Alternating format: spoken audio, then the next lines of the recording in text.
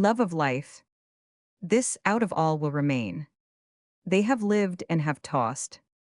So much of the game will be gain. Though the gold of the dice has been lost. They limped painfully down the bank, and once the foremost of the two men staggered among the rough-strewn rocks. They were tired and weak, and their faces had the drawn expression of patience which comes of hardship long endured. They were heavily burdened with blanket packs which were strapped to their shoulders. Head straps, passing across the forehead, helped support these packs. Each man carried a rifle. They walked in a stooped posture, the shoulders well forward, the head still farther forward, the eyes bent upon the ground. "I wish we had just about two of them cartridges that's layin' in that cache of urn," said the second man. His voice was utterly and drearily expressionless. He spoke without enthusiasm, and the first man, limping into the milky stream that foamed over the rocks, vouchsafed no reply. The other man followed at his heels. They did not remove their footgear, though the water was icy cold, so cold that their ankles ached and their feet went numb. In places, the water dashed against their knees, and both men staggered for footing. The man who followed slipped on a smooth boulder, nearly fell, but recovered himself with a violent effort, at the same time uttering a sharp exclamation of pain. He seemed faint and dizzy and put out his free hand while he reeled, as though seeking support against the air. When he had steadied himself, he stepped forward, but reeled again and nearly fell. Then he stood still and looked at the other man, who had never turned his head. The man stood still for fully a minute, as though debating with himself. Then he called out, "I say, Bill, I've sprained my ankle." Bill staggered on through the milky water. He did not look around. The man watched him go, and though his face was expressionless as ever, his eyes were like the eyes of a wounded deer. The other man limped up the farther bank and continued straight on without looking back. The man in the stream watched him. His lips trembled a little, so that the rough thatch of brown hair which covered them was visibly agitated. His tongue even strayed out to moisten them. "Bill," he cried out. It was the pleading cry of a strong man in distress, but Bill's head did not turn. The man watched him go, limping grotesquely and lurching forward with stammering gait up the slow slope toward the soft skyline of the low-lying hill. He watched him go till he passed over the crest and disappeared. Then he turned his gaze and slowly took in the circle of the world that remained to him now that Bill was gone. Near the horizon, the sun was smoldering dimly, almost obscured by formless mists and vapors, which gave an impression of mass and density without outline or tangibility. The man pulled out his watch, the while resting his weight on one leg. It was 4 o'clock, and as the season was near the last of July or 1st of August, he did not know the precise date within a week or two.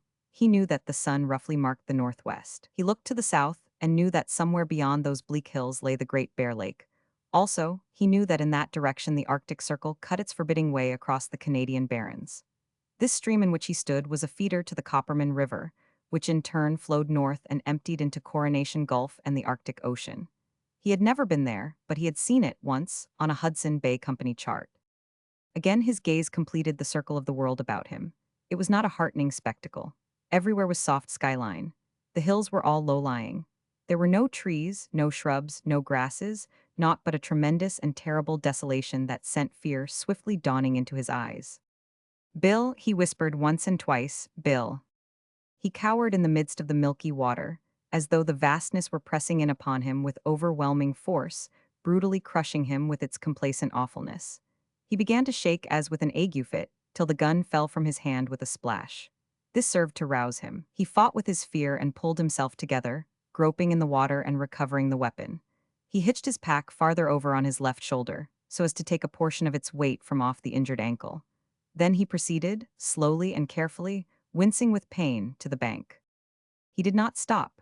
With a desperation that was madness, unmindful of the pain, he hurried up the slope to the crest of the hill over which his comrade had disappeared, more grotesque and comical by far than that limping, jerking comrade. But at the crest he saw a shallow valley, empty of life. He fought with his fear again, overcame it, hitched the pack still farther over on his left shoulder, and lurched on down the slope. The bottom of the valley was soggy with water, which the thick moss held, sponge-like, close to the surface. This water squirted out from under his feet at every step, and each time he lifted a foot the action culminated in a sucking sound as the wet moss reluctantly released its grip. He picked his way from muskeg to muskeg and followed the other man's footsteps along and across the rocky ledges which thrust like islets through the sea of moss. Though alone, he was not lost. Farther on he knew he would come to where dead spruce and fir, very small and weazened, bordered the shore of a little lake, the titch initially in the tongue of the country, the land of little sticks. And into that lake flowed a small stream, the water of which was not milky.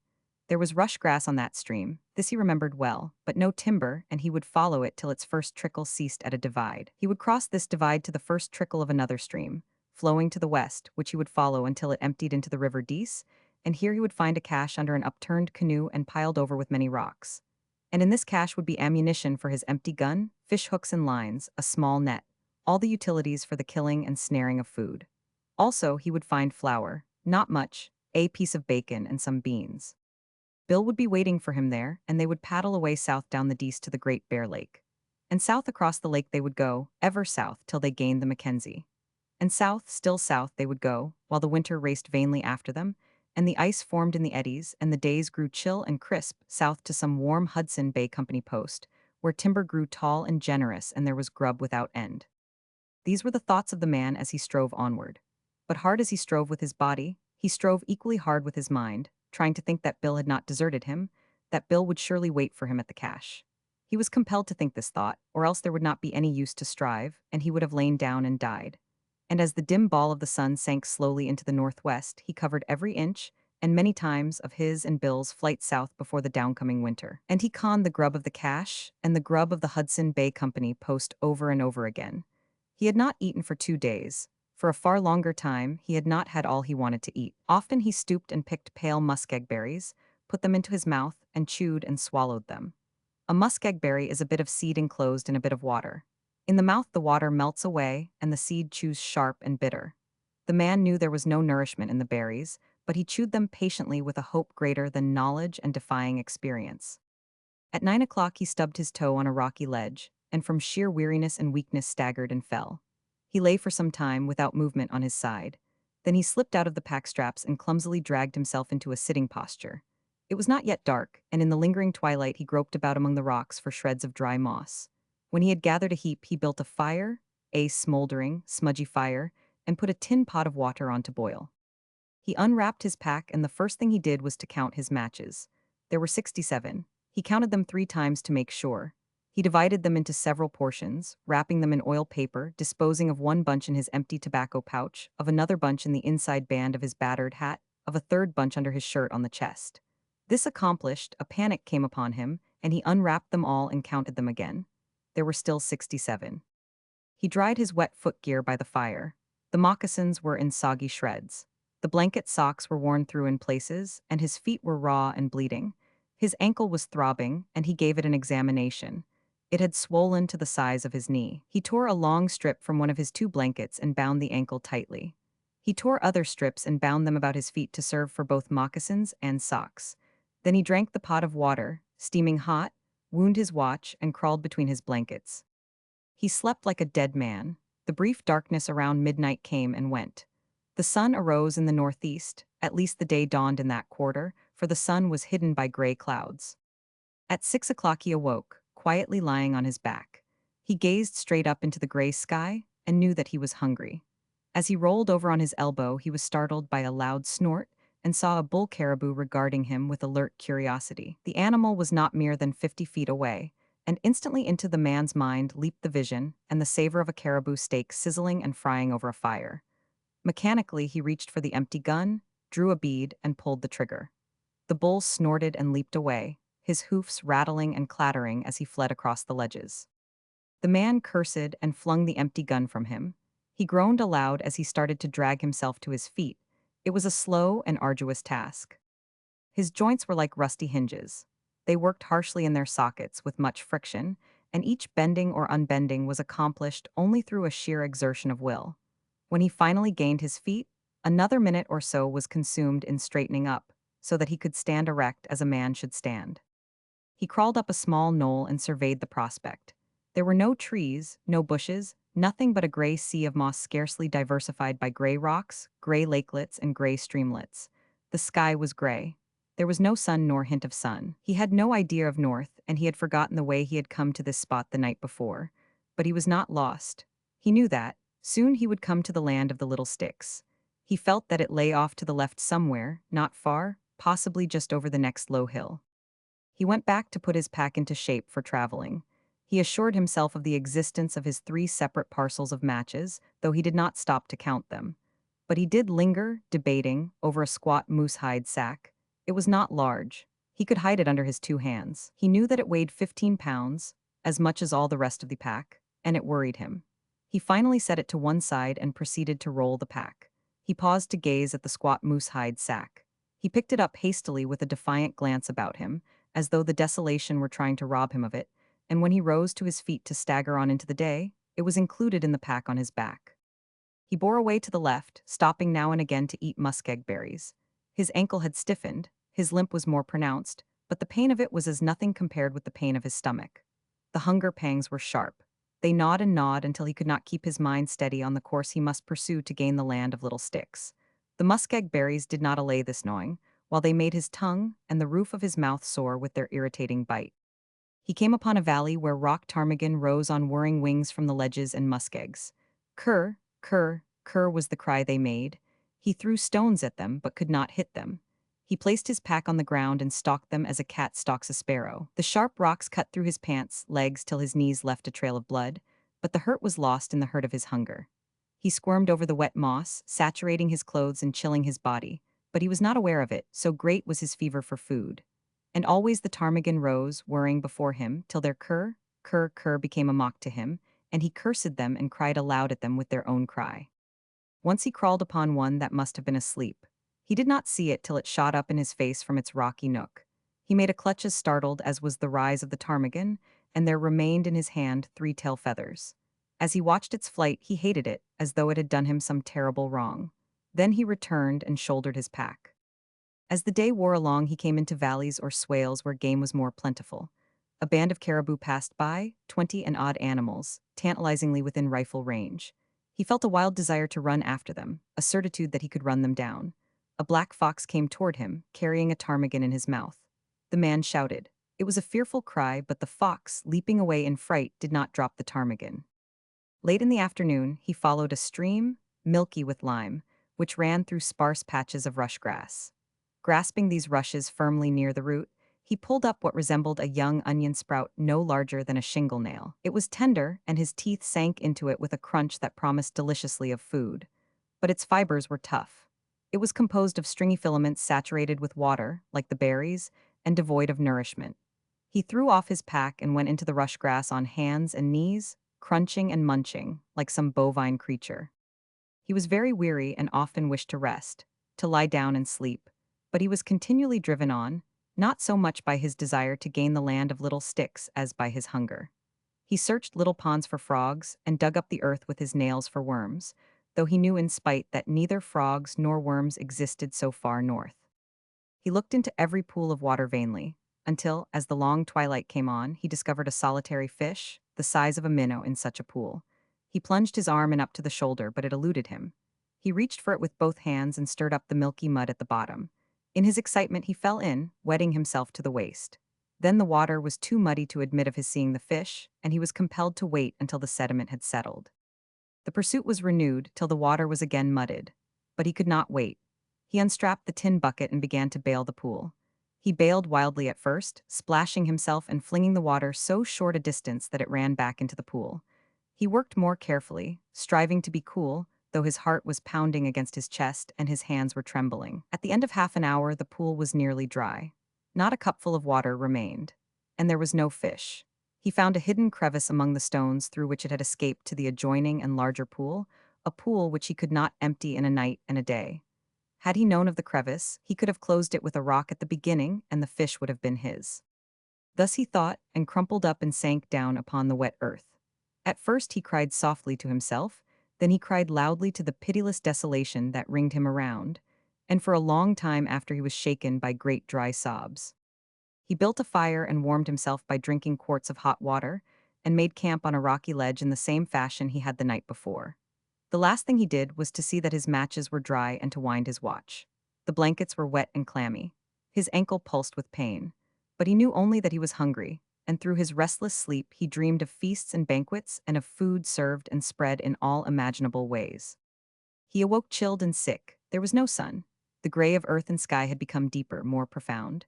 A raw wind was blowing, and the first flurries of snow were whitening the hilltops. The air about him thickened and grew white while he made a fire and boiled more water. It was wet snow, half rain, and the flakes were large and soggy. At first they melted as soon as they came in contact with the earth, but ever more fell, covering the ground, putting out the fire, spoiling his supply of moss fuel. This was a signal for him to strap on his pack and stumble onward, he knew not where. He was not concerned with the land of little sticks, nor with Bill and the cache under the upturned canoe by the river Dease. He was mastered by the verb to eat. He was hunger mad. He took no heed of the course he pursued, so long as that course led him through the swale bottoms. He felt his way through the wet snow to the watery muskeg berries, and went by feel as he pulled up the rush grass by the roots. But it was tasteless stuff and did not satisfy. He found a weed that tasted sour, and he ate all he could find of it, which was not much, for it was a creeping growth, easily hidden under the several inches of snow. He had no fire that night, nor hot water, and crawled under his blanket to sleep the broken hunger sleep. The snow turned into a cold rain. He awakened many times to feel it falling on his upturned face. Day came, a gray day and no sun. It had ceased raining. The keenness of his hunger had departed. Sensibility, as far as concerned the yearning for food, had been exhausted. There was a dull, heavy ache in his stomach, but it did not bother him so much. He was more rational, and once more he was chiefly interested in the land of little sticks and the cache by the river Dease. He ripped the remnant of one of his blankets into strips and bound his bleeding feet. Also, he recinched the injured ankle and prepared himself for a day of travel. When he came to his pack, he paused long over the squat moose hide sack, but in the end it went with him. The snow had melted under the rain, and only the hilltops showed white. The sun came out, and he succeeded in locating the points of the compass, though he knew now that he was lost. Perhaps, in his previous day's wanderings, he had edged away too far to the left. He now bore off to the right to counteract the possible deviation from his true course. Though the hunger pangs were no longer so exquisite, he realized that he was weak. He was compelled to pause for frequent rests when he attacked the muskeg berries and rush grass patches. His tongue felt dry and large, as though covered with a fine hairy growth, and it tasted bitter in his mouth. His heart gave him a great deal of trouble. When he had traveled a few minutes, it would begin a remorseless thump, thump, thump, and then leap up and away in a painful flutter of beats that choked him and made him go faint and dizzy. In the middle of the day, he found 2 minnows in a large pool. It was impossible to bail it, but he was calmer now and managed to catch them in his tin bucket. They were no longer than his little finger, but he was not particularly hungry. The dull ache in his stomach had been growing duller and fainter. It seemed almost that his stomach was dozing. He ate the fish raw, masticating with painstaking care, for the eating was an act of pure reason. While he had no desire to eat, he knew that he must eat to live. In the evening he caught 3 more minnows, eating 2 and saving the third for breakfast. The sun had dried stray shreds of moss, and he was able to warm himself with hot water. He had not covered more than 10 miles that day, and the next day, traveling whenever his heart permitted him, he covered no more than 5 miles. But his stomach did not give him the slightest uneasiness. It had gone to sleep. He was in a strange country, too, and the caribou were growing more plentiful, also the wolves. Often their yelps drifted across the desolation, and once he saw 3 of them slinking away before his path. Another night, and in the morning, being more rational, he untied the leather string that fastened the squat moose-hide sack. From its open mouth poured a yellow stream of coarse gold dust and nuggets. He roughly divided the gold in halves, caching one half on a prominent ledge, wrapped in a piece of blanket, and returning the other half to the sack. He also began to use strips of the one remaining blanket for his feet. He still clung to his gun, for there were cartridges in that cache by the river Dease. This was a day of fog, and this day hunger awoke in him again. He was very weak and was afflicted with a giddiness which at times blinded him. It was no uncommon thing now for him to stumble and fall, and stumbling once, he fell squarely into a ptarmigan nest. There were 4 newly hatched chicks, a day old, little specks of pulsating life no more than a mouthful, and he ate them ravenously, thrusting them alive into his mouth and crunching them like eggshells between his teeth. The mother ptarmigan beat about him with great outcry. He used his gun as a club with which to knock her over, but she dodged out of reach. He threw stones at her and with one chance shot broke a wing. Then she fluttered away, running, trailing the broken wing with him in pursuit. The little chicks had no more than whetted his appetite. He hopped and bobbed clumsily along on his injured ankle, throwing stones and screaming hoarsely at times. At other times hopping and bobbing silently along, picking himself up grimly and patiently when he fell, or rubbing his eyes with his hand when the giddiness threatened to overpower him. The chase led him across swampy ground in the bottom of the valley, and he came upon footprints in the soggy moss. They were not his own, he could see that. They must be Bill's. But he could not stop, for the mother ptarmigan was running on. He would catch her first, then he would return and investigate. He exhausted the mother ptarmigan, but he exhausted himself. She lay panting on her side. He lay panting on his side, a dozen feet away, unable to crawl to her. And as he recovered, she recovered, fluttering out of reach as his hungry hand went out to her. The chase was resumed. Night settled down and she escaped. He stumbled from weakness and pitched head foremost on his face, cutting his cheek, his pack upon his back. He did not move for a long while. Then he rolled over on his side, wound his watch, and lay there until morning. Another day of fog. Half of his last blanket had gone into foot trappings. He failed to pick up Bill's trail. It did not matter. His hunger was driving him too compellingly. Only he wondered if Bill too were lost. By midday the irk of his pack became too oppressive. Again he divided the gold, this time merely spilling half of it on the ground. In the afternoon he threw the rest of it away, there remaining to him only the half blanket, the tin bucket, and the rifle. An hallucination began to trouble him. He felt confident that one cartridge remained to him. It was in the chamber of the rifle, and he had overlooked it. On the other hand, he knew all the time that the chamber was empty. But the hallucination persisted. He fought it off for hours, then threw his rifle open and was confronted with emptiness. The disappointment was as bitter as though he had really expected to find the cartridge. He plodded on for half an hour when the hallucination arose again. Again he fought it, and still it persisted, till for very relief he opened his rifle to unconvince himself.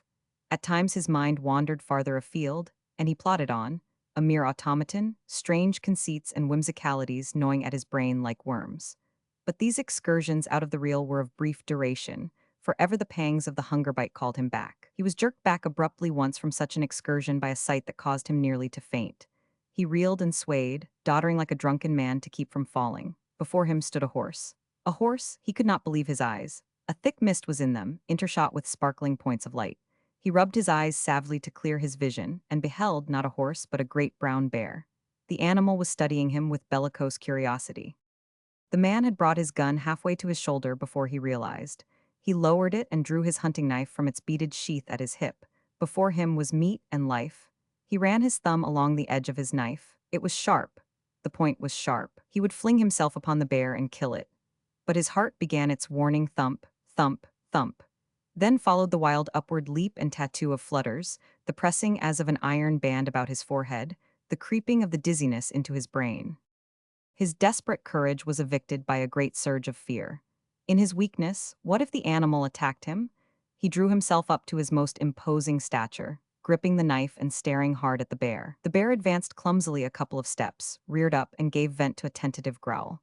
If the man ran, he would run after him, but the man did not run. He was animated now with the courage of fear. He, too, growled savagely, terribly, voicing the fear that is to life germane and that lies twisted about life's deepest roots. The bear edged away to one side, growling menacingly, himself appalled by this mysterious creature that appeared upright and unafraid. But the man did not move. He stood like a statue till the danger was past, when he yielded to a fit of trembling and sank down into the wet moss. He pulled himself together and went on, afraid now in a new way. It was not the fear that he should die passively from lack of food, but that he should be destroyed violently, before starvation had exhausted the last particle of the endeavor in him that made toward surviving. There were the wolves.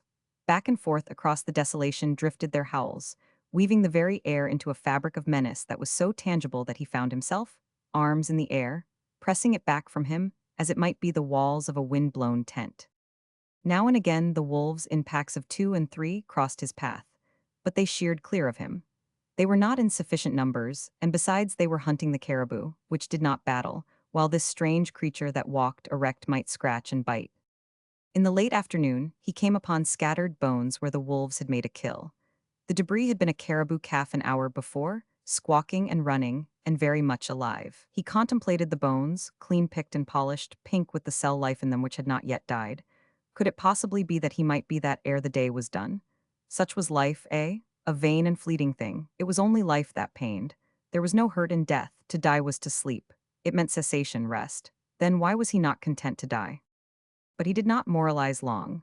He was squatting in the moss, a bone in his mouth, sucking at the shreds of life that still dyed it faintly pink. The sweet meaty taste, thin and elusive almost as a memory, maddened him. He closed his jaws on the bones and crunched. Sometimes it was the bone that broke, sometimes his teeth.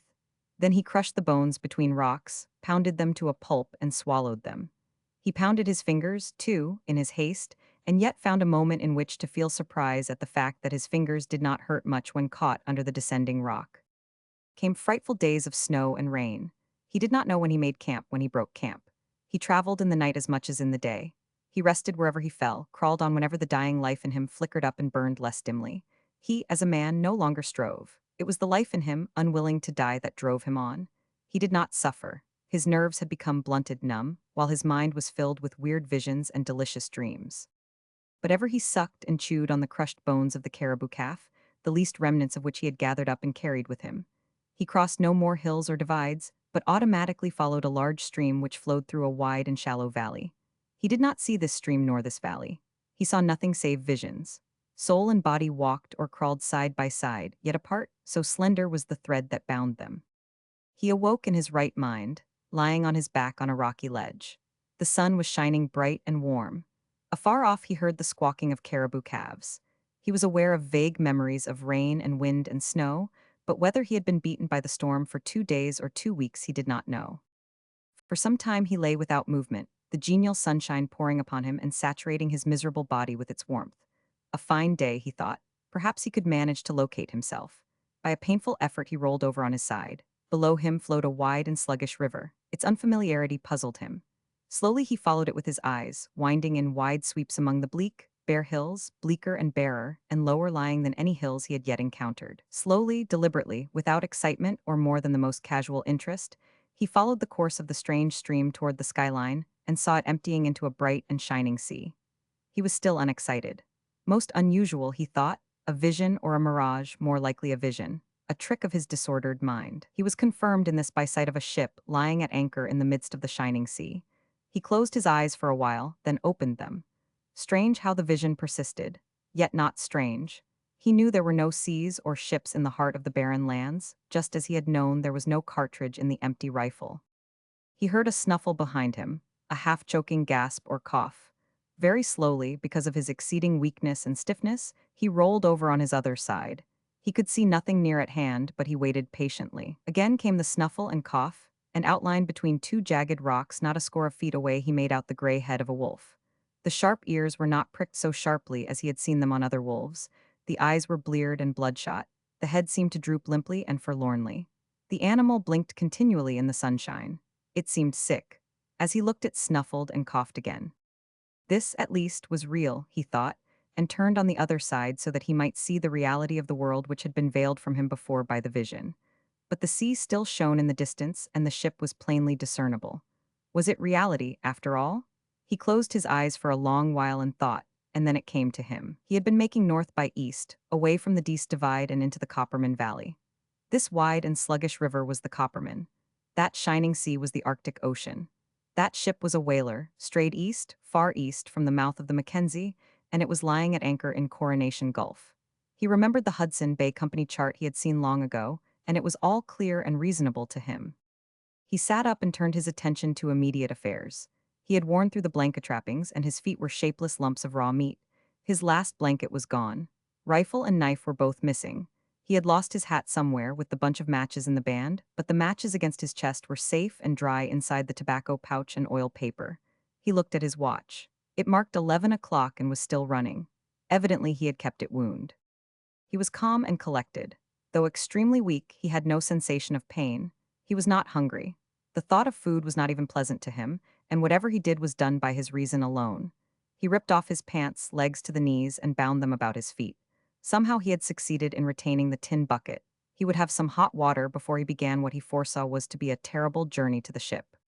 His movements were slow. He shook as with a palsy.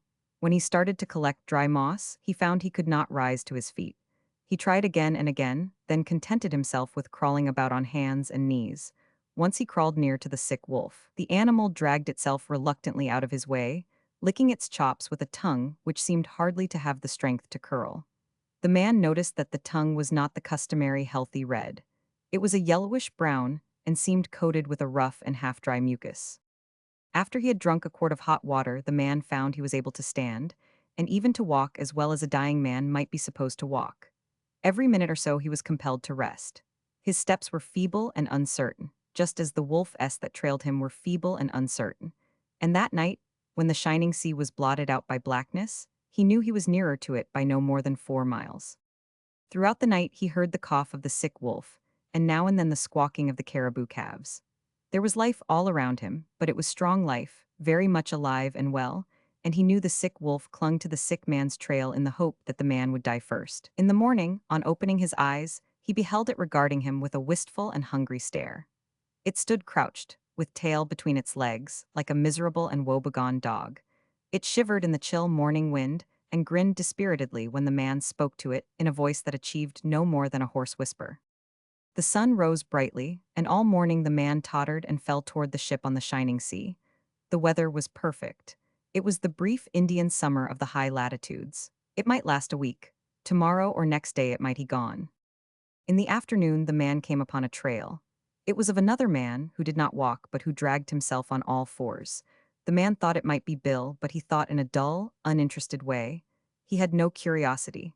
In fact, sensation and emotion had left him. He was no longer susceptible to pain. Stomach and nerves had gone to sleep. Yet the life that was in him drove him on.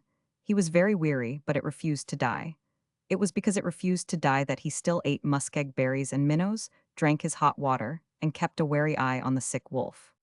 He followed the trail of the other man who dragged himself along, and soon came to the end of it, a few fresh-picked bones where the soggy moss was marked by the footpads of many wolves. He saw a squat moose-hide sack, mate to his own, which had been torn by sharp teeth. He picked it up, though its weight was almost too much for his feeble fingers. Bill had carried it to the last. Ha ha, he would have the laugh on Bill. He would survive and carry it to the ship in the shining sea. His mirth was hoarse and ghastly, like a raven's croak, and the sick wolf joined him, howling lugubriously. The man ceased suddenly. How could he have the laugh on Bill if that were Bill? If those bones, so pinky white and clean, were Bill? He turned away. Well, Bill had deserted him, but he would not take the gold, nor would he suck Bill's bones. Bill would have, though, had it been the other way around, he mused as he staggered on. He came to a pool of water. Stooping over in quest of minnows, he jerked his head back as though he had been stung. He had caught sight of his reflected face. So horrible was it that sensibility awoke long enough to be shocked. There were 3 minnows in the pool, which was too large to drain, and after several ineffectual attempts to catch them in the tin bucket he forbore. He was afraid, because of his great weakness, that he might fall in and drown.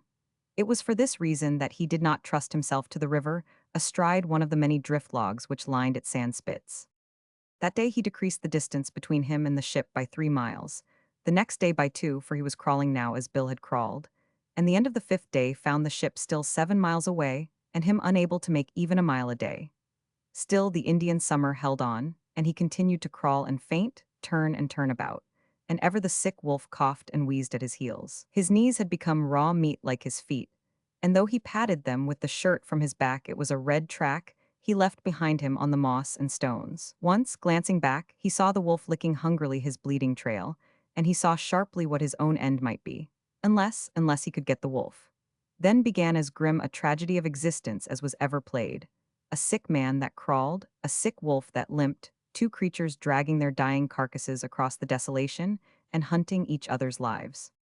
Had it been a well wolf, it would not have mattered so much to the man, but the thought of going to feed the maw of that loathsome and all but dead thing was repugnant to him. He was finicky. His mind had begun to wander again, and to be perplexed by hallucinations, while his lucid intervals grew rarer and shorter. He was awakened once from a faint by a wheeze close in his ear. The wolf leaped lamely back, losing its footing and falling in its weakness. It was ludicrous, but he was not amused, nor was he even afraid. He was too far gone for that. But his mind was for the moment clear, and he lay and considered. The ship was no more than 4 miles away. He could see it quite distinctly when he rubbed the mists out of his eyes, and he could see the white sail of a small boat cutting the water of the shining sea. But he could never crawl those 4 miles. He knew that, and was very calm in the knowledge. He knew that he could not crawl half a mile, and yet he wanted to live.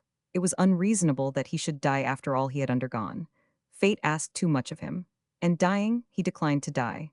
It was stark madness, perhaps, but in the very grip of death he defied death and refused to die. He closed his eyes and composed himself with infinite precaution. He steeled himself to keep above the suffocating languor that lapped like a rising tide through all the wells of his being.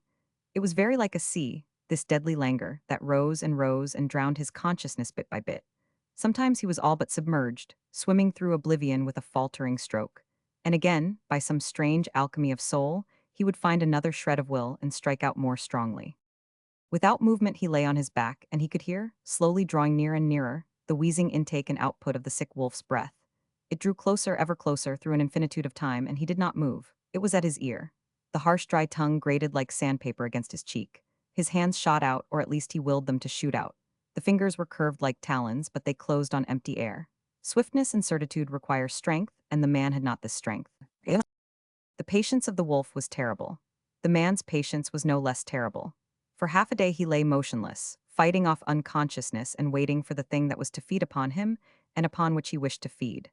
Sometimes the languid sea rose over him and he dreamed long dreams. But ever through it all, waking and dreaming, he waited for the wheezing breath and the harsh caress of the tongue. He did not hear the breath, and he slipped slowly from some dream to the feel of the tongue along his hand. He waited. The fangs pressed softly, the pressure increased. The wolf was exerting its last strength in an effort to sink teeth in the food for which it had waited so long. But the man had waited long, and the lacerated hand closed on the jaw. Slowly, while the wolf struggled feebly and the hand clutched feebly, the other hand crept across to grip. 5 minutes later, the whole weight of the man's body was on top of the wolf.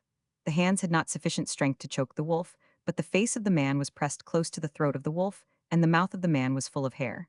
At the end of half an hour, the man was aware of a warm trickle in his throat. It was not pleasant. It was like molten lead being forced into his stomach, and it was forced by his will alone. Later, the man rolled over on his back and slept. There were some members of a scientific expedition on the whale ship Bedford. From the deck, they remarked a strange object on the shore. It was moving down the beach toward the water. They were unable to classify it, and being scientific men, they climbed into the whaleboat alongside and went ashore to see. And they saw something that was alive but which could hardly be called a man. It was blind, unconscious. It squirmed along the ground like some monstrous worm. Most of its efforts were ineffectual, but it was persistent, and it writhed and twisted and went ahead perhaps a score of feet an hour. 3 weeks afterward, the man lay in a bunk on the whaleship Bedford, and with tears streaming down his wasted cheeks, told who he was and what he had undergone. He also babbled incoherently of his mother, of sunny Southern California, and a home among the orange groves and flowers. The days were not many after that when he sat at table with the scientific men and ship's officers.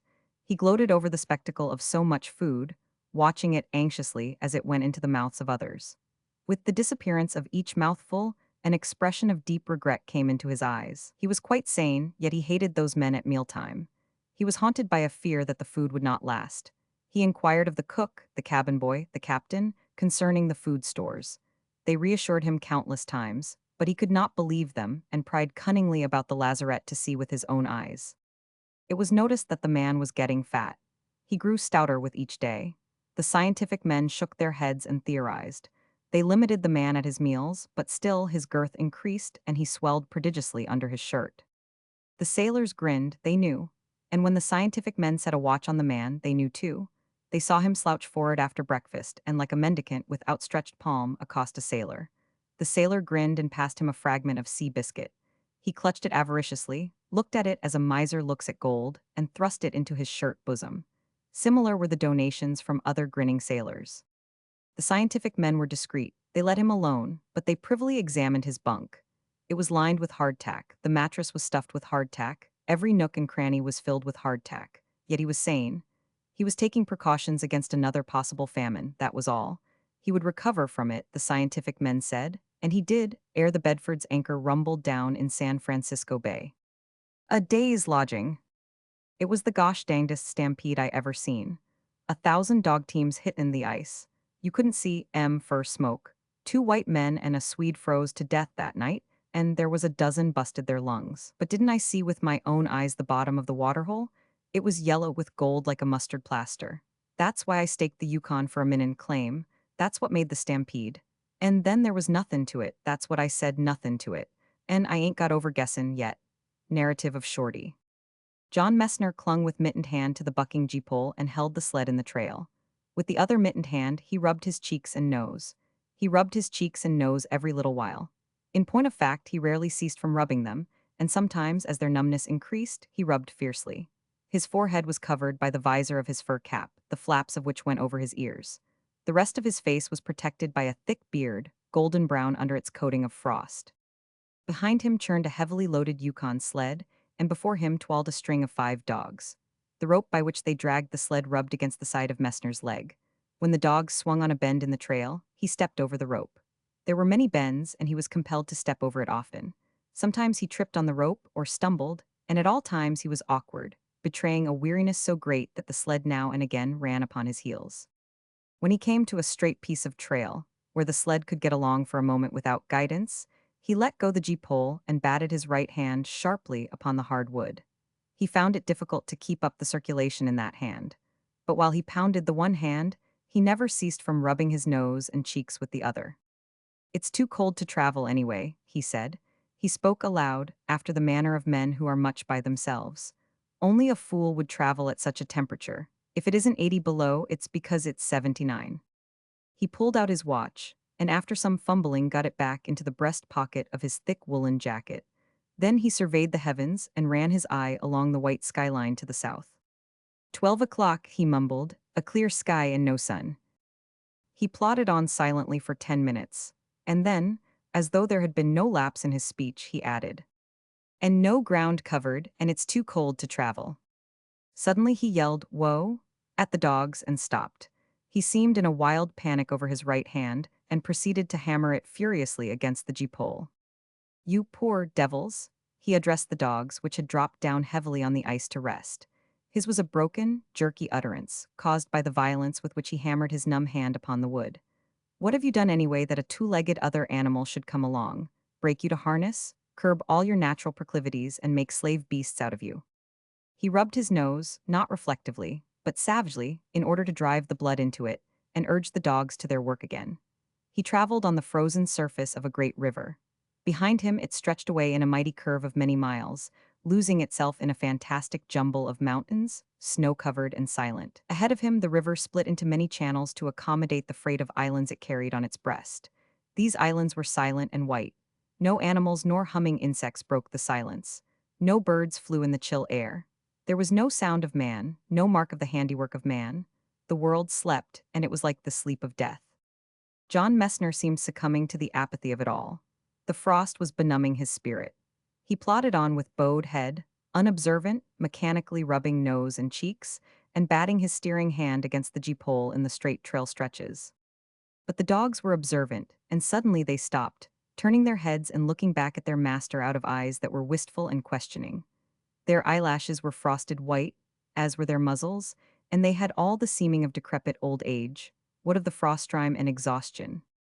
The man was about to urge them on, when he checked himself, roused up with an effort and looked around. The dogs had stopped beside a waterhole, not a fissure, but a hole man-made, chopped laboriously with an axe through 3.5 feet of ice. A thick skin of new ice showed that it had not been used for some time. Messner glanced about him. The dogs were already pointing the way, each wistful and hoary muzzle turned toward the dim snowpath that left the main river trail and climbed the bank of the island. "All right, you sore-footed brutes," he said. "I'll investigate. You're not a bit more anxious to quit than I am." He climbed the bank and disappeared. The dogs did not lie down, but on their feet eagerly waited his return. He came back to them, took a hauling rope from the front of the sled, and put it around his shoulders.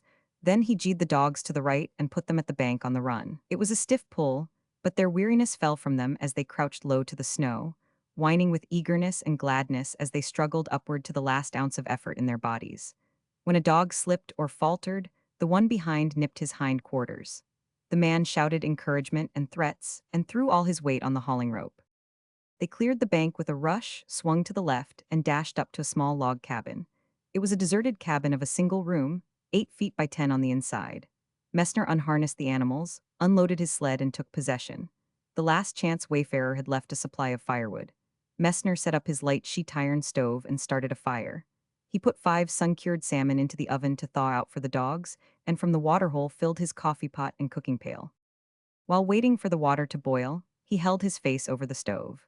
The moisture from his breath had collected on his beard and frozen into a great mass of ice, and this he proceeded to thaw out. As it melted and dropped upon the stove, it sizzled and rose about him in steam. He helped the process with his fingers, working loose small ice chunks that fell rattling to the floor. A wild outcry from the dogs without did not take him from his task. He heard the wolfish snarling and yelping of strange dogs and the sound of voices. A knock came on the door. "Come in," Messner called, in a voice muffled because at the moment he was sucking loose a fragment of ice from its anchorage on his upper lip. The door opened, and, gazing out of his cloud of steam, he saw a man and a woman pausing on the threshold. "Come in," he said peremptorily, and shut the door. Peering through the steam, he could make out but little of their personal appearance. The nose and cheek strap worn by the woman and the trail wrappings about her head allowed only a pair of black eyes to be seen. The man was dark-eyed and smooth-shaven all except his mustache, which was so iced up as to hide his mouth. "We just wanted to know if there is any other cabin around here," he said, at the same time glancing over the unfurnished state of the room. "We thought this cabin was empty." "It isn't my cabin," Messner answered. "I just found it a few minutes ago. Come right in and camp. Plenty of room, and you won't need your stove. There's room for all." At the sound of his voice, the woman peered at him with quick curiousness. "Get your things off," her companion said to her. "I'll unhitch and get the water so we can start cooking." Messner took the thawed salmon outside and fed his dogs. He had to guard them against the second team of dogs, and when he had re-entered the cabin, the other man had unpacked the sled and fetched water. Messner's pot was boiling. He threw in the coffee, settled it with half a cup of cold water, and took the pot from the stove. He thawed some sourdough biscuits in the oven, at the same time heating a pot of beans he had boiled the night before and that had ridden frozen on the sled all morning. Removing his utensils from the stove so as to give the newcomers a chance to cook, he proceeded to take his meal from the top of his grub box, himself sitting on his bedroll. Between mouthfuls, he talked trail and dogs with the man, who, with head over the stove, was thawing the ice from his mustache. There were 2 bunks in the cabin, and into one of them, when he had cleared his lip, the stranger tossed his bedroll. "We'll sleep here," he said, "unless you prefer this bunk. You're the first comer and you have first choice, you know." "That's all right," Messner answered. "One bunk's just as good as the other." He spread his own bedding in the second bunk and sat down on the edge. The stranger thrust a physician's small traveling case under his blankets at one end to serve for a pillow. "Doctor?" Messner asked. "Yes," came the answer, "but I assure you I didn't come into the Klondike to practice." The woman busied herself with cooking, while the man sliced bacon and fired the stove. The light in the cabin was dim, filtering through in a small window made of onion skin writing paper and oiled with bacon grease, so that John Messner could not make out very well what the woman looked like. Not that he tried. He seemed to have no interest in her, but she glanced curiously from time to time into the dark corner where he sat. "Oh, it's a great life," the doctor proclaimed enthusiastically, pausing from sharpening his knife on the stovepipe. "What I like about it is the struggle, the endeavor with one's own hands, the primitiveness of it, the realness." "The temperature is real enough," Messner laughed. "Do you know how cold it actually is?" the doctor demanded. The other shook his head. "Well, I'll tell you. 74 below zero by spirit thermometer on the sled. That's 106 below freezing point, too cold for traveling, eh?" "Practically suicide," was the doctor's verdict. "One exerts himself. He breathes heavily, taking into his lungs the frost itself.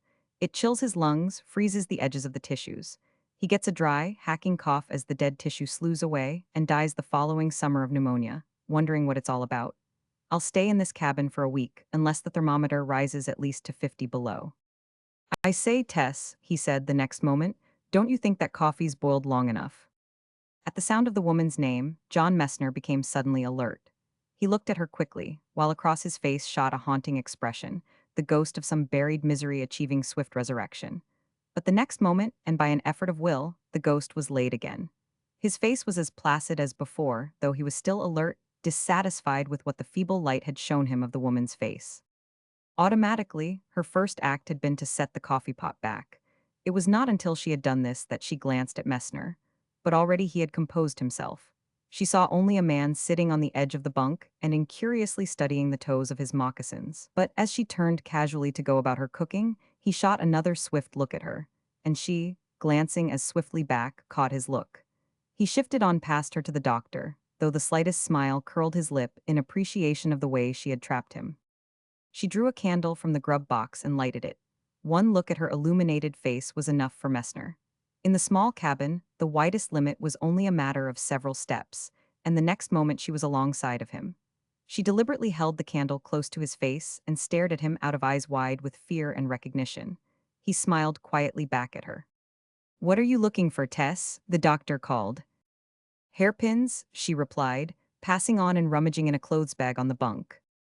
They served their meal on their grub box, sitting on Messner's grub box and facing him.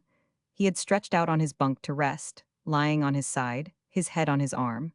In the close quarters, it was as though the three were together at table. "What part of the States do you come from?" Messner asked. "San Francisco," answered the doctor. "I've been in here 2 years, though." "I hail from California myself," was Messner's announcement. The woman looked at him appealingly, but he smiled and went on. "Berkeley, you know." The other man was becoming interested. "You see?" he asked. "Yes, class of '86. "I meant faculty," the doctor explained.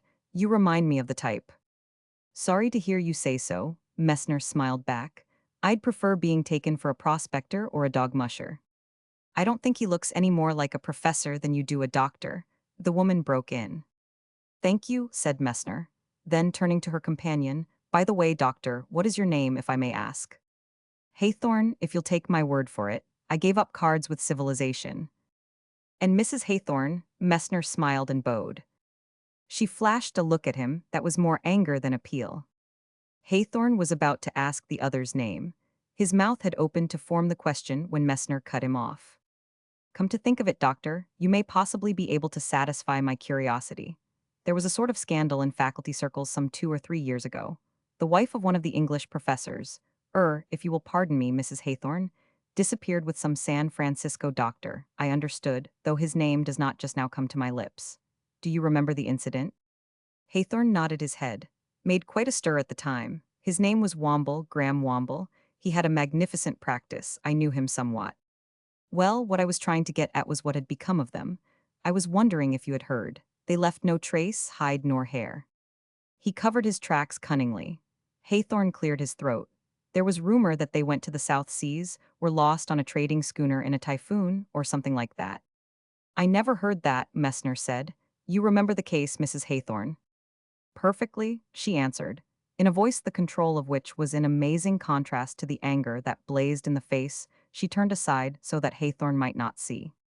The latter was again on the verge of asking his name, when Messner remarked, "This Dr. Womble, I've heard he was very handsome, and, quite a success, so to say, with the ladies." "Well, if he was, he finished himself off by that affair," Haythorn grumbled. "And the woman was a termagant, at least so I've been told. It was generally accepted in Berkeley that she made life, not exactly paradise for her husband." "I never heard that," Haythorn rejoined. "In San Francisco the talk was all the other way. Woman sort of a martyr, eh? Crucified on the cross of matrimony." The doctor nodded. Messner's gray eyes were mildly curious as he went on. "That was to be expected, two sides to the shield. Living in Berkeley, I only got the one side. She was a great deal in San Francisco, it seems." "Some coffee, please," Haythorn said. The woman refilled his mug, at the same time breaking into light laughter.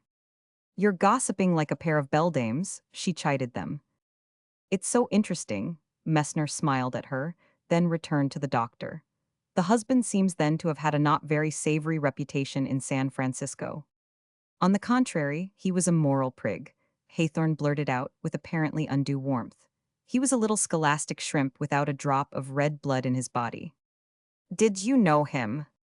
"Never laid eyes on him. I never knocked about in university circles." "One side of the shield again," Messner said, with an air of weighing the matter judicially. "While he did not amount to much, it is true, that is, physically, I'd hardly say he was as bad as all that. He did take an active interest in student athletics, and he had some talent. He once wrote a nativity play that brought him quite a bit of local appreciation. I have heard also that he was slated for the head of the English department, only the affair happened and he resigned and went away. It quite broke his career, or so it seemed. At any rate, on our side the shield, it was considered a knockout blow to him. It was thought he cared a great deal for his wife." Haythorn, finishing his mug of coffee, grunted uninterestedly and lighted his pipe. It was fortunate they had no children, Messner continued. But Haythorn, with a glance at the stove, pulled on his cap and mittens. I'm going out to get some wood, he said. Then I can take off my moccasins and be comfortable. The door slammed behind him. For a long minute there was silence. The man continued in the same position on the bed. The woman sat on the grub box facing him. What are you going to do? She asked abruptly. Messner looked at her with lazy indecision. What do you think I ought to do? Nothing scenic, I hope. You see, I am stiff and trail sore, and this bunk is so restful. She gnawed her lower lip and fumed dumbly. But, she began vehemently, then clenched her hands and stopped. I hope you don't want me to kill Mr. Haythorn, he said gently, almost pleadingly. It would be most distressing, and I assure you, really it is unnecessary. But you must do something, she cried. On the contrary, it is quite conceivable that I do not have to do anything. You would stay here. He nodded. She glanced desperately around the cabin and at the bed unrolled on the other bunk. Night is coming on, you can't stop here. You can't, I tell you, you simply caw. Of course I can. I might remind you that I found this cabin first and that you are my guests. Again her eyes traveled around the room, and the terror in them leaped up at sight of the other bunk. Then we'll have to go, she announced decisively. Impossible, you have a dry, hacking cough, the sort Mr. Haythorn so aptly described. You've already slightly chilled your lungs. Besides, he is a physician and knows he would never permit it. Then what are you going to do? She demanded again, with a tense, quiet utterance that boded an outbreak. Messner regarded her, in a way that was almost paternal. What of the profundity of pity and patience with which he contrived to suffuse it? My dear Teresa, as I told you before, I don't know. I really haven't thought about it. Oh, you drive me mad. She sprang to her feet, wringing her hands in impotent wrath. You never used to be this way. I used to be all softness and gentleness, he nodded concurrence. Was that why you left me? You are so different, so dreadfully calm. You frighten me. I feel you have something terrible planned all the while. But whatever you do, don't do anything rash, don't get excited. I don't get excited anymore, he interrupted. Not since you went away. You have improved, remarkably, she retorted. He smiled acknowledgement. While I am thinking about what I shall do, I'll tell you what you will have to do, tell Mr. Haythorn who I am. It may make our stay in this cabin more, may I say, sociable. Why have you followed me into this frightful country? She asked irrelevantly. Don't think I came here looking for you, Teresa. Your vanity shall not be tickled by any such misapprehension. Our meeting is wholly fortuitous. I broke with the life academic and I had to go somewhere. To be honest, I came into the Klondike because I thought it the place you were least liable to be in. There was a fumbling at the latch, then the door swung in and Haythorn entered with an armful of firewood. At the first warning, Teresa began casually to clear away the dishes. Haythorn went out again after more wood. Why didn't you introduce us? Messner queried. I'll tell him, she replied with a toss of her head. Don't think I'm afraid. I never knew you to be afraid, very much of anything.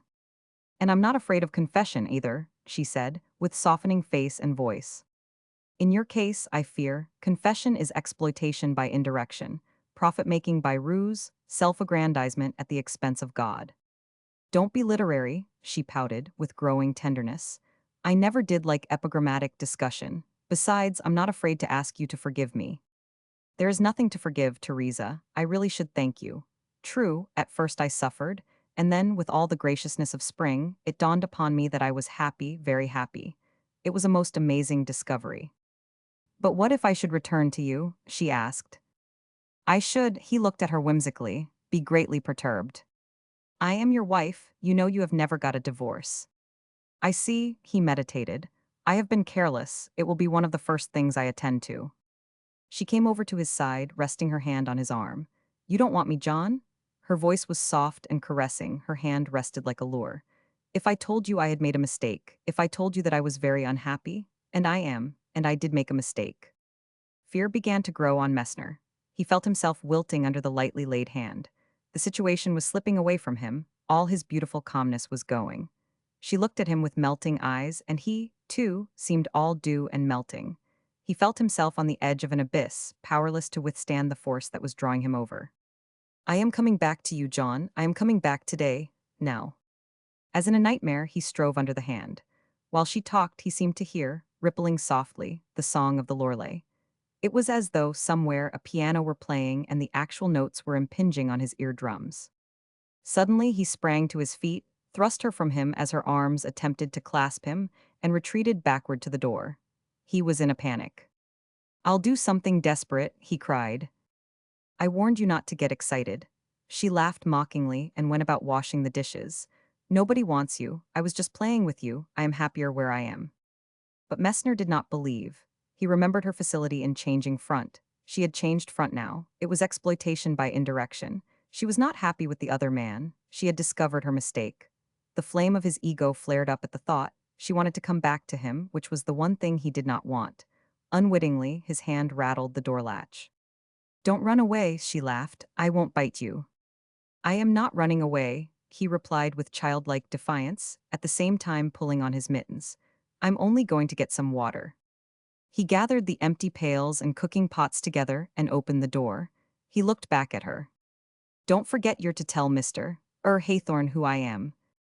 Messner broke the skin that had formed on the waterhole within the hour and filled his pails. But he did not return immediately to the cabin. Leaving the pails standing in the trail, he walked up and down, rapidly, to keep from freezing, for the frost bit into the flesh like fire. His beard was white with his frozen breath when the perplexed and frowning brows relaxed, and decision came into his face. He had made up his mind to his course of action, and his frigid lips and cheeks crackled into a chuckle over it. The pails were already skinned over with young ice when he picked them up and made for the cabin. When he entered, he found the other man waiting, standing near the stove, a certain stiff awkwardness and indecision in his manner. Messner set down his water pails. "Glad to meet you, Graham Womble," he said in conventional tones, as though acknowledging an introduction. Messner did not offer his hand. Womble stirred uneasily, feeling for the other the hatred one is prone to feel for one he has wronged. "And so you're the chap," Messner said in marveling accents. "Well, well, you see, I really am glad to meet you. I have been curious to know what Teresa found in you, where I may say the attraction lay. Well, well." And he looked the other up and down, as a man would look a horse up and down. "I know how you must feel about me," Womble began. "Don't mention it," Messner broke in with exaggerated cordiality of voice and manner. "Never mind that. What I want to know is how do you find her? Up to expectations? Has she worn well? Life been all a happy dream ever since?" "Don't be silly," Teresa interjected. "I can't help being natural," Messner complained. "You can be expedient at the same time, and practical," Womble said sharply. "What we want to know is what are you going to do?" Messner made a well-feigned gesture of helplessness. "I really don't know. It is one of those impossible situations against which there can be no provision. All three of us cannot remain the night in this cabin." Messner nodded affirmation. "Then somebody must get out." "That also is incontrovertible," Messner agreed. "When three bodies cannot occupy the same space at the same time, one must get out." "And you're that one," Womble announced grimly. "It's a 10-mile pull to the next camp, but you can make it all right." "And that's the first flaw in your reasoning," the other objected. "Why, necessarily, should I be the one to get out? I found this cabin first." "But Tess can't get out," Womble explained. "Her lungs are already slightly chilled." "I agree with you. She can't venture 10 miles of frost. By all means she must remain." "Then it is as I said," Womble announced with finality. Messner cleared his throat. "Your lungs are all right, aren't they?" "Yes, but what of it?" Again the other cleared his throat and spoke with painstaking and judicial slowness. "Why, I may say, nothing of it except, according to your own reasoning, there is nothing to prevent your getting out, hitting the frost, so to speak, for a matter of 10 miles. You can make it all right." Womble looked with quick suspicion at Teresa and caught in her eyes a glint of pleased surprise. "Well," he demanded of her. She hesitated, and a surge of anger darkened his face. He turned upon Messner. "Enough of this, you can't stop here." "Yes, I can." "I won't let you," Womble squared his shoulders. "I'm running things." "I'll stay anyway," the other persisted. "I'll put you out." "I'll come back." Womble stopped a moment to steady his voice and control himself. Then he spoke slowly, in a low, tense voice. "Look here, Messner, if you refuse to get out, I'll thrash you. This is California. I'll beat you to a jelly with my 2 fists. Messner shrugged his shoulders. If you do, I'll call a miners' meeting and see you strung up to the nearest tree. As you said, this is not California. They're a simple folk, these miners, and all I'll have to do will be to show them the marks of the beating, tell them the truth about you, and present my claim for my wife. The woman attempted to speak, but Womble turned upon her fiercely. You keep out of this, he cried. In marked contrast was Messner, please don't intrude, Teresa. What of her anger and pent feelings? Her lungs were irritated into the dry, hacking cough, and with blood-suffused face and one hand clenched against her chest, she waited for the paroxysm to pass. Womble looked gloomily at her, noting her cough. Something must be done, he said, yet her lungs can't stand the exposure. She can't travel till the temperature rises, and I'm not going to give her up. Messner hemmed, cleared his throat, and hemmed again, semi-apologetically, and said, I need some money. Contempt showed instantly in Womble's face. At last, beneath him in vileness, had the other sunk himself. You've got a fat sack of dust, Messner went on. I saw you unload it from the sled. How much do you want? Womble demanded, with a contempt in his voice equal to that in his face. I made an estimate of the sack, and should say it weighed about 20 pounds. What do you say we call it 4,000? But it's all I've got, man, Womble cried out. You've got her, the other said soothingly. She must be worth it. Think what I'm giving up. Surely it is a reasonable price. All right, Womble rushed across the floor to the gold sack. Can't put this deal through too quick for me, you little worm. Now, there you was the smiling rejoinder. As a matter of ethics, isn't the man who gives a bribe as bad as the man who takes a bribe? The receiver is as bad as the thief, you know, and you needn't console yourself with any fictitious moral superiority concerning this little deal. To hell with your ethics, the other burst out. Come here and watch the weighing of this dust, I might cheat you. And the woman, leaning against the bunk, raging and impotent, watched herself weighed out in yellow dust and nuggets in the scales erected on the grub box. The scales were small, making necessary many weighings, and Messner with precise care verified each weighing. There's too much silver in it, he remarked as he tied up the gold sack. I don't think it will run quite 16 to the ounce. You got a trifle the better of me, Womble. He handled the sack lovingly, and with due appreciation of its preciousness carried it out to his sled.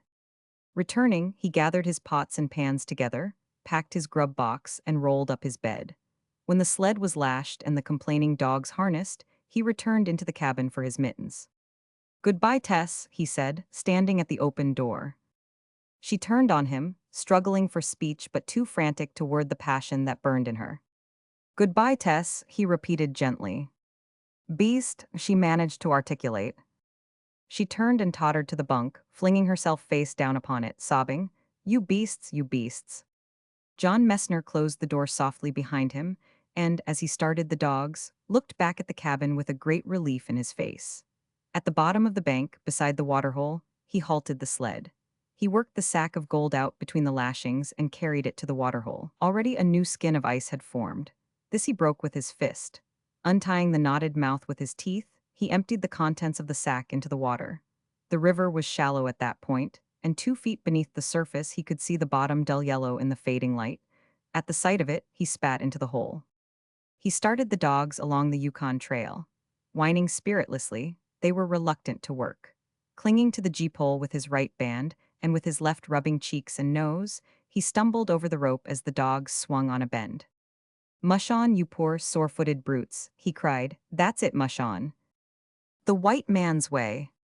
To cook by your fire and to sleep under your roof for the night, I had announced on entering old Ebbitz's cabin, and he had looked at me blear-eyed and vacuous, while Zillah had favored me with a sour face and a contemptuous grunt. Zillah was his wife, and no more bitter-tongued, implacable old squaw dwelt on the Yukon.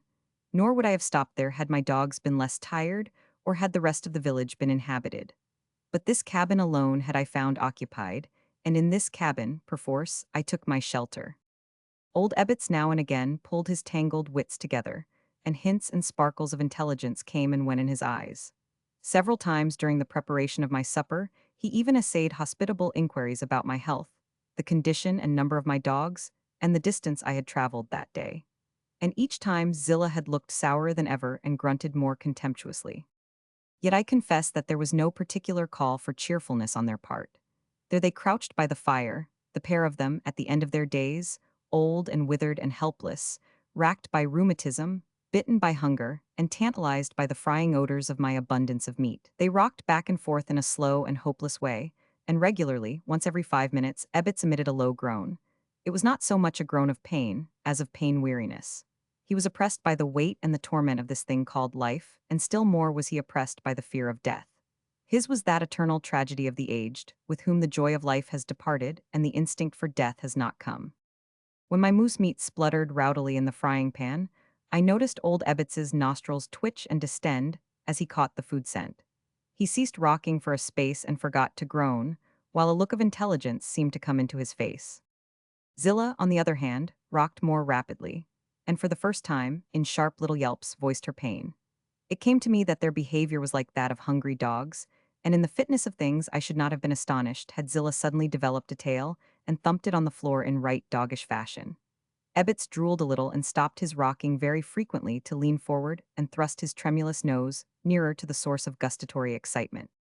When I passed them each a plate of the fried meat, they ate greedily, making loud mouth noises, champings of worn teeth and sucking intakes of the breath, accompanied by a continuous spluttering and mumbling. After that, when I gave them each a mug of scalding tea, the noises ceased. Easement and content came into their faces. Zilla relaxed her sour mouth long enough to sigh her satisfaction. Neither rocked any more, and they seemed to have fallen into placid meditation. Then a dampness came into Ebbets's eyes, and I knew that the sorrow of self-pity was his. The search required to find their pipes told plainly that they had been without tobacco a long time, and the old man's eagerness for the narcotic rendered him helpless, so that I was compelled to light his pipe for him. "Why are you all alone in the village?" I asked. "Is everybody dead? Has there been a great sickness? Are you alone left of the living?" Old Ebbets shook his head, saying, "Nay, there has been no great sickness. The village has gone away to hunt meat. We be too old, our legs are not strong, nor can our backs carry the burdens of camp and trail. Wherefore we remain here and wonder when the young men will return with meat." "What if the young men do return with meat?" Zilla demanded harshly. "They may return with much meat," he quavered hopefully. "Even so with much meat," she continued, more harshly than before. "But of what worth to you and me? A few bones to gnaw in our toothless old age. But the back fat, the kidneys, and the tongues, these shall go into other mouths than thine and mine, old man." Ebbets nodded his head and wept silently. "There be no one to hunt meat for us," she cried, turning fiercely upon me. There was accusation in her manner, and I shrugged my shoulders in token that I was not guilty of the unknown crime imputed to me. "Know, O white man, that it is because of thy kind, because of all white men, that my man and I have no meat in our old age and sit without tobacco in the cold." "Nay," Ebbet said gravely, with a stricter sense of justice.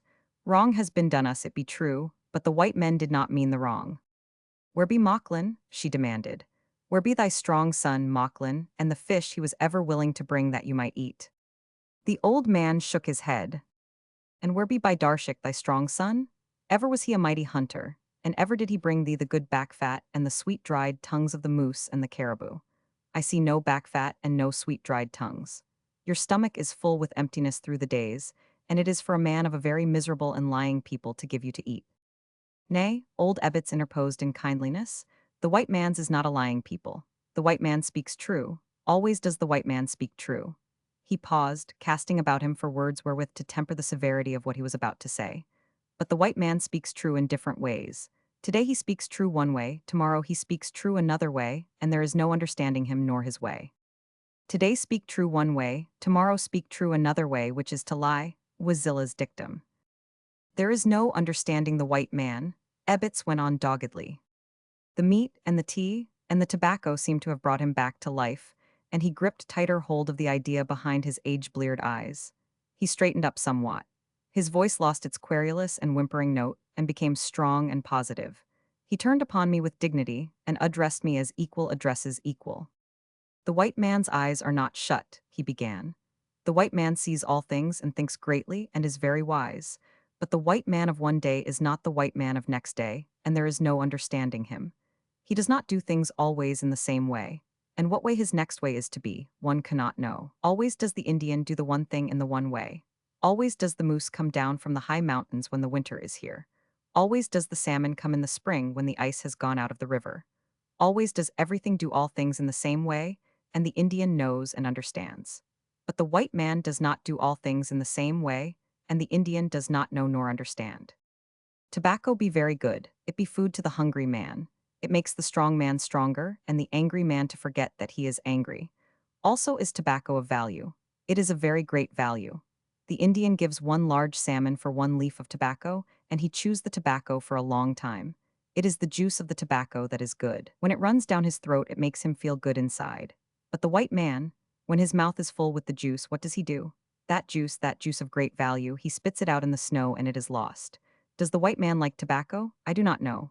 But if he likes tobacco, why does he spit out its value and lose it in the snow? It is a great foolishness and without understanding. He ceased, puffed at the pipe, found that it was out, and passed it over to Zillah, who took the sneer at the white man off her lips in order to pucker them about the pipe stem. Ebbets seemed sinking back into his senility with the tale untold, and I demanded, "What of thy sons, Mocklin and Bidarshik? And why is it that you and your old woman are without meat at the end of your years?" He roused himself as from sleep, and straightened up with an effort. "It is not good to steal," he said. "When the dog takes your meat, you beat the dog with a club, such is the law. It is the law the man gave to the dog, and the dog must live to the law, else will it suffer the pain of the club. When man takes your meat, or your canoe, or your wife, you kill that man. That is the law, and it is a good law. It is not good to steal, wherefore it is the law that the man who steals must die. Whoso breaks the law must suffer hurt. It is a great hurt to die." "But if you kill the man, why do you not kill the dog?" I asked. Old Ebbets looked at me in childlike wonder, while Zillah sneered openly at the absurdity of my question. "It is the way of the white man," Ebbets mumbled with an air of resignation. "It is the foolishness of the white man," snapped Zillah. "Then let old Ebbets teach the white man wisdom," I said softly. "The dog is not killed because it must pull the sled of the man. No man pulls another man's sled, wherefore the man is killed." "Oh," I murmured. "That is the law," old Ebbets went on. "Now listen, O white man, and I will tell you of a great foolishness. There is an Indian, his name is Mobbits. From white man he steals 2 pounds of flour. What does the white man do? Does he beat Mobbits? Number does he kill Mobbits? No. What does he do to Mobbits? I will tell you, O white man, he has a house. He puts Mobbits in that house. The roof is good, the walls are thick. He makes a fire that Mobbits may be warm. He gives Mobbits plenty grub to eat. It is good grub, never in his all days does Mobbits eat so good grub. There is bacon and bread and beans without end. Mobbits have very good time. There is a big lock on door so that Mobbits does not run away. This also is a great foolishness. Mobbits will not run away. All the time is there plenty grub in that place and warm blankets and a big fire. Very foolish to run away. Mobbits is not foolish. 3 months Mobbits stop in that place. He steal 2 pounds of flour. For that, white man take plenty good care of him. Mobbits eat many pounds of flour, many pounds of sugar, of bacon, of beans without end. Also, Mobbits drink much tea. After 3 months, white man open door and tell Mobbits he must go. Mobbits does not want to go. He is like dog that is fed long time in one place. He want to stay in that place, and the white man must drive Mobbits away. So Mobbits come back to this village, and he is very fat. That is the white man's way, and there is no understanding it. It is a foolishness, a great foolishness. "But thy sons," I insisted, "thy very strong sons and thine old age hunger." "There was Mocklin," Ebbets began. "A strong man," interrupted the mother. "He could dip paddle all of a day and night and never stop for the need of rest. He was wise in the way of the salmon and in the way of the water. He was very wise." "There was Mocklin," Ebbets repeated, ignoring the interruption. "In the spring, he went down the Yukon with the young men to trade at Campbell Fort. There is a post there, filled with the goods of the white man, and a trader whose name is Jones. Likewise is there a white man's medicine man, what you call missionary. Also is there bad water at Campbell Fort, where the Yukon goes slim like a maiden, and the water is fast, and the currents rush this way and that and come together, and there are whirls and sucks, and always are the currents changing and the face of the water changing, so at any 2 times it is never the same. Mocklin is my son, wherefore he is brave man." "Was not my father brave man?" Zillah demanded. "Thy father was brave man," Ebbets acknowledged, with the air of one who will keep peace in the house at any cost. "Mocklin is thy son and mine, wherefore he is brave. Mayhap, because of thy very brave father, Mocklin is too brave. It is like when too much water is put in the pot it spills over. So too much bravery is put into Mocklin, and the bravery spills over. The young men are much afraid of the bad water at Campbell Fort. But Mocklin is not afraid. He laughs strong, ho, ho, and he goes forth into the bad water. But where the currents come together, the canoe is turned over. A whirl takes Mocklin by the legs, and he goes around, and down, and is seen no more. AI, wailed Zilla. Crafty and wise was he and my firstborn. I am the father of Mocklin, Ebbet said, having patiently given the woman space for her noise. I get into canoe and journey down to Campbell Fort to collect the debt. Debt? Interrupted. What debt? The debt of Jones, who is chief traitor, came the answer. Such is the law of travel in a strange country. I shook my head in token of my ignorance, and Ebbets looked compassion at me, while Zilla snorted her customary contempt. Look you, O white man, he said, in thy camp is a dog that bites. When the dog bites a man, you give that man a present because you are sorry and because it is thy dog. You make payment. Is it not so? Also, if you have in thy country bad hunting or bad water, you must make payment. It is just, it is the law. Did not my father's brother go over into the Tanana country and get killed by a bear? And did not the Tanana tribe pay my father many blankets and fine furs? It was just. It was bad hunting, and the Tanana people made payment for the bad hunting. So I, Ebbets, journeyed down to Campbell Fort to collect the debt. Jones, who is chief traitor, looked at me and he laughed. He made great laughter and would not give payment. I went to the medicine man, what you call missionary, and had large talk about the bad water and the payment that should be mine. And the missionary made talk about other things. He talk about where Mocklin has gone, now he is dead. There be large fires in that place, and if missionary make true talk, I know that Mocklin will be cold no more. Also the missionary talk about where I shall go when I am dead. And he say bad things. He say that I am blind, which is a lie. He say that I am in great darkness, which is a lie. And I say that the day come and the night come for everybody just the same, and that in my village it is no more dark than at Campbell Fort. Also, I say that darkness and light, and where we go when we die be different things from the matter of payment of just debt for bad water. Then the missionary make large anger, and call me bad names of darkness, and tell me to go away. And so I come back from Campbell Fort, and no payment has been made, and Mocklin is dead, and in my old age I am without fish and meat. Because of the white man, said Zilla. Because of the white man, Ebbets concurred. And other things because of the white man. There was by Darshik. One way did the white man deal with him, and yet another way for the same thing did the white man deal with Yamakin. And first must I tell you of Yamakin, who was a young man of this village and who chanced to kill a white man. It is not good to kill a man of another people. Always is there great trouble. It was not the fault of Yamakin that he killed the white man. Yamakin spoke always soft words and ran away from wrath as a dog from a stick. But this white man drank much whiskey, and in the night time came to Yamakin's house and made much fight. Yamakin cannot run away, and the white man tries to kill him. Yamakin does not like to die, so he kills the white man. Then is all the village in great trouble. We are much afraid that we must make large payment to the white man's people, and we hide our blankets and our furs and all our wealth, so that it will seem that we are poor people and can make only small payment. After long time white men come. They are soldier white men, and they take Yamakin away with them. His mother make great noise and throw ashes in her hair, for she knows Yamakin is dead, and all the village knows that Yamakin is dead and is glad that no payment is asked. That is in the spring when the ice has gone out of the river. 1 year go by, 2 years go by. It is springtime again, and the ice has gone out of the river. And then Yamakin, who is dead, comes back to us, and he is not dead, but very fat, and we know that he has slept warm and had plenty grub to eat. He has much fine clothes and is all the same white man, and he has gathered large wisdom so that he is very quick-head man in the village.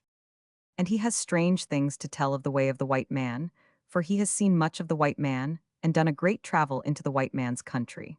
First place, soldier white men take him down the river long way. All the way do they take him down the river to the end, where it runs into a lake which is larger than all the land and large as the sky.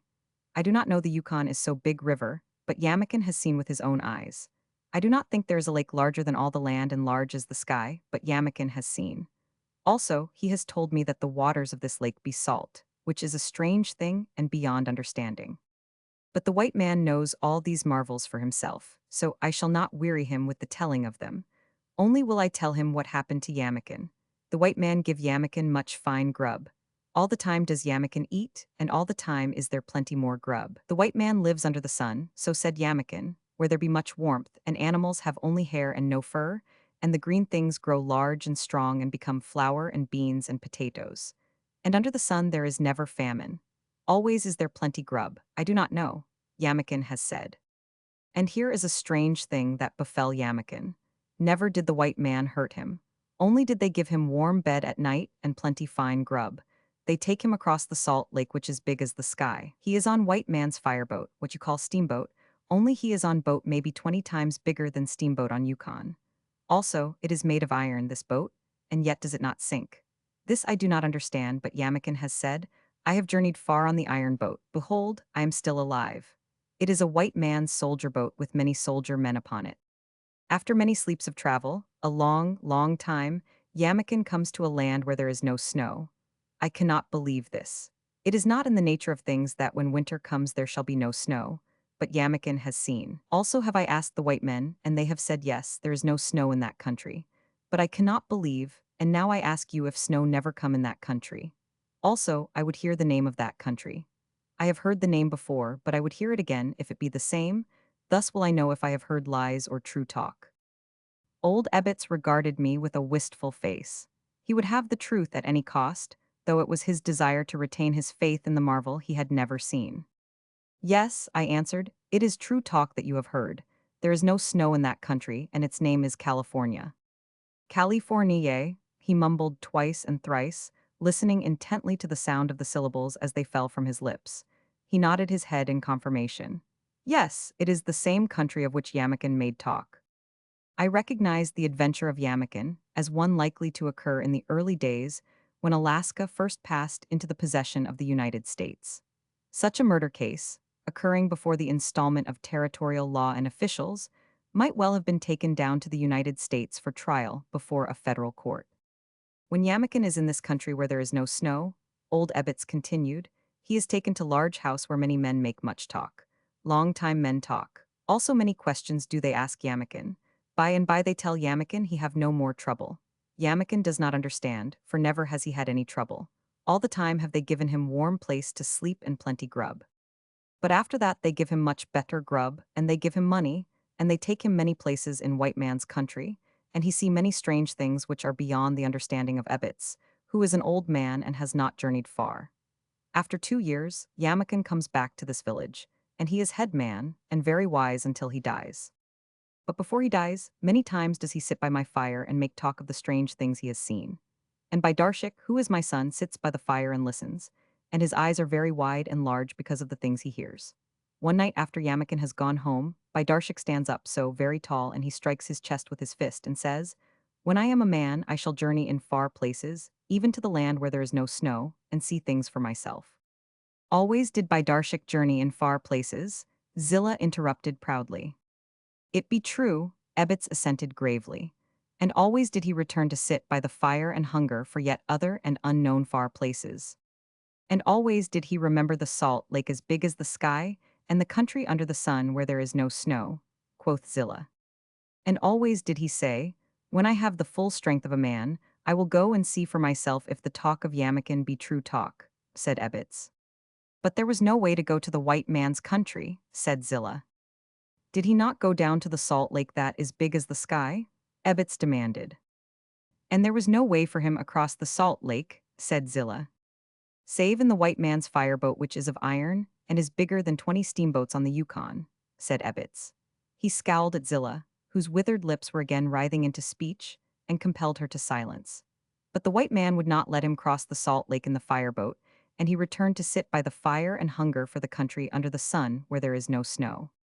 Yet on the salt lake had he seen the fireboat of iron that did not sink, cried out Zilla the irrepressible. I, said Ebbets, and he saw that Yamakin had made true talk of the things he had seen. But there was no way for Darshik to journey to the white man's land under the sun, and he grew sick and weary like an old man, and moved not away from the fire. No longer did he go forth to kill meat. And no longer did he eat the meat placed before him, Zilla broke in. He would shake his head and say, Only do I care to eat the grub of the white man and grow fat after the manner of Yamakin. And he did not eat the meat, Ebbets went on. And the sickness of Darshik grew into a great sickness until I thought he would die. It was not a sickness of the body, but of the head. It was a sickness of desire. I, Ebbets, who am his father, make a great think. I have no more sons, and I do not want Darshik to die. It is a head sickness, and there is but one way to make it well. Bidarshik must journey across the lake as large as the sky to the land where there is no snow, else will he die. I make a very great think, and then I see the way for Bidarshik to go. So, one night when he sits by the fire, very sick, his head hanging down, I say, "My son, I have learned the way for you to go to the white man's land." He looks at me and his face is glad. Go, I say, even as Yamakan went. But Bidarshik is sick and does not understand. Go forth, I say, and find a white man, and, even as Yamakan, do you kill that white man. Then will the soldier white men come and get you, and even as they took Yamakan will they take you across the salt lake to the white man's land. And then, even as Yamakan, will you return very fat, your eyes full of the things you have seen, your head filled with wisdom. And Bidarshik stands up very quick and his hand is reaching out for his gun. Where do you go? I ask. To kill the white man, he says, and I see that my words have been good in the ears of Bidarshik and that he will grow well again. Also do I know that my words have been wise. There is a white man come to this village. He does not seek after gold in the ground, nor after furs in the forest. All the time does he seek after bugs and flies. He does not eat the bugs and flies, then why does he seek after them? I do not know. Only do I know that he is a funny white man. Also does he seek after the eggs of birds. He does not eat the eggs. All that is inside he takes out, and only does he keep the shell. Eggshell is not good to eat, nor does he eat the eggshells, but puts them away in soft boxes where they will not break. He catch many small birds, but he does not eat the birds. He takes only the skins and puts them away in boxes. Also does he like bones. Bones are not good to eat. And this strange white man likes best the bones of long time ago which he digs out of the ground. But he is not a fierce white man, and I know he will die very easy. So I say to Bidarshik, "My son, there is the white man for you to kill." And Bidarshik says that my words be wise. So he goes to a place he knows where are many bones in the ground. He digs up very many of these bones and brings them to the strange white man's camp. The white man is made very glad. His face shines like the sun, and he smiles with much gladness as he looks at the bones. He bends his head over so, to look well at the bones, and then Bidarshik strikes him hard on the head with axe once so, and the strange white man kicks and is dead. Now, I say to Bidarshik, will the white soldier men come and take you away to the land under the sun, where you will eat much and grow fat? Bidarshik is happy. Already has his sickness gone from him, and he sits by the fire and waits for the coming of the white soldier men. How was I to know the way of the white man is never twice the same? The old man demanded, whirling upon me fiercely. How was I to know that what the white man does yesterday he will not do today, and that what he does today he will not do tomorrow? Ebbets shook his head sadly. There is no understanding the white man. Yesterday he takes Yamakan to the land under the sun and makes him fat with much grub. Today he takes Bidarshik and, what does he do with Bidarshik? Let me tell you what he does with Bidarshik. I, Ebbets, his father, will tell you. He takes Bidarshik to Campbell Fort, and he ties a rope around his neck, so, and when his feet are no more on the ground, he dies. Ai, wailed Zilla. And never does he cross the lake large as the sky, nor see the land under the sun where there is no snow. Wherefore, old Ebbet said with grave dignity, there be no one to hunt meat for me in my old age, and I sit hungry by my fire and tell my story to the white man who has given me grub, and strong tea, and tobacco for my pipe. Because of the lying and very miserable white people, Zilla proclaimed shrilly. Nay, answered the old man with gentle positiveness, because of the way of the white man, which is without understanding and never twice the same. The story of Quiche. Quiche lived long ago on the rim of the polar sea, was head man of his village through many and prosperous years, and died full of honors with his name on the lips of men. So long ago did he live that only the old men remember his name and the tale, which they got from the old men before them, and which the old men to come will tell to their children, and their children's children down to the end of time. And the winter darkness, when the north gales make their long sweep across the ice back, and the air is filled with flying white, and no man may venture forth, is the chosen time for the telling of how Quiche, from the poorest igloo in the village, rose to power and place over them all. He was a bright boy, so the tale runs, healthy and strong, and he had seen 13 suns in their way of reckoning time. For each winter the sun leaves the land in darkness, and the next year a new sun returns so that they may be warm again and look upon one another's faces. The father of Quiche had been a very brave man, but he had met his death in a time of famine, when he sought to save the lives of his people by taking the life of a great polar bear. In his eagerness he came to close grapples with the bear, and his bones were crushed, but the bear had much meat on him and the people were saved. Kish was his only son, and after that Kish lived alone with his mother. But the people are prone to forget, and they forgot the deed of his father, and he being but a boy, and his mother only a woman, they, too, were swiftly forgotten, and ere long came to live in the meanest of all the igloos. It was at a council, one night, in the big igloo of Kloshkwan, the chief, that Kish showed the blood that ran in his veins and the manhood that stiffened his back. With the dignity of an elder, he rose to his feet and waited for silence amid the babble of voices. "It is true that meat be apportioned me and mine," he said, "but it is ofttimes old and tough, this meat, and moreover it has an unusual quantity of bones." The hunters, grizzled and gray and lusty and young, were aghast. The like had never been known before. A child that talked like a grown man and said harsh things to their very faces. But steadily and with seriousness, Kish went on. "For that I know my father, Bok, was a great hunter, I speak these words. It is said that Bok brought home more meat than any of the two best hunters, that with his own hands he attended to the division of it, that with his own eyes he saw to it that the least old woman and the last old man received fair share." "Nah, nah," the men cried. "Put the child out, send him off to bed. He is no man that he should talk to men in graybeards." He waited calmly till the uproar died down. "Thou hast a wife, Ugluck," he said, "and for her dost thou speak. And thou too, Mashuk, a mother also, and for them dost thou speak. My mother has no one save me, wherefore I speak. As I say, though Bok be dead because he hunted over keenly, it is just that I, who am his son, and that Ikiga, who is my mother and was his wife, should have meat in plenty so long as there be meat in plenty in the tribe. I, Kish, the son of Bok, have spoken." He sat down, his ears keenly alert to the flood of protest and indignation his words had created. "That a boy should speak in council," old Ugluck was mumbling. "Shall the babes in arms tell us men the things we shall do?" Mashuk demanded in a loud voice. "Am I a man that I should be made a mock by every child that cries for meat?" The anger boiled a white heat. They ordered him to bed, threatened that he should have no meat at all, and promised him sore beatings for his presumption. Kish's eyes began to flash, and the blood to pound darkly under his skin.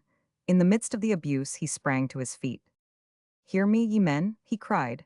"Never shall I speak in the council again, never again till the men come to me and say, 'It is well, Kish, that thou shouldst speak, it is well and it is our wish.'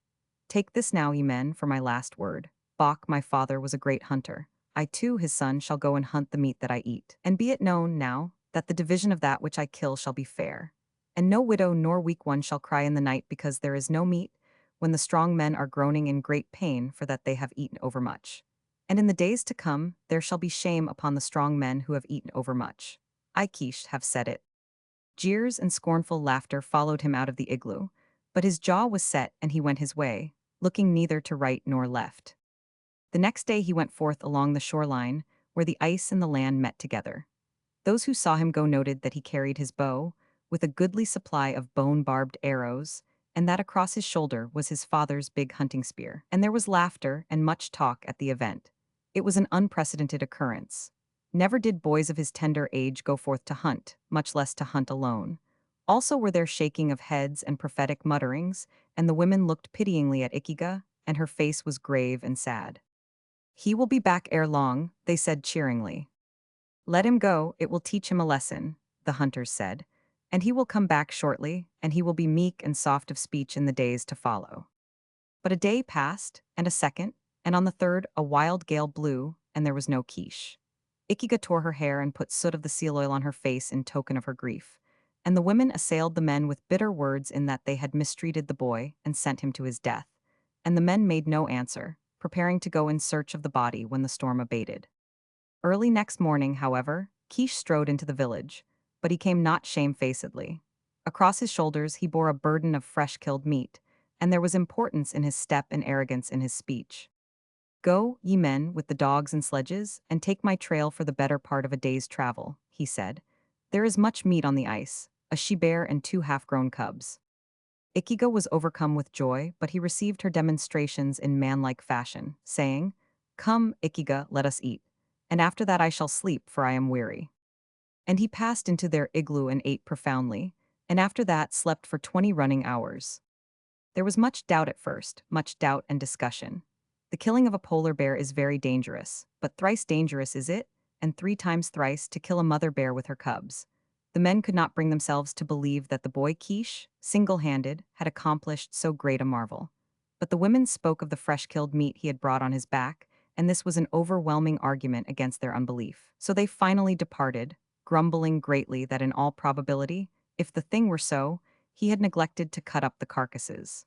Now in the north it is very necessary that this should be done as soon as a kill is made. If not, the meat freezes so solidly as to turn the edge of the sharpest knife, and a 300-pound bear, frozen stiff, is no easy thing to put upon a sled and haul over the rough ice.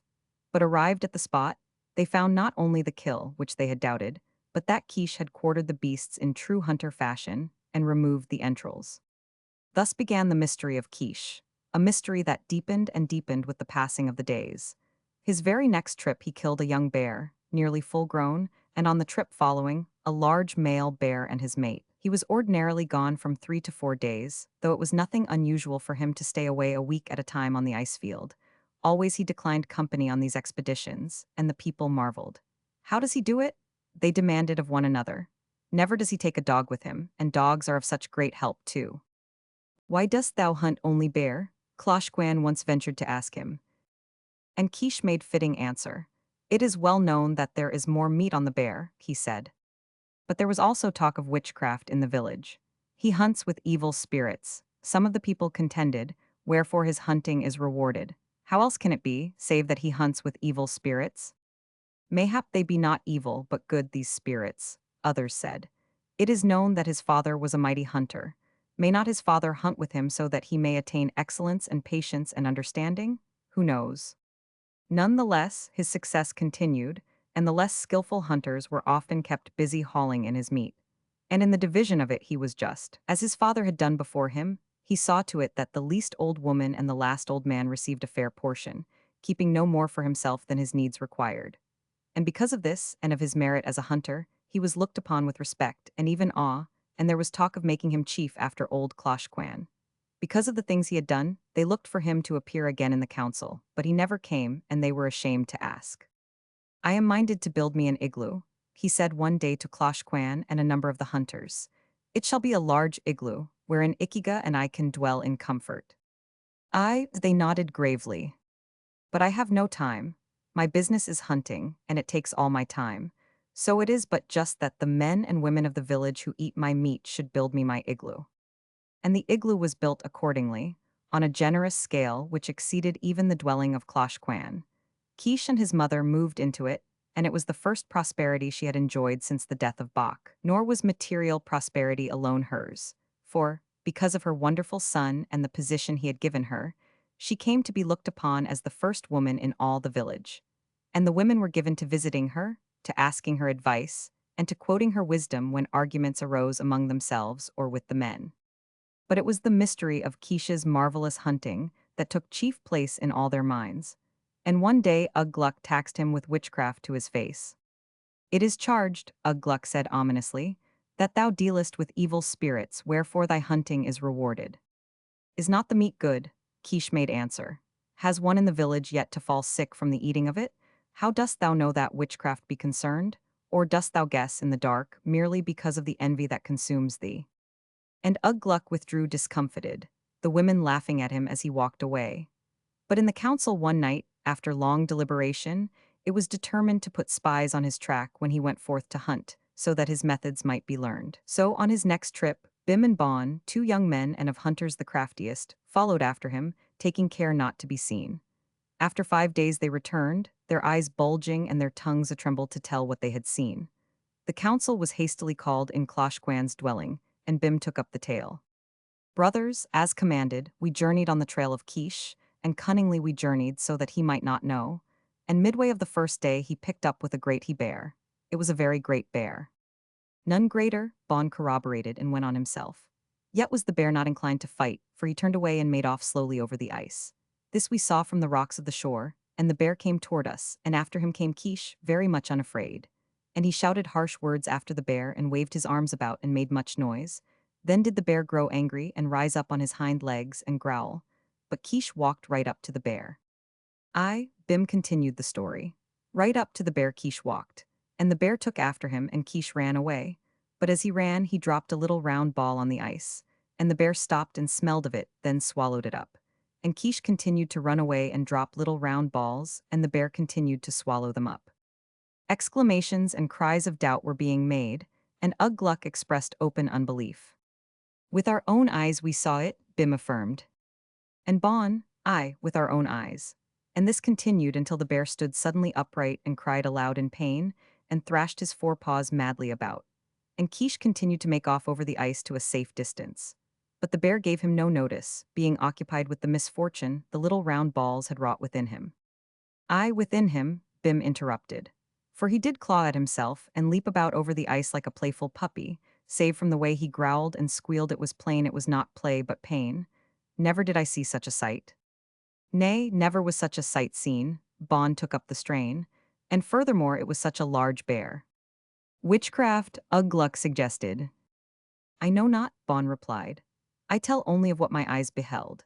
And after a while the bear grew weak and tired, for he was very heavy and he had jumped about with exceeding violence, and he went off along the shore ice, shaking his head slowly from side to side and sitting down ever and again to squeal and cry. And Quiche followed after the bear, and we followed after Quiche, and for that day and 3 days more we followed. The bear grew weak and never ceased crying from his pain. It was a charm, Ugh Gluck exclaimed. Surely it was a charm. It may well be. And Bim relieved Bon. The bear wandered, now this way and now that, doubling back and forth and crossing his trail in circles, so that at the end he was near where Quiche had first come upon him. By this time he was quite sick, the bear, and could crawl no farther, so Quiche came up close and speared him to death. And then, Closhquan demanded. Then we left Quiche skinning the bear, and came running that the news of the killing might be told. And in the afternoon of that day, the women hauled in the meat of the bear, while the men sat in council assembled. When Quiche arrived, a messenger was sent to him, bidding him come to the council. But he sent reply, saying that he was hungry and tired, also that his igloo was large and comfortable and could hold many men. And curiosity was so strong on the men that the whole council, Closhquan to the fore, rose up and went to the igloo of Quiche. He was eating, but he received them with respect and seated them according to their rank. Ikigo was proud and embarrassed by turns, but Quiche was quite composed. Closhquan recited the information brought by Bim and Bon, and at its close said in a stern voice, So explanation is wanted, O Quiche, of thy manner of hunting. Is there witchcraft in it? Quiche looked up and smiled. Nay, O Closhquan, it is not for a boy to know aught of witches, and of witches I know nothing. I have but devised a means whereby I may kill the ice bear with ease, that is all. It be headcraft, not witchcraft. And may any man. Any man. There was a long silence. The men looked in one another's faces, and Quiche went on eating. And wilt thou tell us, O Quiche? Closhquan finally asked in a tremulous voice. Yea, I will tell thee. Quiche finished sucking a marrowbone and rose to his feet. It is quite simple, behold. He picked up a thin strip of whalebone and showed it to them. The ends were sharp as needle points. The strip he coiled carefully till it disappeared in his hand. Then, suddenly releasing it, it sprang straight again. He picked up a piece of blubber. So, he said, one takes a small chunk of blubber thus and thus makes it hollow. Then into the hollow goes the whalebone, so tightly coiled, and another piece of blubber is fitted over the whalebone. After that it is put outside where it freezes into a little round ball. The bear swallows the little round ball, the blubber melts, the whalebone with its sharp end stands out straight, the bear gets sick, and when the bear is very sick, why, you kill him with a spear. It is quite simple. And Ugh Gluck said, Oh, and Closhquan said, Ah, and each said something after his own manner, and all understood. And this is the story of Quiche, who lived long ago on the rim of the polar sea. Because he exercised headcraft and not witchcraft, he rose from the meanest igloo to be headman of his village, and through all the years that he lived, it is related, his tribe was prosperous, and neither widow nor weak one cried aloud in the night because there was no meat. The unexpected. It is a simple matter to see the obvious, to do the expected. The tendency of the individual life is to be static rather than dynamic, and this tendency is made into a propulsion by civilization, where the obvious only is seen, and the unexpected rarely happens. When the unexpected does happen, however, and when it is of sufficiently grave import, the unfit perish. They do not see what is not obvious, are unable to do the unexpected, are incapable of adjusting their well-grooved lives to other and strange grooves. In short, when they come to the end of their own groove, they die. On the other hand, there are those that make toward survival. the fit individuals who escape from the rule of the obvious and the expected and adjust their lives to no matter what strange grooves they may stray into, or into which they may be forced. Such an individual was Edith Whittlesey. She was born in a rural district of England, where life proceeds by rule of thumb and the unexpected is so very unexpected that, when it happens, it is looked upon as an immorality. She went into service early, and while yet a young woman, by rule of thumb progression, she became a lady's maid. The effect of civilization is to impose human law upon environment until it becomes machine-like in its regularity. The objectionable is eliminated, the inevitable is foreseen. One is not even made wet by the rain nor cold by the frost, while death, instead of stalking about gruesome and accidental, becomes a prearranged pageant, moving along a well-oiled groove to the family vault, where the hinges are kept from rusting, and the dust from the air is swept continually away. Such was the environment of Edith Whittlesey. Nothing happened. It could scarcely be called a happening when, at the age of 25, she accompanied her mistress on a bit of travel to the United States. The groove merely changed its direction. It was still the same groove and well-oiled. It was a groove that bridged the Atlantic with uneventfulness, so that the ship was not a ship in the midst of the sea, but a capacious, many-quartered hotel that moved swiftly and placidly, crushing the waves into submission with its colossal bulk, until the sea was a mill pond, monotonous with quietude. And at the other side the groove continued on over the land, a well-disposed, respectable groove that supplied hotels at every stopping place and hotels on wheels between the stopping places. In Chicago, while her mistress saw one side of social life, Edith Whittlesey saw another side. And when she left her lady's service and became Edith Nelson, she betrayed, perhaps faintly, her ability to grapple with the unexpected and to master it. Hans Nelson, immigrant, Swede by birth and carpenter by occupation, had in him that Teutonic unrest that drives the race ever westward on its great adventure. He was a large-muscled, stolid sort of a man, in whom little imagination was coupled with immense initiative, and who possessed, withal, loyalty and affection as sturdy as his own strength. "When I have worked hard and saved me some money, I will go to Colorado," he had told Edith on the day after their wedding. A year later they were in Colorado, where Hans Nelson saw his first mining and caught the mining fever himself. His prospecting led him through the Dakotas, Idaho, and eastern Oregon, and on into the mountains of British Columbia. In camp and on trail, Edith Nelson was always with him, sharing his luck, his hardship, and his toil. The short step of the house-reared woman she exchanged for the long stride of the mountaineer. She learned to look upon danger clear-eyed and with understanding, losing forever that panic fear which is bred of ignorance, and which afflicts the city-reared, making them as silly horses, so that they await fate in frozen horror instead of grappling with it, or stampede in blind, self-destroying terror, which clutters the way with their crushed carcasses. Edith Nelson met the unexpected at every turn of the trail, and she trained her vision so that she saw in the landscape, not the obvious but the concealed. She, who had never cooked in her life, learned to make bread without the mediation of hops, yeast, or baking powder, and to bake bread, top and bottom, in a frying pan before an open fire. And when the last cup of flour was gone, and the last rind of bacon, she was able to rise to the occasion, and of moccasins and the softer tan bits of leather in the outfit to make a grub stake substitute that somehow held a man's soul in his body and enabled him to stagger on. She learned to pack a horse as well as a man, a task to break the heart and the pride of any city dweller, and she knew how to throw the hitch best suited for any particular kind of pack. Also, she could build a fire of wet wood in a downpour of rain and not lose her temper. In short, in all its guises she mastered the unexpected. But the great unexpected was yet to come into her life and put its test upon her. The gold-seeking tide was flooding northward into Alaska, and it was inevitable that Hans Nelson and his wife should be caught up by the stream and swept toward the Klondike. The fall of 1897 found them at Dia, but without the money to carry an outfit across Chilkoot Pass and float it down to Dawson. So Hans Nelson worked at his trade that winter and helped rear the mushroom outfitting town of Skagway. He was on the edge of things, and throughout the winter he heard all Alaska calling to him. Latuya Bay called loudest, so that the summer of 1898 found him and his wife threading the mazes of the broken coastline in 70-foot Siwash canoes. With them were Indians, also 3 other men. The Indians landed them and their supplies in a lonely bite of land 100 miles or so beyond Latuya Bay and returned to Skagway.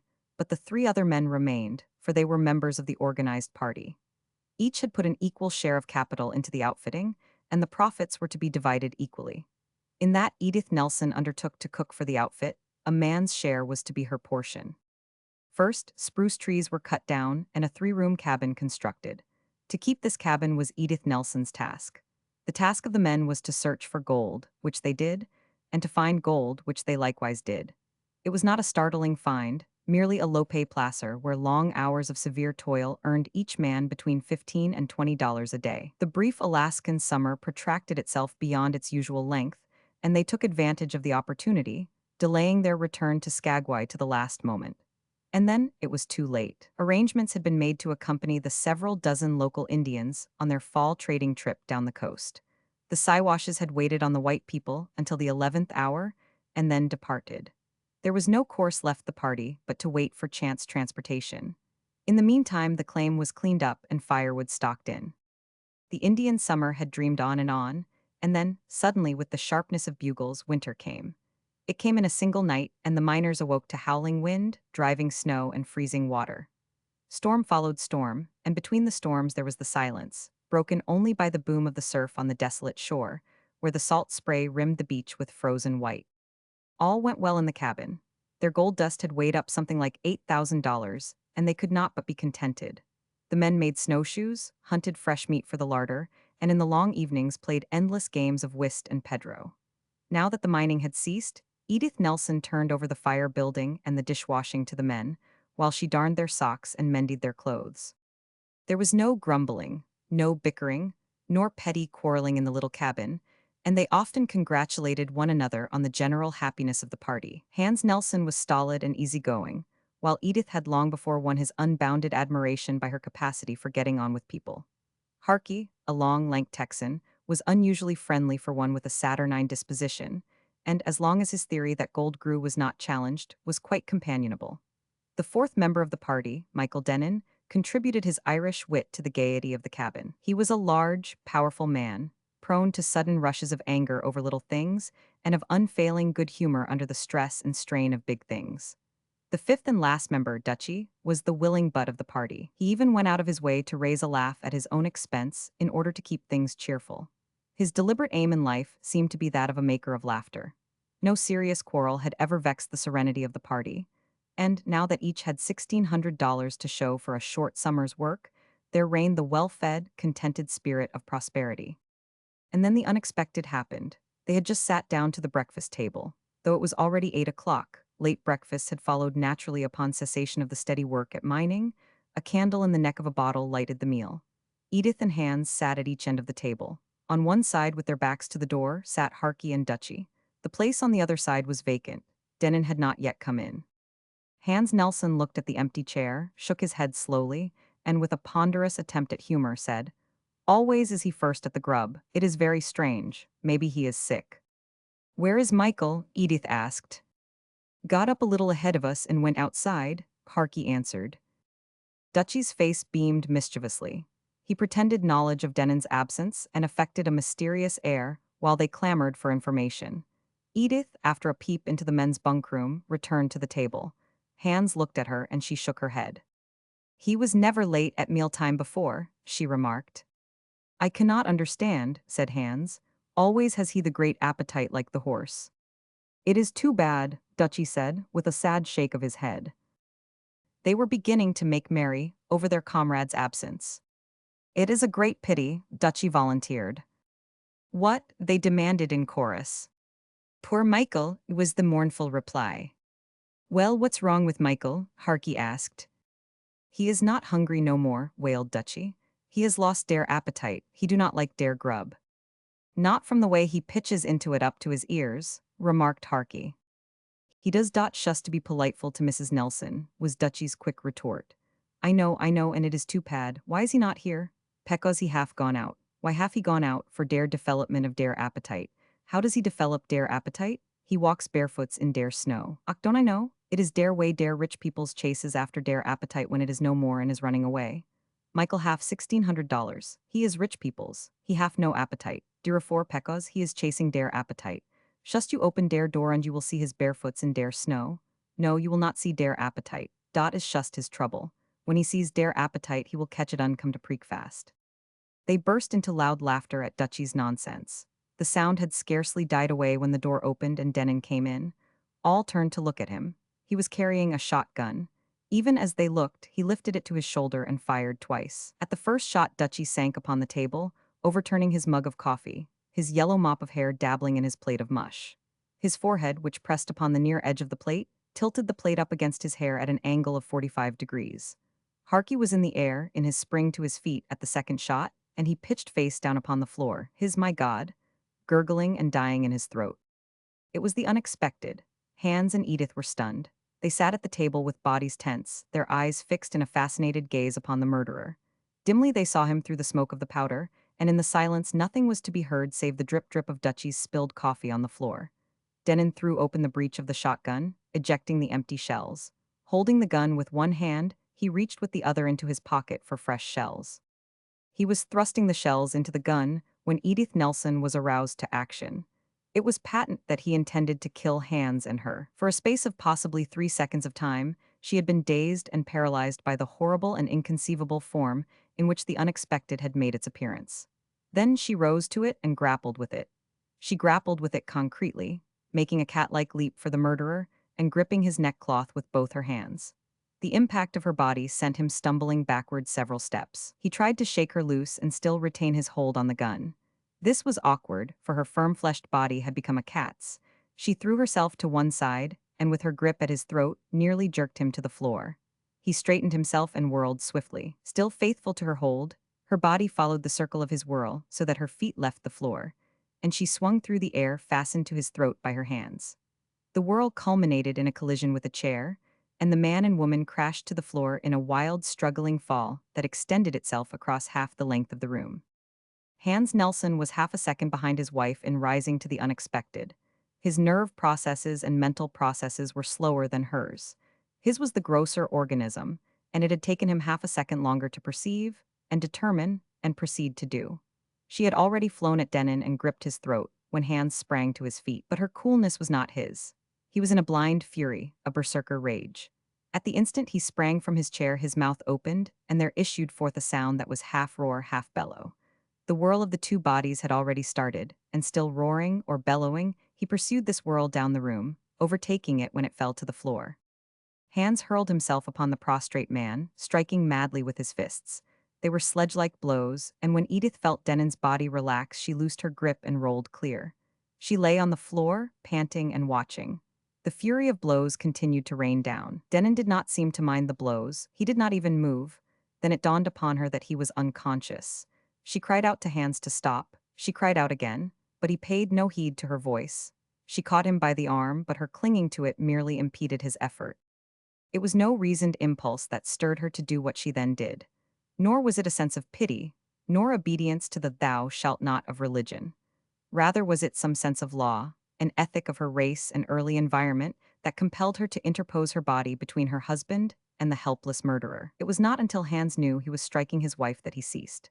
He allowed himself to be shoved away by her in much the same way that a ferocious but obedient dog allows itself to be shoved away by its master. The analogy went even farther. Deep in his throat, in an animal-like way, Hans's rage still rumbled, and several times he made as though to spring back upon his prey, and was only prevented by the woman's swiftly interposed body. Back and farther back Edith shoved her husband. She had never seen him in such a condition, and she was more frightened of him than she had been of Denon in the thick of the struggle. She could not believe that this raging beast was her Hans, and with a shock she became suddenly aware of a shrinking, instinctive fear that he might snap her hand in his teeth like any wild animal. For some seconds, unwilling to hurt her, yet dogged in his desire to return to the attack, Hans dodged back and forth. But she resolutely dodged with him, until the first glimmerings of reason returned and he gave over. Both crawled to their feet. Hans staggered back against the wall, where he leaned, his face working, in his throat the deep and continuous rumble that died away with the seconds and at last ceased. The time for the reaction had come. Edith stood in the middle of the floor, wringing her hands, panting and gasping, her whole body trembling violently. Hans looked at nothing, but Edith's eyes wandered wildly from detail to detail of what had taken place. Denon lay without movement. The overturned chair, hurled onward in the mad whirl, lay near him.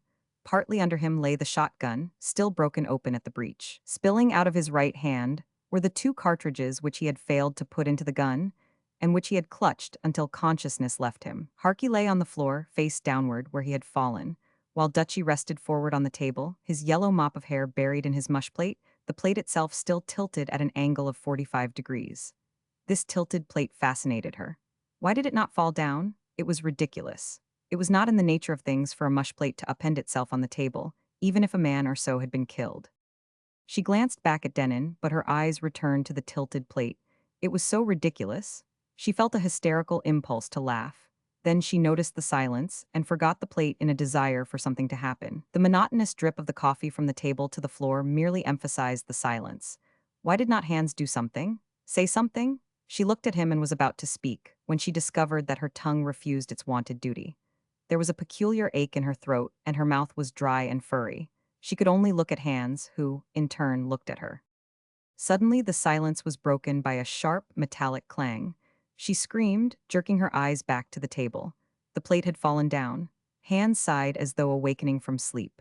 The clang of the plate had aroused them to life in a new world. The cabin epitomized the new world in which they must thenceforth live and move. The old cabin was gone forever. The horizon of life was totally new and unfamiliar. The unexpected had swept its wizardry over the face of things, changing the perspective, juggling values, and shuffling the real and the unreal into perplexing confusion. "My God, Hans," was Edith's first speech. He did not answer, but stared at her with horror. Slowly his eyes wandered over the room, for the first time taking in its details. Then he put on his cap and started for the door. "Where are you going?" Edith demanded, in an agony of apprehension. His hand was on the doorknob, and he half turned as he answered, "To dig some graves." "Don't leave me, Hans," with her eyes swept the room, with this. "The graves must be dug sometime," he said. "But you do not know how many," she objected desperately. She noted his indecision and added, "Besides, I'll go with you and help." Hans stepped back to the table and mechanically snuffed the candle. Then between them they made the examination. Both Harky and Dutchy were dead, frightfully dead, because of the close range of the shotgun. Hans refused to go near Denon, and Edith was forced to conduct this portion of the investigation by herself. "He isn't dead," she called to Hans. He walked over and looked down at the murderer. "What did you say?" Edith demanded, having caught the rumble of inarticulate speech in her husband's throat. "I said it was a damn shame that he isn't dead," came the reply. Edith was bending over the body. "Leave him alone," Hans commanded harshly in a strange voice. She looked at him in sudden alarm. He had picked up the shotgun dropped by Denon and was thrusting in the shells. "What are you going to do?" she cried, rising swiftly from her bending position. Hans did not answer, but she saw the shotgun going to his shoulder. She grasped the muzzle with her hand and threw it up. "Leave me alone," he cried hoarsely. He tried to jerk the weapon away from her, but she came in closer and clung to him. Hans, wake up," she cried. "Don't be crazy." "He killed Dutchy and Harky," was her husband's reply, "and I am going to kill him." "But that is wrong," she objected. "There is the law." He sneered his incredulity of the law's potency in such a region, but he merely iterated, dispassionately, doggedly, "He killed Dutchy and Harky." Long she argued it with him, but the argument was one-sided, for he contented himself with repeating again and again, "He killed Dutchy and Harky."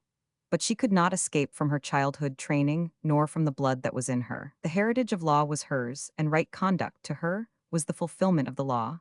She could see no other righteous course to pursue. Hans's taking the law in his own hands was no more justifiable than Denon's deed. Two wrongs did not make a right, she contended, and there was only one way to punish Denon, and that was the legal way arranged by society. At last Hans gave in to her. "All right," he said, "have it your own way, and tomorrow or next day look to see him kill you and me." She shook her head and held out her hand for the shotgun. He started to hand it to her, then hesitated. "Better let me shoot him," he pleaded. Again she shook her head, and again he started to pass her the gun, when the door opened, and an Indian, without knocking, came in. A blast of wind and flurry of snow came in with him. They turned and faced him, hands still holding the shotgun. The intruder took in the scene without a quiver. His eyes embraced the dead and wounded in a sweeping glance. No surprise showed in his face, not even curiosity. Harky lay at his feet, but he took no notice of him. So far as he was concerned, Harky's body did not exist. "Much wind," the Indian remarked by way of salutation. "All well, very well."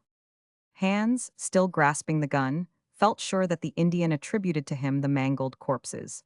He glanced appealingly at his wife. "Good morning, Neguk," she said, her voice betraying her effort. "No, not very well, much trouble."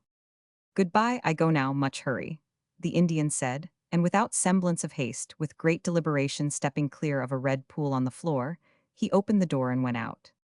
The man and woman looked at each other. "He thinks we did it," Hans gasped, "that I did it." Edith was silent for a space. Then she said, briefly, in a businesslike way, "Never mind what he thinks, that will come after. At present we have 2 graves to dig, but first of all we've got to tie up Denon so he can't escape." Hans refused to touch Denon, but Edith lashed him securely, hand and foot. Then she and Hans went out into the snow. The ground was frozen. It was impervious to a blow of the pick. They first gathered wood, then scraped the snow away and on the frozen surface built a fire. When the fire had burned for an hour, several inches of dirt had thawed. This they shoveled out and then built a fresh fire. Their descent into the earth progressed at the rate of 2 or 3 inches an hour. It was hard and bitter work. The flurrying snow did not permit the fire to burn any too well, while the wind cut through their clothes and chilled their bodies. They held but little conversation. The wind interfered with speech. Beyond wondering at what could have been Denon's motive, they remained silent, oppressed by the horror of the tragedy. At 1 o'clock, looking toward the cabin, Hans announced that he was hungry. "No, not now, Hans," Edith answered. "I couldn't go back alone into that cabin the way it is and cook a meal." At 2 o'clock, Hans volunteered to go with her, but she held him to his work, and 4 o'clock found the 2 graves completed. They were shallow, not more than 2 feet deep, but they would serve the purpose. Night had fallen. Hans got the sled, and the 2 dead men were dragged through the darkness and stormed to their frozen sepulchre. The funeral procession was anything but a pageant. The sled sank deep into the drifted snow and pulled hard. The man and the woman had eaten nothing since the previous day, and were weak from hunger and exhaustion. They had not the strength to resist the wind, and at times its buffets hurled them off their feet. On several occasions, the sled was overturned, and they were compelled to reload it with its somber freight. The last 100 feet to the graves was up a steep slope, and this they took on all fours, like sled dogs, making legs of their arms and thrusting their hands into the snow. Even so, they were twice dragged backward by the weight of the sled, and slid and fell down the hill, the living and the dead, the haul ropes and the sled, in ghastly entanglement. "Tomorrow I will put up headboards with their names," Hans said, when the graves were filled in. Edith was sobbing. A few broken sentences had been all she was capable of in the way of a funeral service, and now her husband was compelled to half-carry her back to the cabin. Denon was conscious. He had rolled over and over on the floor in vain efforts to free himself. He watched Hans and Edith with glittering eyes, but made no attempt to speak. Hans still refused to touch the murderer, and sullenly watched Edith drag him across the floor to the men's bunkroom. But try as she would, she could not lift him from the floor into his bunk. "Better let me shoot him, and we'll have no more trouble," Hans said in final appeal. Edith shook her head and bent again to her task. To her surprise, the body rose easily, and she knew Hans had relented and was helping her. Then came the cleansing of the kitchen. But the floor still shrieked the tragedy, until Hans planed the surface of the stained wood away, and with the shavings made a fire in the stove. The days came and went. There was much of darkness and silence, broken only by the storms and the thunder on the beach of the freezing surf. Hans was obedient to Edith's slightest order. All his splendid initiative had vanished. She had elected to deal with Denon in her way, and so he left the whole matter in her hands. The murderer was a constant menace. At all times there was the chance that he might free himself from his bonds, and they were compelled to guard him day and night. The man or the woman sat always beside him, holding the loaded shotgun. At first, Edith tried 8-hour watches, but the continuous strain was too great, and afterwards she and Hans relieved each other every 4 hours. As they had to sleep, and as the watches extended through the night, their whole waking time was expended in guarding Denon. They had barely time left over for the preparation of meals and the getting of firewood. Since Neguk's inopportune visit, the Indians had avoided the cabin. Edith sent Hans to their cabins to get them to take Denon down the coast in a canoe to the nearest white settlement or trading post, but the errand was fruitless. Then Edith went herself and interviewed Neguk. He was head man of the little village, keenly aware of his responsibility, and he elucidated his policy thoroughly in few words.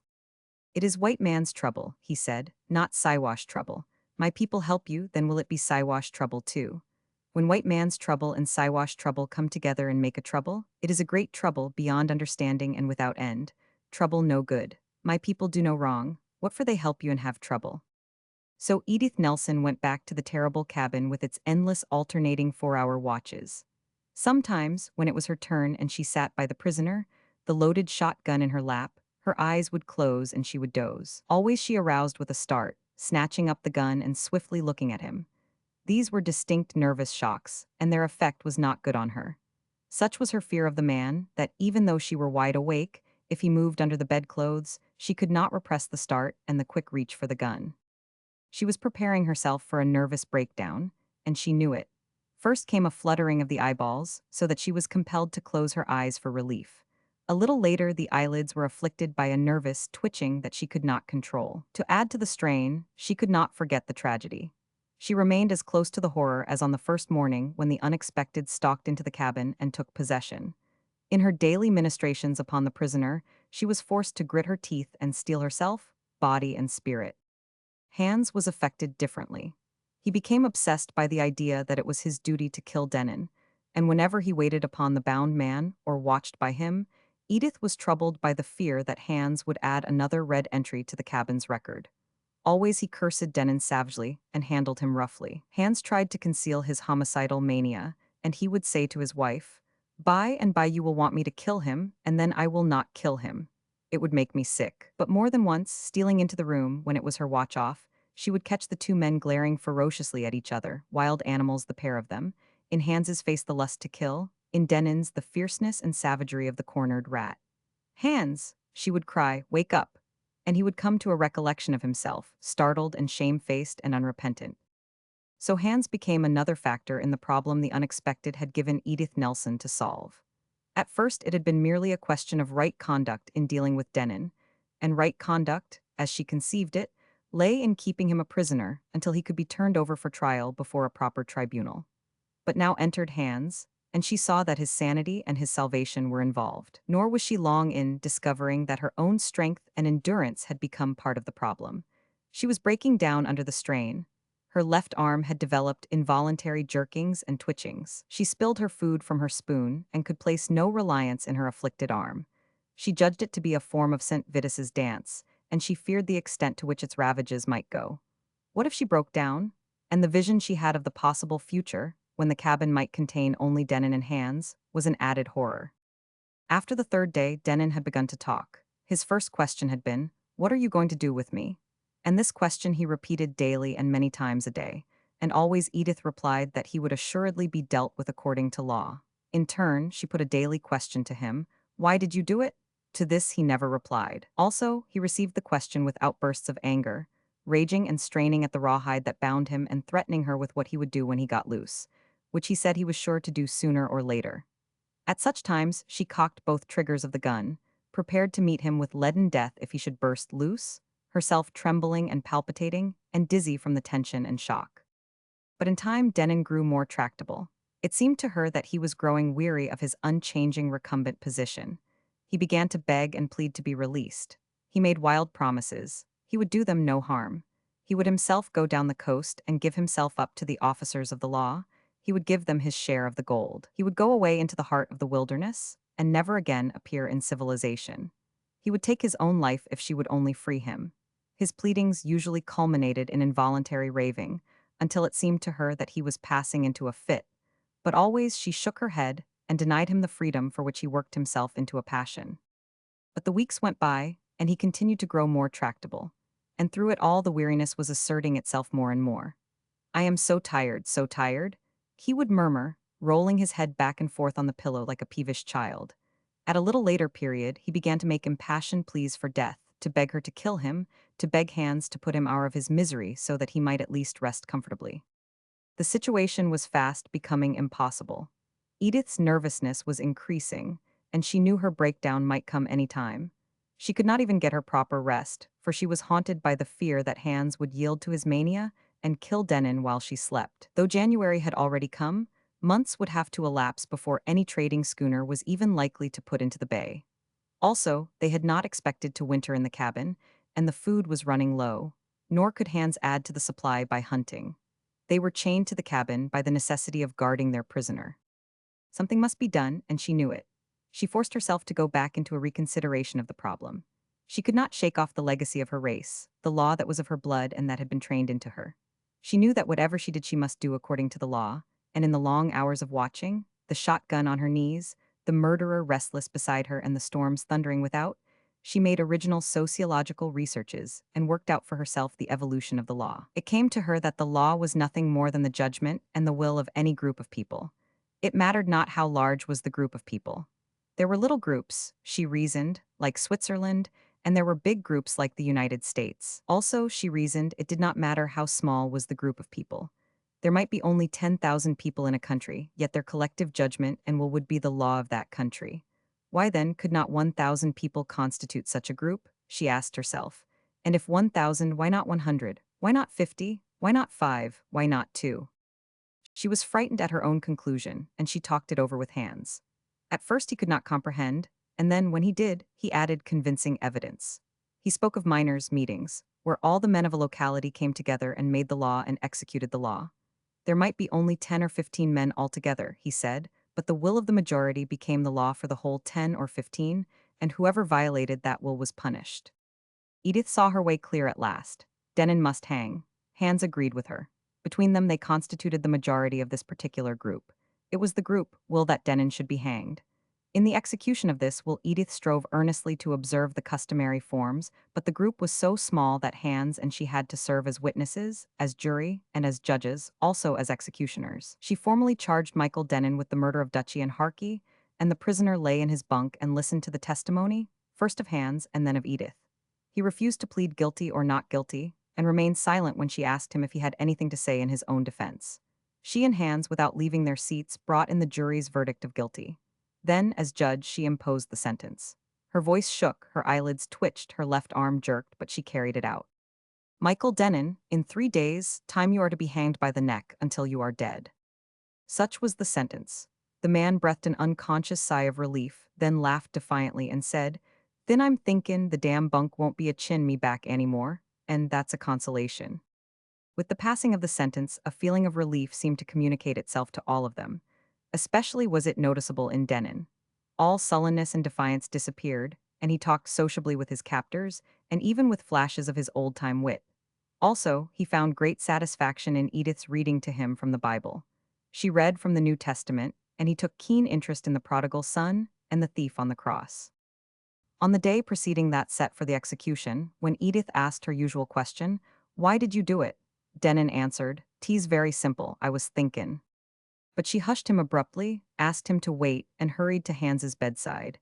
It was his watch off, and he came out of his sleep, rubbing his eyes and grumbling. "Go," she told him, "and bring up Neguk and one other Indian. Michael's going to confess. Make them come. Take the rifle along and bring them up at the point of it if you have to." Half an hour later Neguk and his uncle, Hadouin, were ushered into the death chamber. They came unwillingly, Hans with his rifle herding them along. "Neguk," Edith said, "there is to be no trouble for you and your people. Only is it for you to sit and do nothing but listen and understand." Thus did Michael Denon, under sentence of death, make public confession of his crime. As he talked, Edith wrote his story down, while the Indians listened, and Hans guarded the door for fear the witnesses might bolt. He had not been home to the old country for 15 years, Denon explained, and it had always been his intention to return with plenty of money and make his old mother comfortable for the rest of her days. "And how was I to be doin' it on 1600? He demanded. "What I was after wantin' was all the goold, the whole 8,000. Thin I could go back in style. What 'ud be aisier, thinks I to myself, than to kill all Roman 4 reported at Skagway for an Indian killin', and thin pull out for Ireland? And so I started in to kill all Roman 4 but, as Harky was fond of sayin', I cut out too large a chunk and fell down on the swallowin' Roman for it. And that's me confession. I did me duty to the devil, and now, God willin', I'll do me duty to God." "Neguk and Hadouin, you have heard the white man's words," Edith said to the Indians. "His words are here on this paper, and it is for you to make a sign, thus, on the paper, so that white men to come after will know that you have heard." The 2 Siwashes put crosses opposite their signatures, received a summons to appear on the morrow with all their tribe for a further witnessing of things, and were allowed to go. Denon's hands were released long enough for him to sign the document. Then a silence fell in the room. Hans was restless, and Edith felt uncomfortable. Denon lay on his back, staring straight up at the moss-chinked roof. "And now I'll do me duty to God," he murmured. He turned his head toward Edith.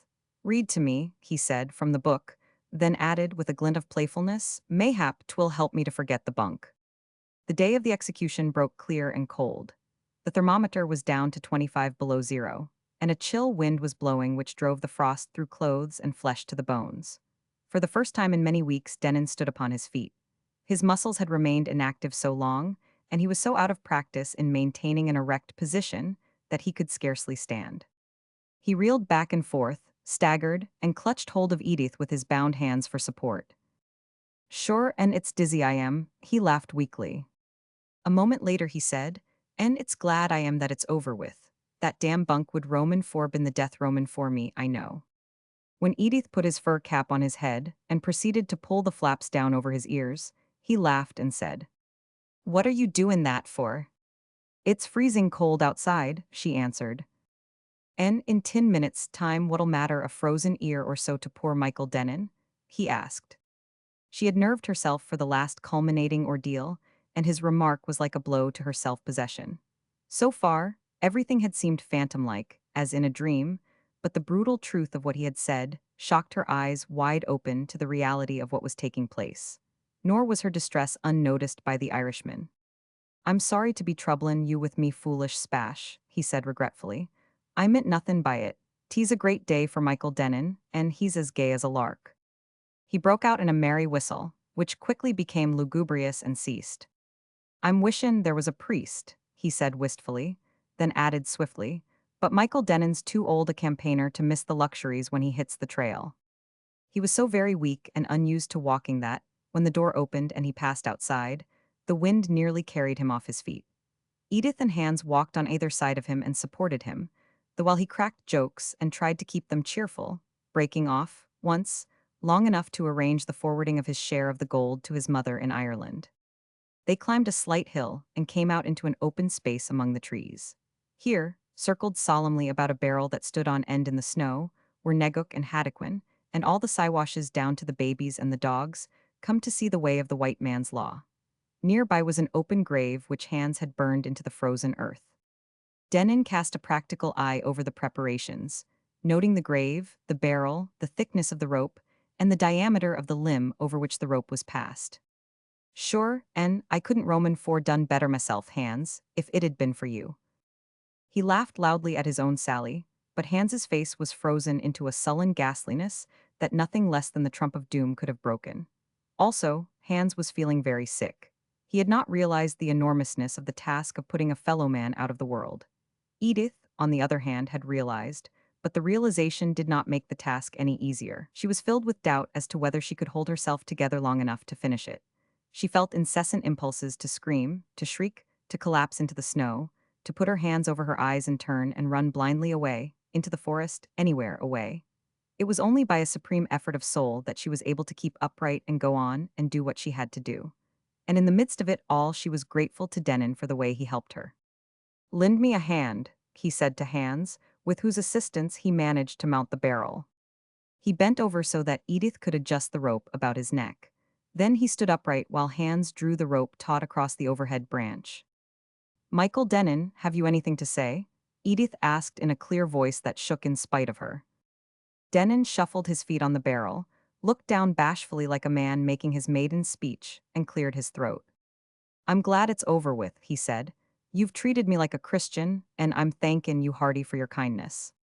"Then may God receive you, a repentant sinner," she said. "I," he answered, his deep voice as a response to her thin one, "may God receive me, a repentant sinner." "Goodbye, Michael," she cried, and her voice sounded desperate. She threw her weight against the barrel, but it did not overturn. "Hans, quick, help me," she cried faintly. She could feel her last strength going, and the barrel resisted her. Hans hurried to her, and the barrel went out from under Michael Denon. She turned her back, thrusting her fingers into her ears. Then she began to laugh, harshly, sharply, metallically, and Hans was shocked as he had not been shocked through the whole tragedy. Edith Nelson's breakdown had come. Even in her hysteria she knew it, and she was glad that she had been able to hold up under the strain until everything had been accomplished. She reeled toward Hans. "Take me to the cabin, Hans," she managed to articulate. "And let me rest," she added. "Just let me rest and rest and rest." With Hans's arm around her, supporting her weight and directing her helpless steps, she went off across the snow. But the Indians remained solemnly to watch the working of the white man's law that compelled a man to dance upon the air. Brown Wolf. She had delayed, because of the dew-wet grass, in order to put on her overshoes, and when she emerged from the house, found her waiting husband absorbed in the wonder of a bursting almond bud. She sent a questing glance across the tall grass, and in and out among the orchard trees. "Where's Wolf?" she asked. "He was here a moment ago." Walt Irvin drew himself away with a jerk from the metaphysics and poetry of the organic miracle of blossom and surveyed the landscape. "He was running a rabbit the last I saw of him." "Wolf, Wolf, here, Wolf," she called, as they left the clearing and took the trail that led down through the waxen-belled manzanita jungle to the county road. Irvin thrust between his lips the little finger of each hand and lent to her efforts a shrill whistling. She covered her ears hastily and made a wry grimace. "My, for a poet, delicately attuned and all the rest of it, you can make unlovely noises. My eardrums are pierced, you outwhistle." "Morpheus." "I was about to say a street Arab," she concluded severely. "Poesy does not prevent one from being practical, at least it doesn't prevent me. Mine is no futility of genius that can't sell gems to the magazines." He assumed a mock extravagance and went on. "I am no attic singer, no ballroom warbler. And why? Because I am practical. Mine is no squalor of song that cannot transmute itself, with proper exchange value, into a flower-crowned cottage, a sweet mountain meadow, a grove of redwoods, an orchard of 37 trees, one long row of blackberries and two short rows of strawberries, to say nothing of a quarter of a mile of gurgling brook. I am a beauty merchant, a trader in song, and I pursue utility, dear Madge. I sing a song, and thanks to the magazine editors I transmute my song into a waft of the west wind sighing through our redwoods, into a murmur of waters over mossy stones that sings back to me another song than the one I sang, and yet the same song wonderfully, transmuted. Oh, that all your song transmutations were as successful," she laughed. "Name one that was." "Those two beautiful sonnets that you transmuted into the cow that was accounted the worst milker in the township." "She was beautiful," he began. "But she didn't give milk," Madge interrupted. "But she was beautiful now, wasn't she?" he insisted. "And here 's where beauty and utility fall out," was her reply. "And there's the wolf." From the thicket-covered hillside came a crashing of underbrush, and then, 40 feet above them, on the edge of the sheer wall of rock, appeared a wolf's head and shoulders. His braced forepaws dislodged a pebble, and with sharp-pricked ears and peering eyes, he watched the fall of the pebble till it struck at their feet. Then he transferred his gaze and with open mouth laughed down at them. "You wolf, you, and you blessed wolf," the man and woman called out to him. The ears flattened back and down at the sound, and the head seemed to snuggle under the caress of an invisible hand. They watched him scramble backward into the thicket, then proceeded on their way. Several minutes later, rounding a turn in the trail where the descent was less precipitous, he joined them in the midst of a miniature avalanche of pebbles and loose soil. He was not demonstrative. A pat and a rub around the ears from the man, and a more prolonged caressing from the woman, and he was away down the trail in front of them, gliding effortlessly over the ground in true wolf fashion. In build and coat and brush he was a huge timber wolf, but the lie was given to his wolfhood by his color and marking. There the dog unmistakably advertised itself. No wolf was ever colored like him. He was brown, deep brown, red-brown, an orgy of browns. Back and shoulders were a warm brown that paled on the sides and underneath, to a yellow that was dingy because of the brown that lingered in it. The white of the throat and paws and the spots over the eyes was dirty because of the persistent and ineradicable brown, while the eyes themselves were twin topazes, golden and brown. The man and woman loved the dog very much. Perhaps this was because it had been such a task to win his love. It had been no easy matter when he first drifted in mysteriously out of nowhere to their little mountain cottage. Footsore and famished, he had killed a rabbit under their very noses and under their very windows, and then crawled away and slept by the spring at the foot of the blackberry bushes. When Walt Irvin went down to inspect the intruder, he was snarled at for his pains, and Madge likewise was snarled at when she went down to present, as a peace offering, a large pan of bread and milk. A most unsociable dog he proved to be, resenting all their advances, refusing to let them lay hands on him, menacing them with bared fangs and bristling hair. Nevertheless, he remained, sleeping and resting by the spring, and eating the food they gave him after they set it down at a safe distance and retreated. His wretched physical condition explained why he lingered, and when he had recuperated after several days' sojourn, he disappeared. And this would have been the end of him, so far as Irvine and his wife were concerned, had not Irvine at that particular time been called away into the northern part of the state. Riding along on the train, near to the line between California and Oregon, he chanced to look out of the window and saw his unsociable guest sliding along the wagon road, brown and wolfish, tired yet tireless, dust-covered and soiled with 200 miles of travel. Now Irvine was a man of impulse, a poet. He got off the train at the next station, bought a piece of meat at a butcher's shop, and captured the vagrant on the outskirts of the town. The return trip was made in the baggage car, and so Wolf came a second time to the mountain cottage. Here he was tied up for a week and made love to by the man and woman, but it was very circumspect love-making. Remote and alien as a traveler from another planet, he snarled down their soft-spoken love words. He never barked. In all the time they had him, he was never known to bark. To win him became a problem. Irvine liked problems. He had a metal plate made on which was stamped, "Return to Walt Irvine, Glen Ellen, Sonoma County, California." This was riveted to a collar and strapped about the dog's neck. Then he was turned loose, and promptly he disappeared. A day later came a telegram from Mendocino County. In 20 hours he had made over 100 miles to the north and was still going when captured. He came back by Wells Fargo Express, was tied up 3 days, and was loosed on the fourth and lost. This time he gained southern Oregon before he was caught and returned. Always, as soon as he received his liberty, he fled away, and always he fled north. He was possessed of an obsession that drove him north. The homing instinct, Irvine called it, after he had expended the selling price of a sonnet in getting the animal back from northern Oregon.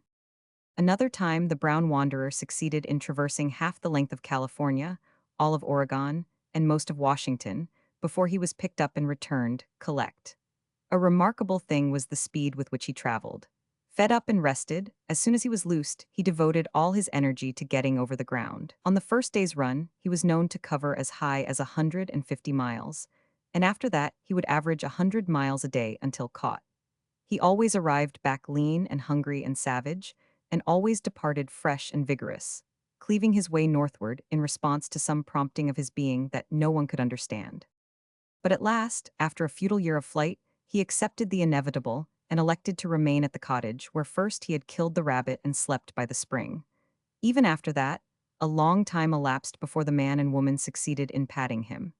It was a great victory, for they alone were allowed to put hands on him. He was fastidiously exclusive, and no guest at the cottage ever succeeded in making up to him. A low growl greeted such approach. If anyone had the hardihood to come nearer, the lips lifted, the naked fangs appeared, and the growl became a snarl. A snarl so terrible and malignant that it awed the stoutest of them, as it likewise awed the farmers' dogs that knew ordinary dog snarling, but had never seen wolf snarling before. He was without antecedents. His history began with Walt and Madge. He had come up from the south, but never a clue did they get of the owner from whom he had evidently fled. Mrs. Johnson, their nearest neighbor and the one who supplied them with milk, proclaimed him a Klondike dog. Her brother was burrowing for frozen paystreaks in that far country, and so she constituted herself an authority on the subject. But they did not dispute her. There were the tips of Wolf's ears, obviously so severely frozen at some time that they would never quite heal again. Besides, he looked like the photographs of the Alaskan dogs they saw published in magazines and newspapers. They often speculated over his past and tried to conjure up, from what they had read and heard, what his Northland life had been. That the Northland still drew him, they knew, for at night they sometimes heard him crying softly, and when the north wind blew and the bite of frost was in the air, a great restlessness would come upon him, and he would lift a mournful lament which they knew to be the long wolf howl. Yet he never barked. No provocation was great enough to draw from him that canine cry. Long discussion they had during the time of winning him as to whose dog he was. Each claimed him, and each proclaimed loudly any expression of affection made by him, but the man had the better of it at first, chiefly because he was a man. It was patent that Wolf had had no experience with women. He did not understand women. Madge's skirts were something he never quite accepted. The swish of them was enough to set him abristle with suspicion, and on a windy day she could not approach him at all. On the other hand, it was Madge who fed him.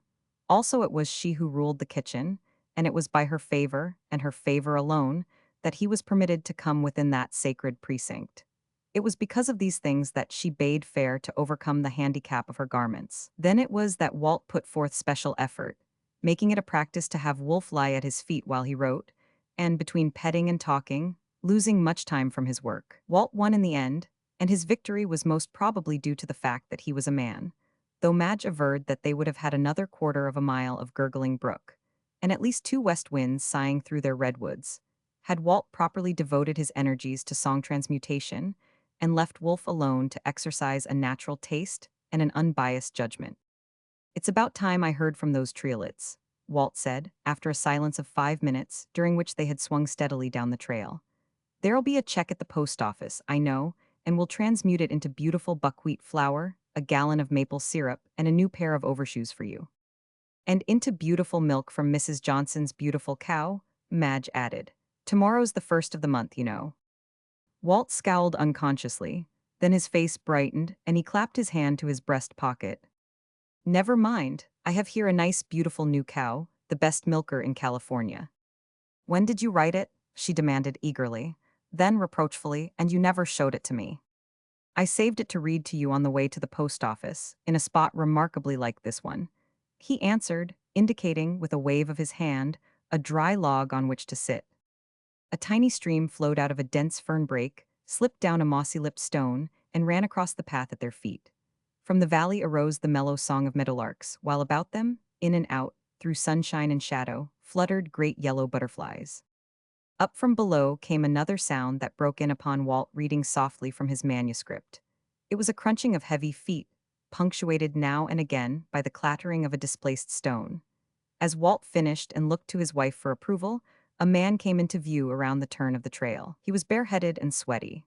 With a handkerchief in one hand, he mopped his face, while in the other hand he carried a new hat and a wilted starched collar which he had removed from his neck. He was a well-built man, and his muscles seemed on the point of bursting out of the painfully new and ready-made black clothes he wore. "Warm day," Walt greeted him. Walt believed in country democracy and never missed an opportunity to practice it. The man paused and nodded. "I guess I ain't used much to the warm," he vouchsafed half apologetically. "I'm more accustomed to zero weather." "You don't find any of that in this country," Walt laughed. "Should say not," the man answered. "And I ain't here a-lookin' for it neither. I'm tryin' to find my sister. Meb you know where she lives. Her name's Johnson, Mrs. William Johnson." "You're not her Klondike brother?" Madge cried, her eyes bright with interest, "about whom we've heard so much." "Yes'm, that's me," he answered modestly. "My name's Miller, Skiff Miller. I just thought I'd esprise her." "You are on the right track then, only you've come by the footpath." Madge stood up to direct him, pointing up the canyon a quarter of a mile. "You see that blasted redwood? Take the little trail turning off to the right. It's the short cut to her house. You can't miss it." "Yes'm, thank you, ma'am," he said. He made tentative efforts to go, but seemed awkwardly rooted to the spot. He was gazing at her with an open admiration of which he was quite unconscious, and which was drowning, along with him, in the rising sea of embarrassment in which he floundered. "We'd like to hear you tell about the Klondike," Madge said. "Mayn't we come over some day while you are at your sister's? Or, better yet, won't you come over and have dinner with us?" "Yes, thank you, ma'am," he mumbled mechanically. Then he caught himself up and added, "I ain't stoppin' long. I got to be pullin' north again. I go out on tonight's train. You see, I've got a mail contract with the government." When Madge had said that it was too bad, he made another futile effort to go. But he could not take his eyes from her face. He forgot his embarrassment in his admiration, and it was her turn to flush and feel uncomfortable. It was at this juncture, when Walt had just decided it was time for him to be saying something to relieve the strain, that Wolf, who had been away nosing through the brush, trotted wolf-like into view. Skiff Miller's abstraction disappeared. The pretty woman before him passed out of his field of vision. He had eyes only for the dog, and a great wonder came into his face. "Well, I'll be damned," he enunciated slowly and solemnly. He sat down ponderingly on the log, leaving Madge standing. At the sound of his voice, Wolf's ears had flattened down, then his mouth had opened in a laugh. He trotted slowly up to the stranger and first smelled his hands, then licked them with his tongue. Skiff Miller patted the dog's head and slowly and solemnly repeated, "Well, I'll be damned." "Excuse me, ma'am," he said the next moment, I was just surprised some, that was all. We're surprised, too, she answered lightly. We never saw Wolf make up to a stranger before. Is that what you call him, Wolf? The man asked. Madge nodded. But I can't understand his friendliness toward you, unless it's because you're from the Klondike. He's a Klondike dog, you know. Yes, Miller said absently. He lifted one of Wolf's four legs and examined the foot pads, pressing them and denting them with his thumb. Kind of soft, he remarked. He ain't been on trail for a long time. I say, Walt broke in, it is remarkable the way he lets you handle him.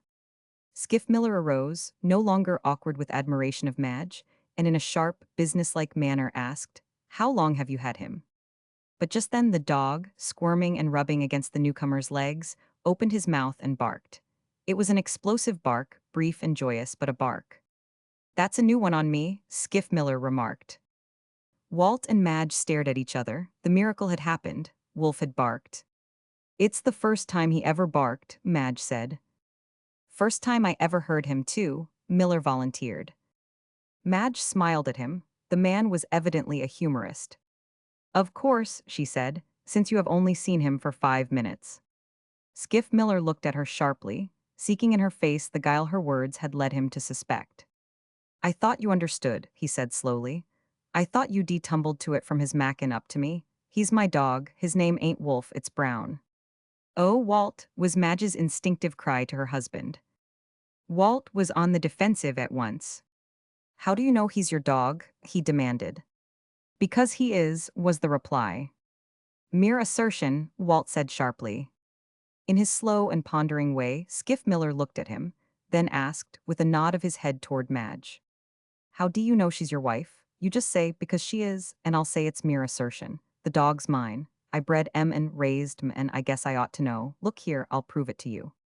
Skiff Miller turned to the dog. Brown? His voice rang out sharply, and at the sound the dog's ears flattened down as to a caress. Gee, the dog made a swinging turn to the right. Now mush on, and the dog ceased his swing abruptly and started straight ahead, halting obediently at command. I can do it with whistles, Skiff Miller said proudly. He was my lead dog. But you are not going to take him away with you? Madge asked tremulously. The man nodded. Back into that awful Klondike world of suffering. He nodded and added, Oh, it ain't so bad as all that, look at me. Pretty healthy specimen, ain't I? But the dogs, the terrible hardship, the heartbreaking toil, the starvation, the frost. Oh, I've read about it and I know. I nearly ate him once, over on Little Fish River, Miller volunteered grimly. If I hadn't got a moose that day was all that saved M. I'd have died first, Madge cried. Things is different down here, Miller explained. You don't have to eat dogs, you think different just about the time you're all in. You've never been all in, so you don't know anything about it. That's the very point, she argued warmly. Dogs are not eaten in California, why not leave him here? He is happy, he'll never want for food, you know that. He'll never suffer from cold and hardship. Here all is softness and gentleness. Neither the human nor nature is savage. He will never know a whiplash again. And as for the weather, why, it never snows here. But it's all fired hot in summer, beggin' your pardon? Skiff Miller laughed. But you do not answer, Madge continued passionately. What have you to offer him in that Northland life? Grub when I've got it, and that's most of the time, came the answer. And the rest of the time? No grub. And the work. Yes, plenty of work, Miller blurted out impatiently. Work without end and famine and frost and all the rest of the miseries, that's what he'll get when he comes with me, but he likes it.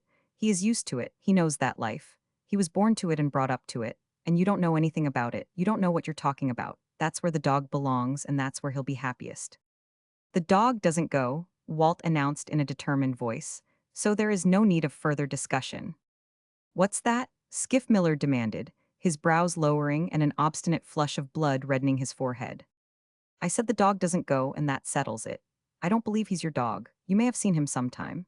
You may even sometime have driven him for his owner.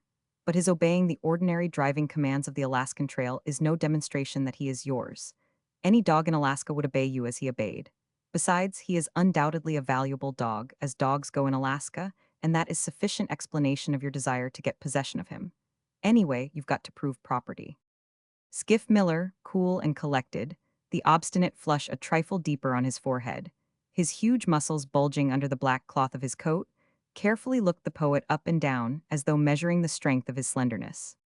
The Klondike's face took on a contemptuous expression as he said finally, I reckon there's nothin' in sight to prevent me talkin', the dog right here and now. Walt's face reddened, and the striking muscles of his arms and shoulders seemed to stiffen and grow tense. His wife fluttered apprehensively into the breach.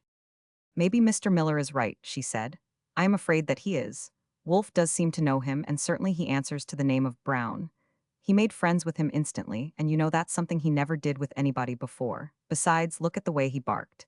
He was just bursting with joy. Joy over what? Without doubt at finding Mr. Miller. Walt's striking muscles relaxed, and his shoulders seemed to droop with hopelessness. I guess you're right, Madge, he said. Wolf is Wolf but Brown, and he must belong to Mr. Miller. Perhaps Mr. Miller will sell him, she suggested. We can buy him. Skiff Miller shook his head, no longer belligerent but kindly, quick to be generous in response to generousness. I had 5 dogs, he said, casting about for the easiest way to temper his refusal. He was the leader. They was the crack team of Alaska. Nothing could touch 'em. In 1898, I refused $5,000 for the bunch. Dogs was high then anyway, but that wasn't what made the fancy price. It was the team itself. Brown was the best in the team.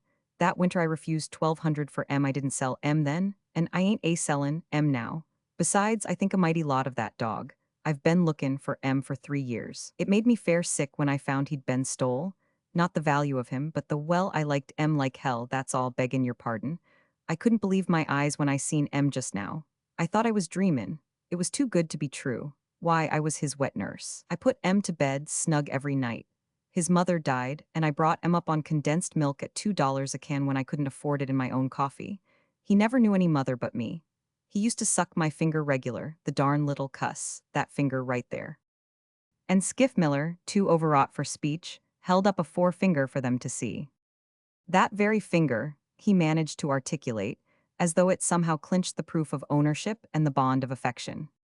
He was still gazing at his extended finger when Madge began to speak. But the dog, she said, you haven't considered the dog. Skiff Miller looked puzzled. Have you thought about him? She asked. Don't know what you're driven at, was the response. Maybe the dog has some choice in the matter, Madge went on. Maybe he has his likes and desires. You have not considered him. You give him no choice. It has never entered your mind that possibly he might prefer California to Alaska. You consider only what you like. You do with him as you would with a sack of potatoes or a bale of hay.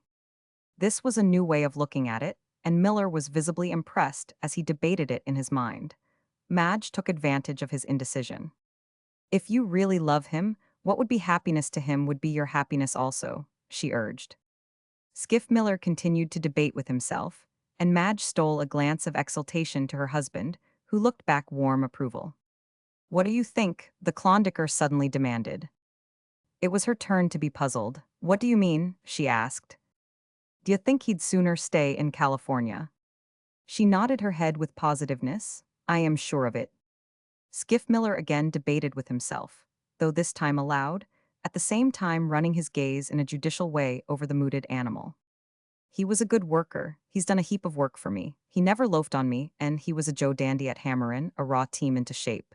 He's got a head on him. He can do everything but talk. He knows what you say to him. Look at M now. He knows we're talking about him. The dog was lying at Skiff Miller's feet, head close down on paws, ears erect and listening, and eyes that were quick and eager to follow the sound of speech as it fell from the lips of first one and then the other. And there's a lot of work in M yet. He's good for years to come, and I do like him. I like him like hell. Once or twice after that Skiff Miller opened his mouth and closed it again without speaking. Finally he said, I'll tell you what I'll do. Your remarks, ma'am, has some weight in them. The dog S worked hard and maybe he's earned a soft berth and has got a right to choose. Anyway, we'll leave it up to him. Whatever he says goes. You people stay right here settin' down. I'll say goodbye and walk off casual like. If he wants to stay, he can stay. If he wants to come with me, let him come. I won't call M to come and don't you call M to come back. He looked with sudden suspicion at Madge and added, only you must play fair. No pursue it in after my back is turned. We'll play fair, Madge began, but Skiff Miller broke in on her assurances. I know the ways of women, he announced. Their hearts is soft. When their hearts is touched they're likely to stack the cards, look at the bottom of the deck, and lie like the devil. "Beggin' your pardon, ma'am. I'm only discoursin' about women in general." "I don't know how to thank you," Madge quavered. "I don't see as you've got any call to thank me," he replied. "Brown ain't decided yet.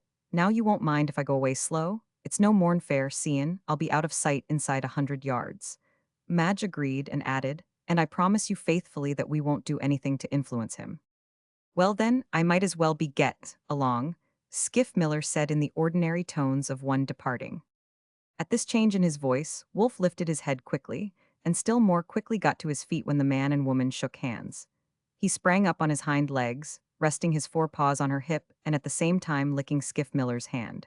When the latter shook hands with Walt, Wolf repeated his act, resting his weight on Walt and licking both men's hands. "It ain't no picnic, I can tell you that," were the Klondikers' last words as he turned and went slowly up the trail. For the distance of 20 feet, Wolf watched him go, himself all eagerness and expectancy, as though waiting for the man to turn and retrace his steps. Then, with a quick low whine, Wolf sprang after him, overtook him, caught his hand between his teeth with reluctant tenderness, and strove gently to make him pause. Failing in this, Wolf raced back to where Walt Irvine sat, catching his coat sleeve in his teeth and trying vainly to drag him after the retreating man. Wolf's perturbation began to wax. He desired ubiquity. He wanted to be in two places at the same time with the old master and the new, and steadily the distance between them was increasing. He sprang about excitedly, making short, nervous leaps and twists, now toward one, now toward the other in painful indecision, not knowing his own mind, desiring both and unable to choose, uttering quick, sharp whines and beginning to pant. He sat down abruptly on his haunches, thrusting his nose upward, the mouth opening and closing with jerking movements, each time opening wider. These jerking movements were in unison with the recurrent spasms that attacked the throat, each spasm severer and more intense than the preceding one. And in accord with jerks and spasms, the larynx began to vibrate, at first silently, accompanied by the rush of air expelled from the lungs, then sounding a low, deep note, the lowest in the register of the human ear. All this was the nervous and muscular preliminary to howling. But just as the howl was on the verge of bursting from the full throat, the wide-opened mouth was closed, the paroxysm ceased, and he looked long and steadily at the retreating man. Suddenly Wolf turned his head, and over his shoulder just as steadily regarded Walt. The appeal was unanswered. Not a word nor a sign did the dog receive, no suggestion and no clue as to what his conduct should be. A glance ahead to where the old master was nearing the curve of the trail excited him again. He sprang to his feet with a whine, and then, struck by a new idea, turned his attention to Madge. Hitherto he had ignored her, but now, both masters failing him, she alone was left. He went over to her and snuggled his head in her lap, nudging her arm with his nose, an old trick of his when begging for favors. He backed away from her and began writhing and twisting playfully, curveting and prancing, half-rearing and striking his forepaws to the earth, struggling with all his body, from the wheedling eyes and flattening ears to the wagging tail, to express the thought that was in him, and that was denied him utterance.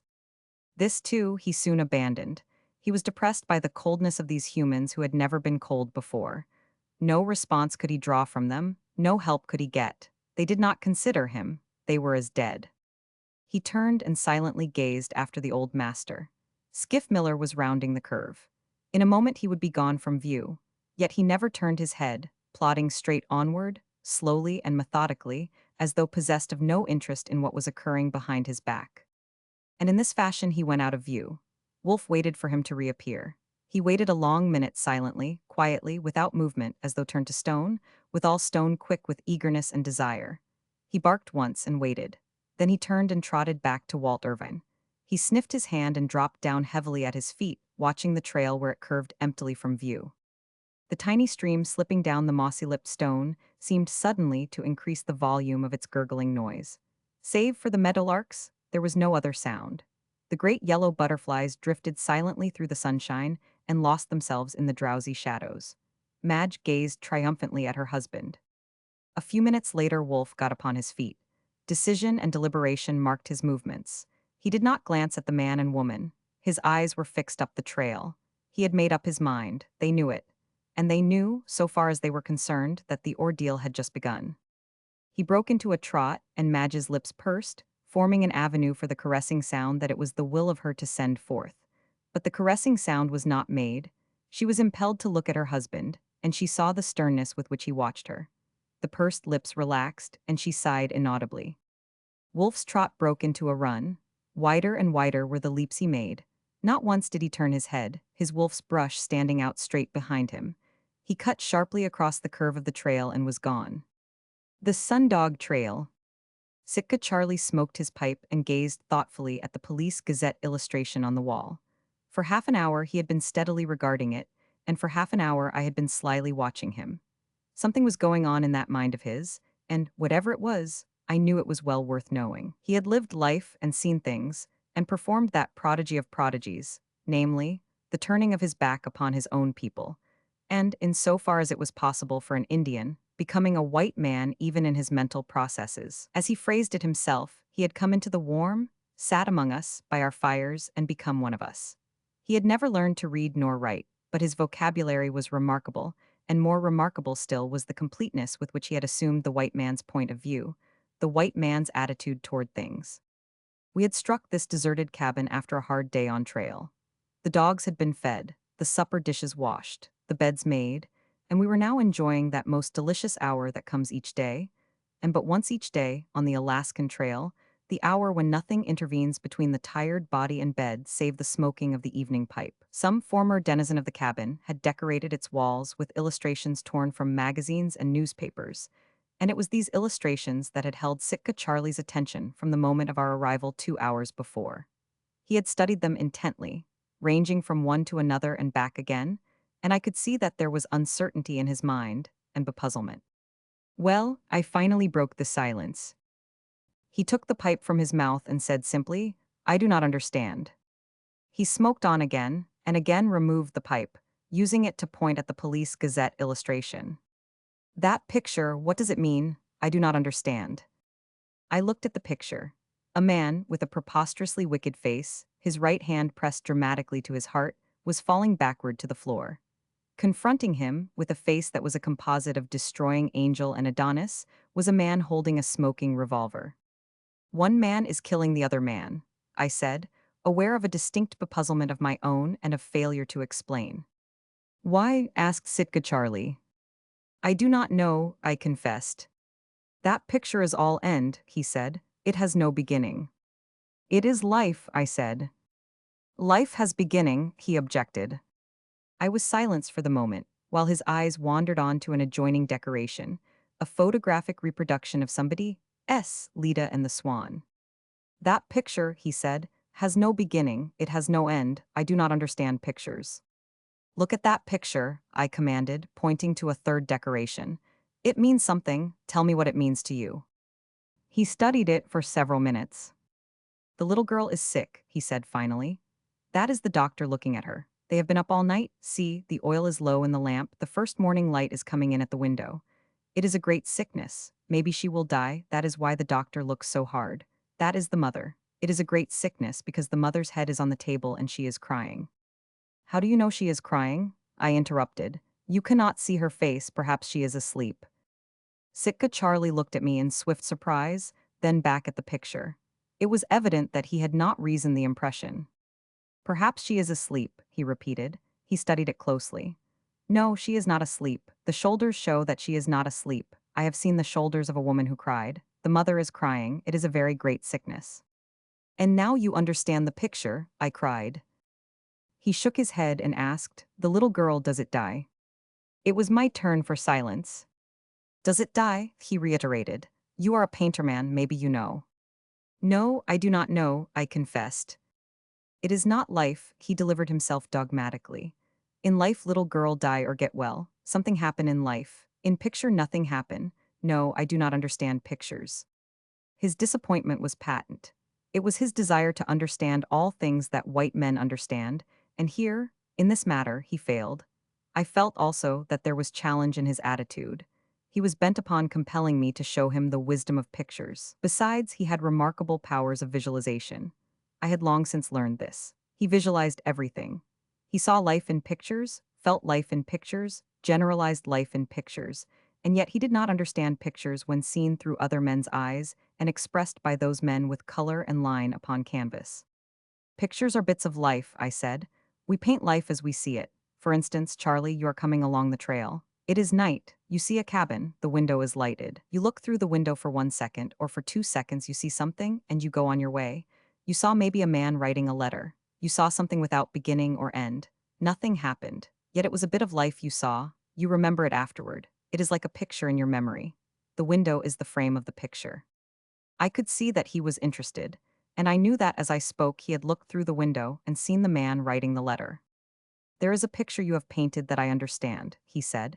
"It is a true picture. It has much meaning. It is in your cabin at Dawson. It is a faro table. There are men playing. It is a large game. The limit is off."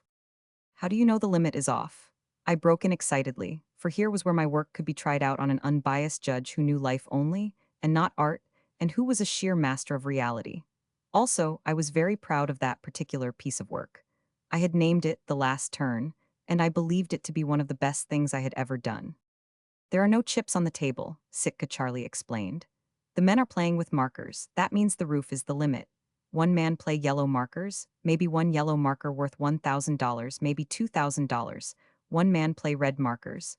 Maybe they are worth $500, maybe $1,000. It is a very big game. Everybody play very high up to the roof. How do I know? You make the dealer with blood little bit warm in face." I was delighted.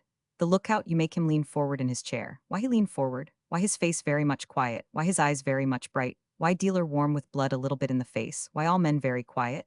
The man with yellow markers, the man with white markers, the man with red markers? Why nobody talk? Because very much money, because last turn. "How do you know it is the last turn?" I asked. "The king is coppered, the seven is played open," he answered. "Nobody bet on other cards all gone. Everybody one mind. Everybody play king to lose, seven to win. Maybe bank lose $20,000, maybe bank win. Yes, that picture I understand." "Yet you do not know the end?" I cried triumphantly. "It is the last turn, but the cards are not yet turned. In the picture they will never be turned. Nobody will ever know who wins nor who loses. And the men will sit there and never talk," he said, wonder and awe growing in his face. "And the lookout will lean forward, and the blood will be warm in the face of the dealer.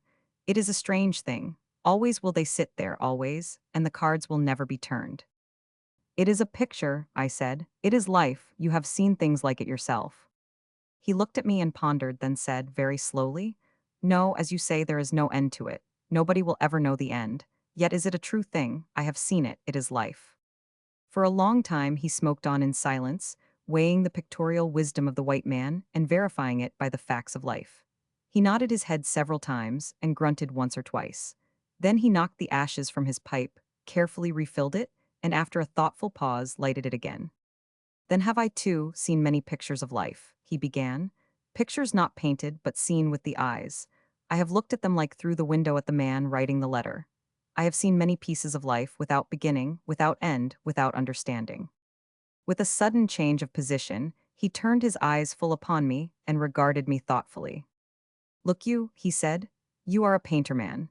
How would you paint this which I saw, a picture without beginning, the ending of which I do not understand, a piece of life with the northern lights for a candle and Alaska for a frame?" "It is a large canvas," I murmured. But he ignored me, for the picture he had in mind was before his eyes and he was seeing it. "There are many names for this picture," he said, "but in the picture there are many sundogs, and it comes into my mind to call it the Sundog Trail. It was a long time ago, 7 years ago, the fall of '97, when I saw the woman first time. At Lake Linderman I had one canoe, very good Peterborough canoe. I came over Chilkoot Pass with 2,000 letters for Dawson. I was letter carrier. Everybody rushed to Klondike at that time. Many people on trail. Many people chop down trees and make boats. Last water, snow in the air, snow on the ground, ice on the lake, on the river, ice in the eddies. Every day more snow, more ice. Maybe one day, maybe 3 days, maybe 6 days, any day maybe freeze up come, then no more water, all ice, everybody walk, Dawson 600 miles, long time walk. Boat go very quick, everybody want to go boat. Everybody say, Charlie, $200 you take me in canoe? Charlie, $300, Charlie, $400. I say no, all the time I say no. I am letter carrier. In morning I get to Lake Linderman, I walk all night and am much tired. I cook breakfast, I eat, then I sleep on the beach 3 hours. I wake up. It is 10 o'clock. Snow is falling. There is wind, much wind that blows fair. Also, there is a woman who sits in the snow alongside. She is white woman, she is young, very pretty, maybe she is 20 years old, maybe 25 years old. She look at me, I look at her. She is very tired. She is no dance woman, I see that right away. She is good woman and she is very tired. You are Sitka Charlie, she says. I get up quick and roll blankets so snow does not get inside. I go to Dawson, she says. I go in your canoe, how much? I do not want anybody in my canoe. I do not like to say no, so I say, $1,000. Just for fun I say it, so woman cannot come with me, much better than say no. She look at me very hard, then she says, when you start? I say right away. Then she says all right, she will give me $1,000. What can I say? I do not want the woman, yet have I given my word that for $1,000 she can come. I am surprised. Maybe she make fun too, so I say, let me see $1,000. And that woman, that young woman, all alone on the trail, there in the snow, she take out $1,000 in greenbacks and she put them in my hand. I look at money, I look at her. What can I say? I say, no, my canoe very small, there is no room for outfit. She laugh, she says, I am great traveler, this is my outfit. She kick one small pack in the snow. It is 2 fur robes, canvas outside, some woman's clothes inside. I pick it up, maybe 35 pounds, I am surprised. She take it away from me, she says, come let us start. She carries pack into canoe. What can I say? I put my blankets into canoe, we start. And that is the way I saw the woman first time. The wind was fair. I put up small sail. The canoe went very fast, it flew like a bird over the high waves. The woman was much afraid.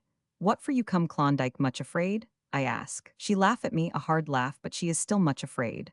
Also is she very tired. I run canoe through rapids to Lake Bennett.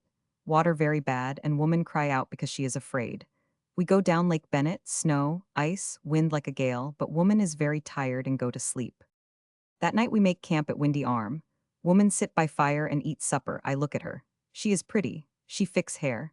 There is much hair, and it is brown. Also sometimes it is like gold in the firelight when she turn her head so, and flashes come from it like golden fire. The eyes are large and brown, sometimes warm like a candle behind a curtain, sometimes very hard and bright like broken ice when sun shines upon it.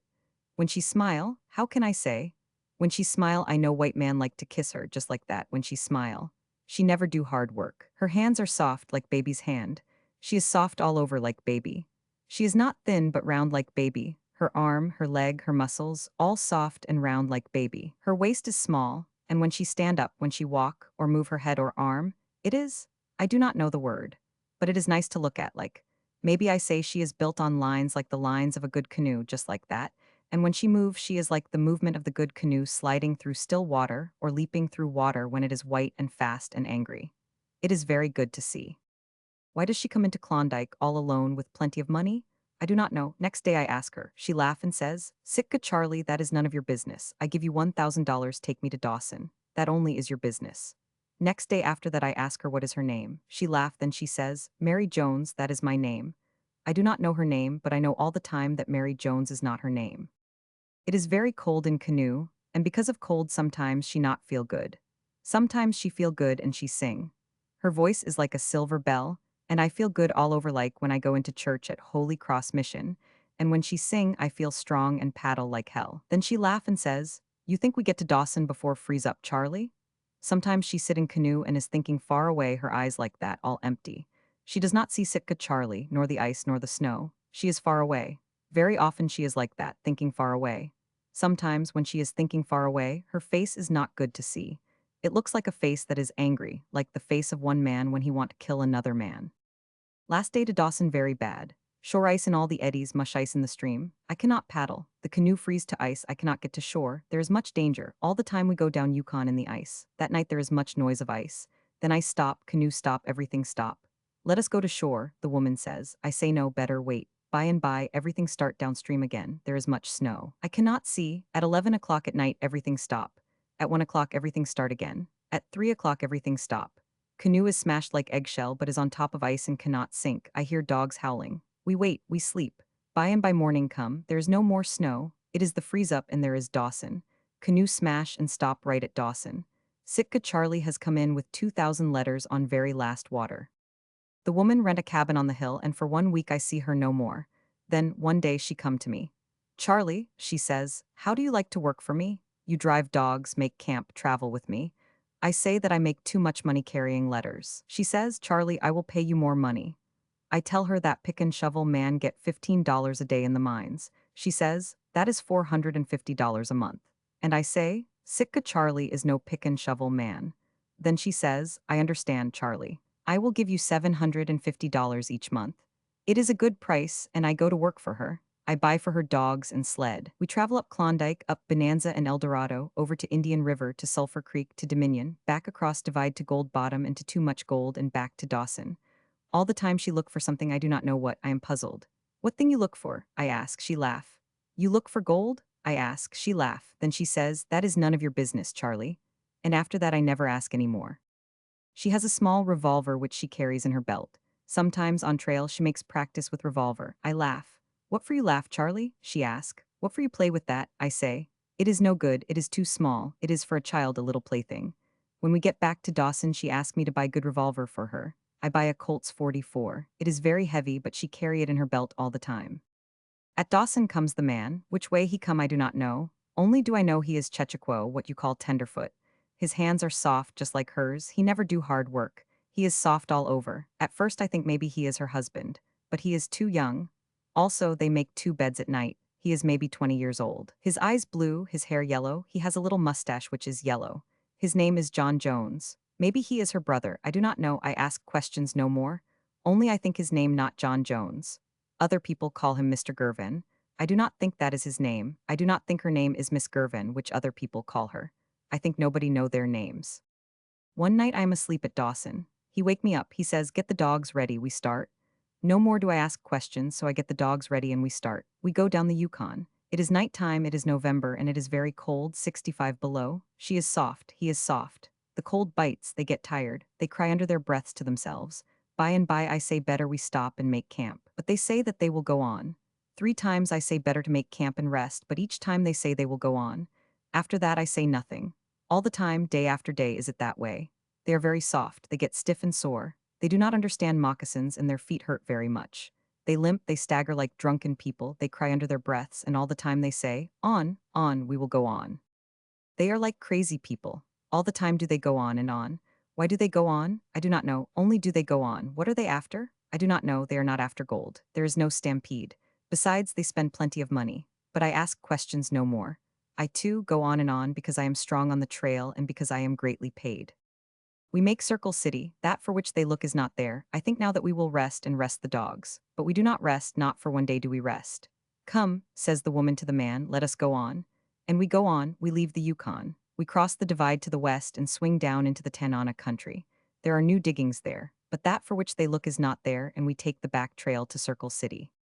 It is a hard journey. December is most gone. The days are short. It is very cold. One morning it is 70 below zero. Better that we don't travel today, I say, else will the frost be unwarmed in the breathing and bite all the edges of our lungs. After that we will have bad cough and maybe next spring will come pneumonia. But they are Chechaquo. They do not understand the trail. They are like dead people, they are so tired, but they say, let us go on. We go on. The frost bites their lungs and they get the dry cough. They cough till the tears run down their cheeks. When bacon is frying, they must run away from the fire and cough half an hour in the snow. They freeze their cheeks a little bit, so that the skin turns black and is very sore. Also, the man freezes his thumb till the end is like to come off, and he must wear a large thumb on his mitten to keep it warm. And sometimes, when the frost bites hard and the thumb is very cold, he must take off the mitten and put the hand between his legs next to the skin, so that the thumb may get warm again. We limp into Circle City, and even I, Sitka Charlie, am tired. It is Christmas Eve. I dance, drink, make a good time, for tomorrow is Christmas Day and we will rest. But no, it is 5 o'clock in the morning, Christmas morning. I am 2 hours asleep. The man stand by my bed. Come, Charlie, he says, harness the dogs, we start. Have I not said that I ask questions no more? They pay me $750 each month. They are my masters. I am their man. If they say, Charlie, come, let us start for hell, I will harness the dogs and snap the whip and start for hell. So I harness the dogs and we start down the Yukon. Where do we go? They do not say. Only do they say, on, we will go on. They are very weary. They have traveled many hundreds of miles and they do not understand the way of the trail. Besides, their cough is very bad, the dry cough that makes strong men swear and weak men cry. But they go on. Every day they go on. Never do they rest the dogs. Always do they buy new dogs. At every camp, at every post, at every Indian village, do they cut out the tired dogs and put in fresh dogs. They have much money, money without end, and like water they spend it. They are crazy. Sometimes I think so, for there is a devil in them that drives them on and on, always on. What is it that they try to find? It is not gold. Never do they dig in the ground. I think a long time. Then I think it is a man they try to find. But what man? Never do we see the man. Yet are they like wolves on the trail of the kill. But they are funny wolves, soft wolves, baby wolves who do not understand the way of the trail. They cry aloud in their sleep at night. In their sleep they moan and groan with the pain of their weariness. And in the day, as they stagger along the trail, they cry under their breaths. They are funny wolves. We pass Fort Yukon, we pass Fort Hamilton, we pass Minnook. January has come and nearly gone. The days are very short. At 9 o'clock comes daylight, at 3 o'clock comes night, and it is cold. And even I, Sitka Charlie, am tired. Will we go on forever this way without end? I do not know, but always do I look along the trail for that which they try to find. There are few people on the trail. Sometimes we travel 100 miles and never see a sign of life. It is very quiet. There is no sound. Sometimes it snows and we are like wandering ghosts. Sometimes it is clear, and at midday the sun looks at us for a moment over the hills to the south. The northern lights flame in the sky, and the sundogs dance, and the air is filled with frost dust.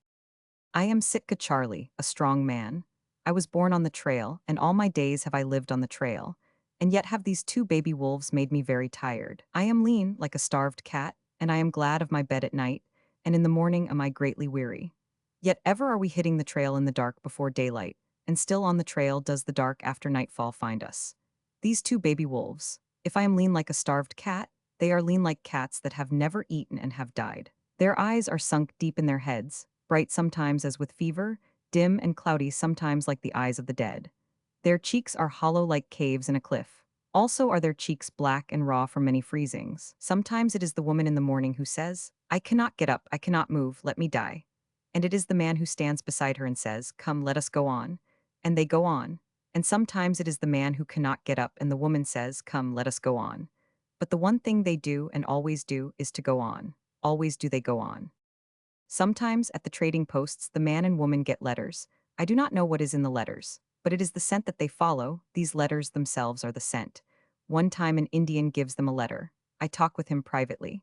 He says it is a man with one eye who gives him the letter, a man who travels fast down the Yukon. That is all. But I know that the baby wolves are after the man with the one eye. It is February, and we have traveled 1,500 miles.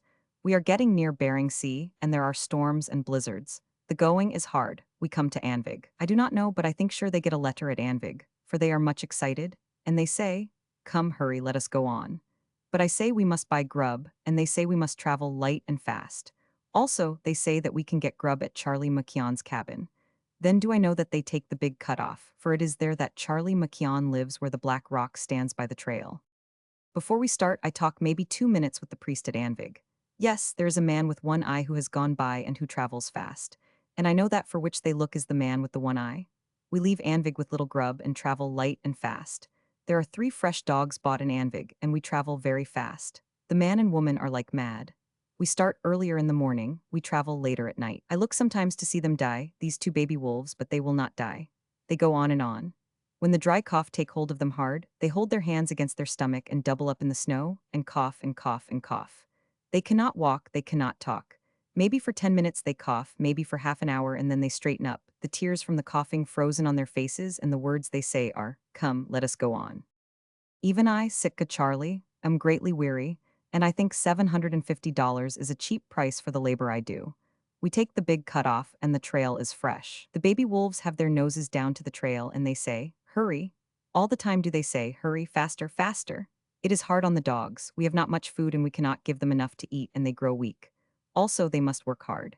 The woman has true sorrow for them, and often, because of them, the tears are in her eyes. But the devil in her that drives her on will not let her stop and rest the dogs. And then we come upon the man with the one eye. He is in the snow by the trail, and his leg is broken. Because of the leg he has made a poor camp and has been lying on his blankets for 3 days and keeping a fire going. When we find him he is swearing. He swears like hell. Never have I heard a man swear like that man. I am glad. Now that they have found that for which they look, we will have rest. But the woman says, let us start, hurry.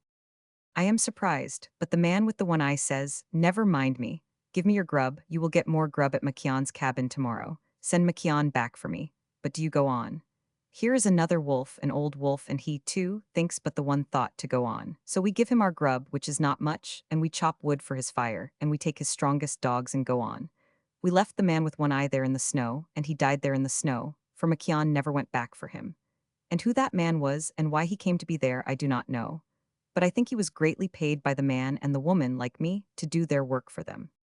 That day and that night we had nothing to eat, and all next day we traveled fast and we were weak with hunger. Then we came to the black rock which rose 500 feet above the trail. It was at the end of the day. Darkness was coming and we could not find the cabin of Makion. We slept hungry and in the morning looked for the cabin. It was not there, which was a strange thing, for everybody knew that Makion lived in a cabin at Black Rock. We were near to the coast, where the wind blows hard and there is much snow. Everywhere there were small hills of snow where the wind had piled it up.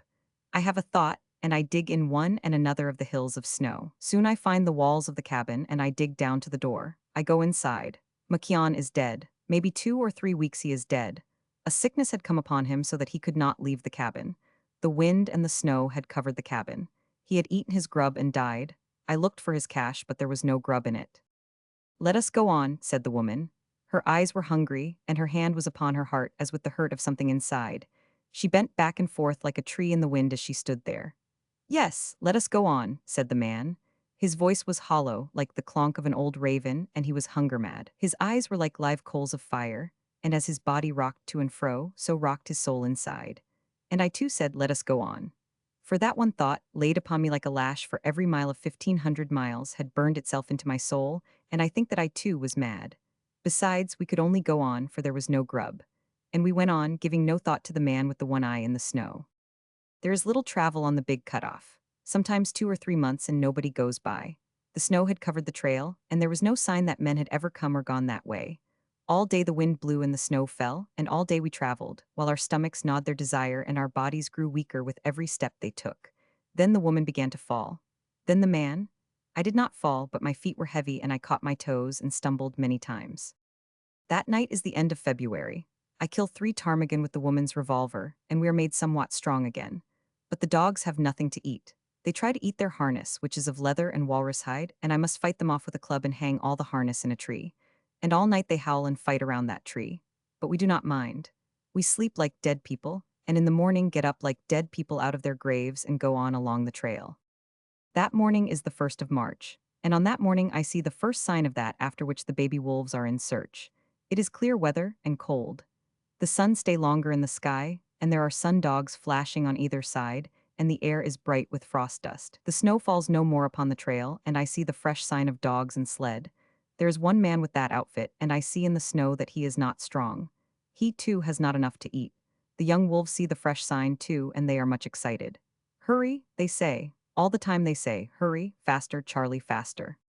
We make hurry very slow. All the time the man and the woman fall down. When they try to ride on sled, the dogs are too weak and the dogs fall down. Besides, it is so cold that if they ride on the sled, they will freeze. It is very easy for a hungry man to freeze. When the woman fall down, the man help her up. Sometimes the woman help the man up. By and by both fall down and cannot get up, and I must help them up all the time, else they will not get up and will die there in the snow. This is very hard work, for I am greatly weary, and as well I must drive the dogs, and the man and woman are very heavy with no strength in their bodies. So, by and by, I too fall down in the snow, and there is no one to help me up. I must get up by myself. And always do I get up by myself and help them up and make the dogs go on. That night I get 1 ptarmigan, and we are very hungry. And that night the man says to me, "What time start tomorrow, Charlie?" It is like the voice of a ghost. I say, "All the time you make start at 5 o'clock. Tomorrow," he says, "we will start at 3 o'clock. I laugh in great bitterness and I say, "You are dead, man." And he says, "Tomorrow we will start at 3 o'clock. And we start at 3 o'clock, for I am their man, and that which they say is to be done, I do. It is clear and cold, and there is no wind. When daylight comes, we can see a long way off, and it is very quiet. We can hear no sound but the beat of our hearts, and in the silence that is a very loud sound. We are like sleepwalkers, and we walk in dreams until we fall down, and then we know we must get up, and we see the trail once more and bear the beating of our hearts. Sometimes, when I am walking in dreams this way, I have strange thoughts. Why does Sitka Charlie live? I ask myself. Why does Sitka Charlie work hard and go hungry and have all this pain? For $750 a month, I make the answer, and I know it is a foolish answer. Also, is it a true answer? And after that, never again do I care for money. For that day, a large wisdom came to me. There was a great light, and I saw clear, and I knew that it was not for money that a man must live, but for a happiness that no man can give, or buy, or sell, and that is beyond all value of all money in the world. In the morning, we come upon the last night camp of the man who is before us. It is a poor camp, the kind a man makes who is hungry and without strength. On the snow, there are pieces of blanket and of canvas, and I know what has happened. His dogs have eaten their harness, and he has made new harness out of his blankets. The man and woman stare hard at what is to be seen, and as I look at them, my back feels the chill as of a cold wind against the skin. Their eyes are toil mad and hunger mad, and burn like fire deep in their heads. Their faces are like the faces of people who have died of hunger, and their cheeks are black with the dead flesh of many freezings.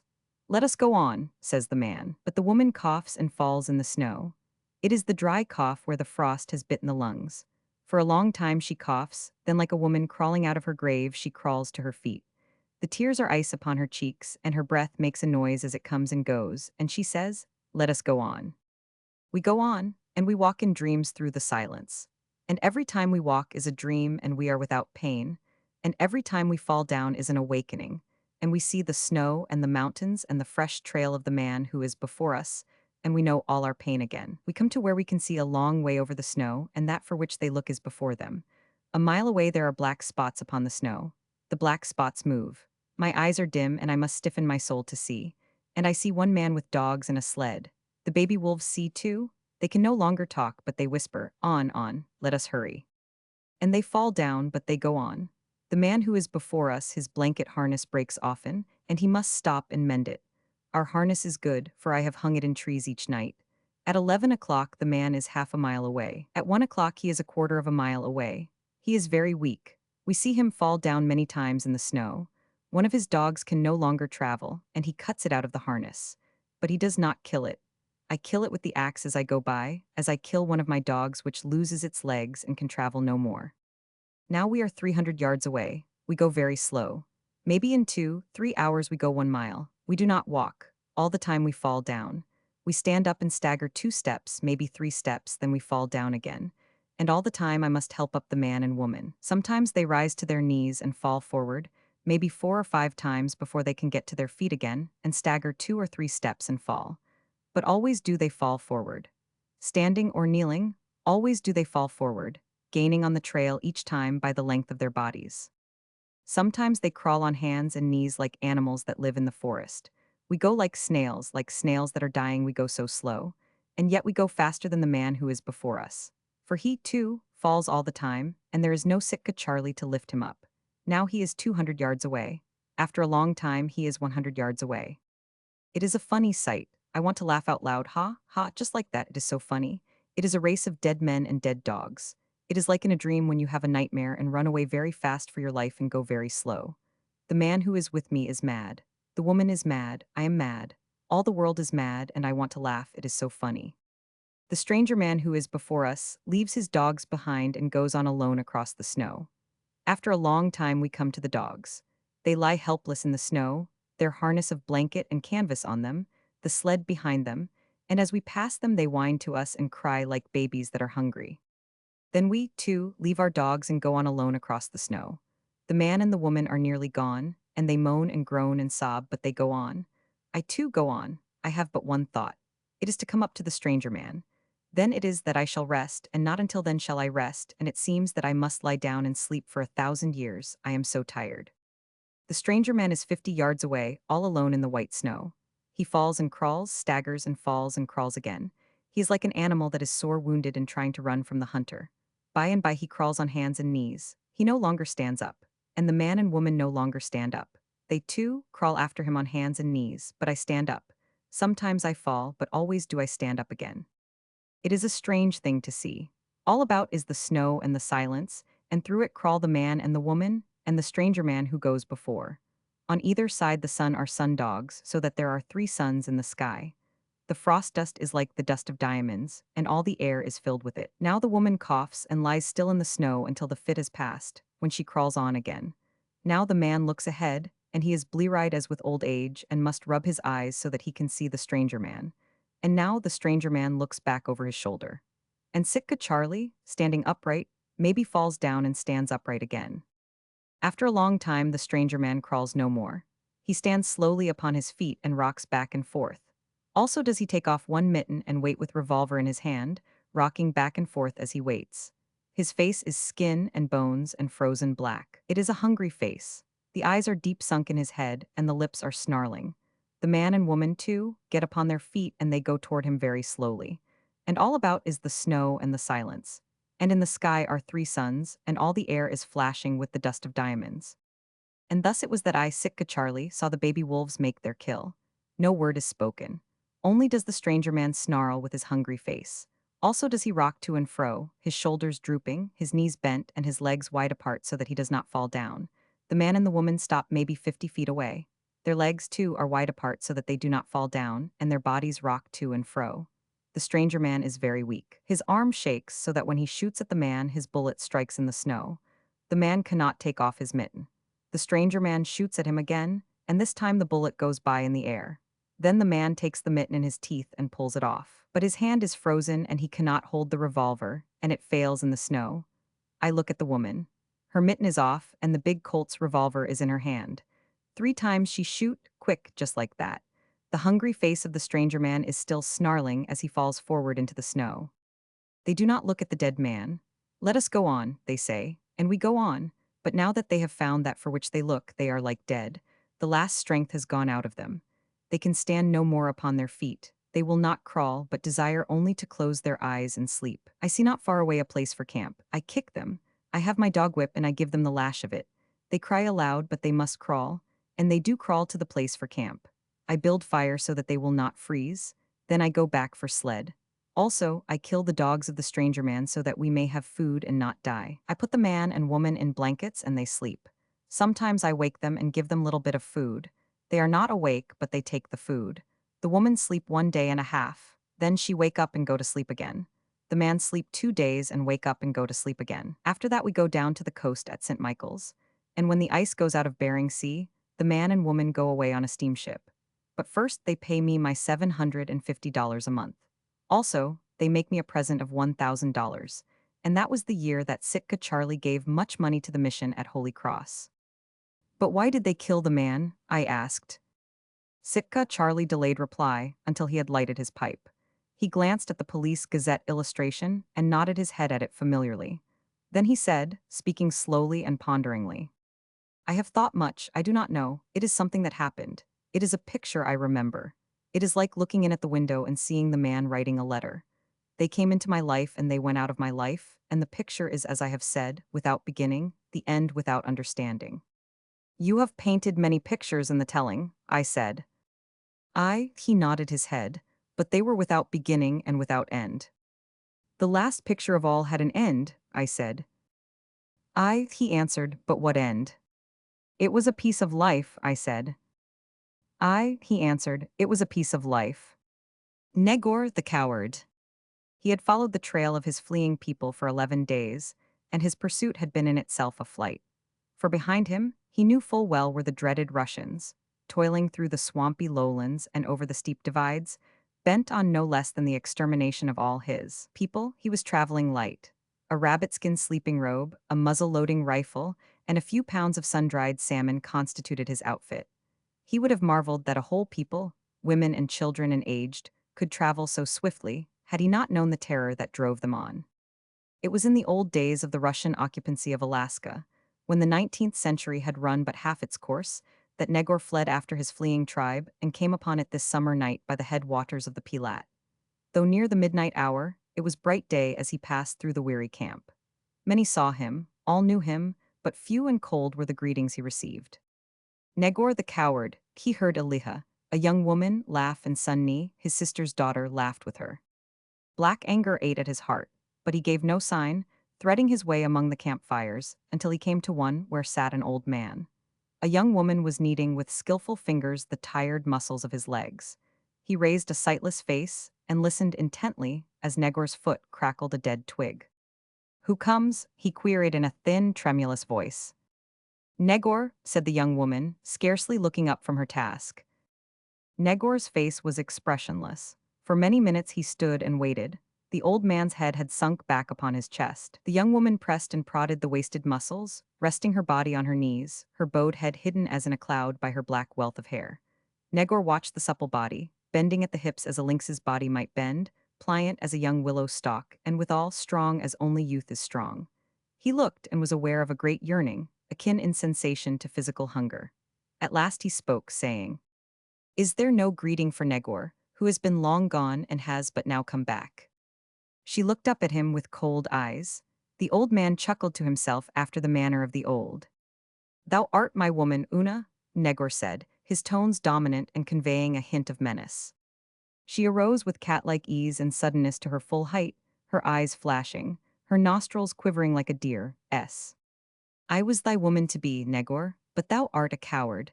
The daughter of old Kinuz mates not with a coward."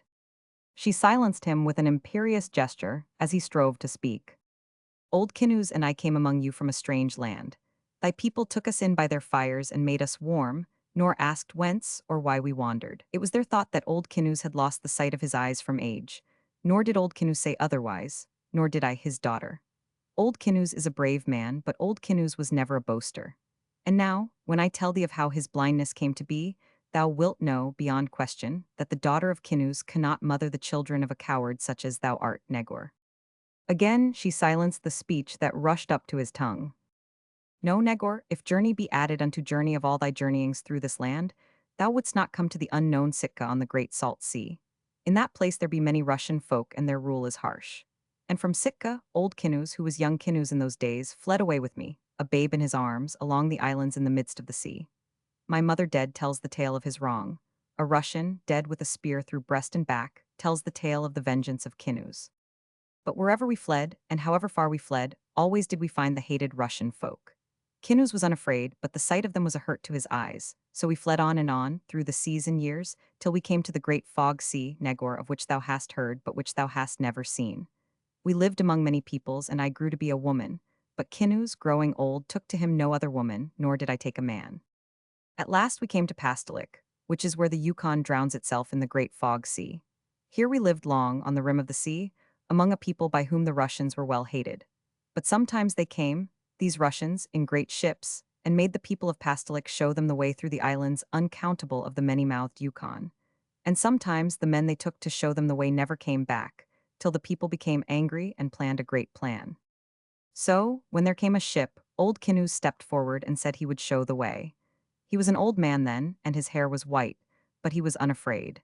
And he was cunning, for he took the ship to where the sea sucks into the land and the waves beat white on the mountain called Romanov. The sea sucked the ship in to where the waves beat white, and it ground upon the rocks and broke open its sides. Then came all the people of Pastolik. For this was the plan, with their war spears and arrows and some few guns. But first the Russians put out the eyes of old Kinuz that he might never show the way again, and then they fought where the waves beat white with the people of Pastolik. Now the head man of these Russians was Ivan.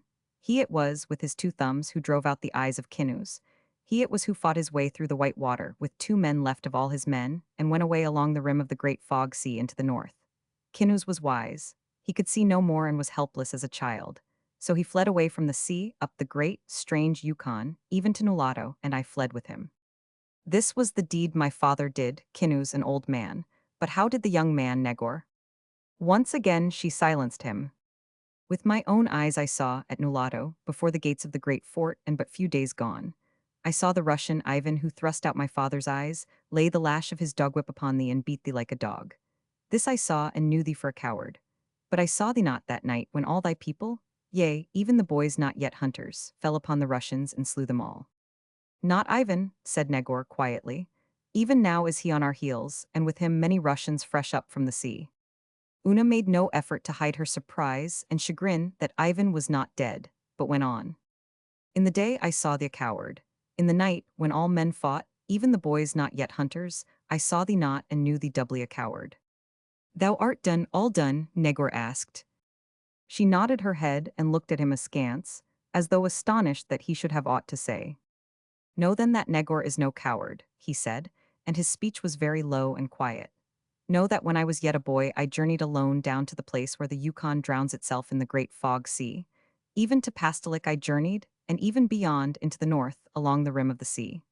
This I did when I was a boy, and I was no coward. Nor was I coward when I journeyed, a young man and alone, up the Yukon farther than man had ever been, so far that I came to another folk with white faces, who live in a great fort and talk speech other than that the Russians talk. Also have I killed the great bear of the Tenana country, where no one of my people hath ever been. and I have fought with the Nuklikiats and the Kaltags and the Sticks in far regions, even I and alone. These deeds whereof no man knows I speak for myself. Let my people speak for me of things I have done which they know. They will not say Negor is a coward. He finished proudly and proudly waited. These be things which happened before I came into the land, she said, and I know not of them. Only do I know what I know, and I know I saw thee lashed like a dog in the day, and in the night, when the great fort flamed red and the men killed and were killed, I saw thee not. Also, thy people do call thee Negor the coward.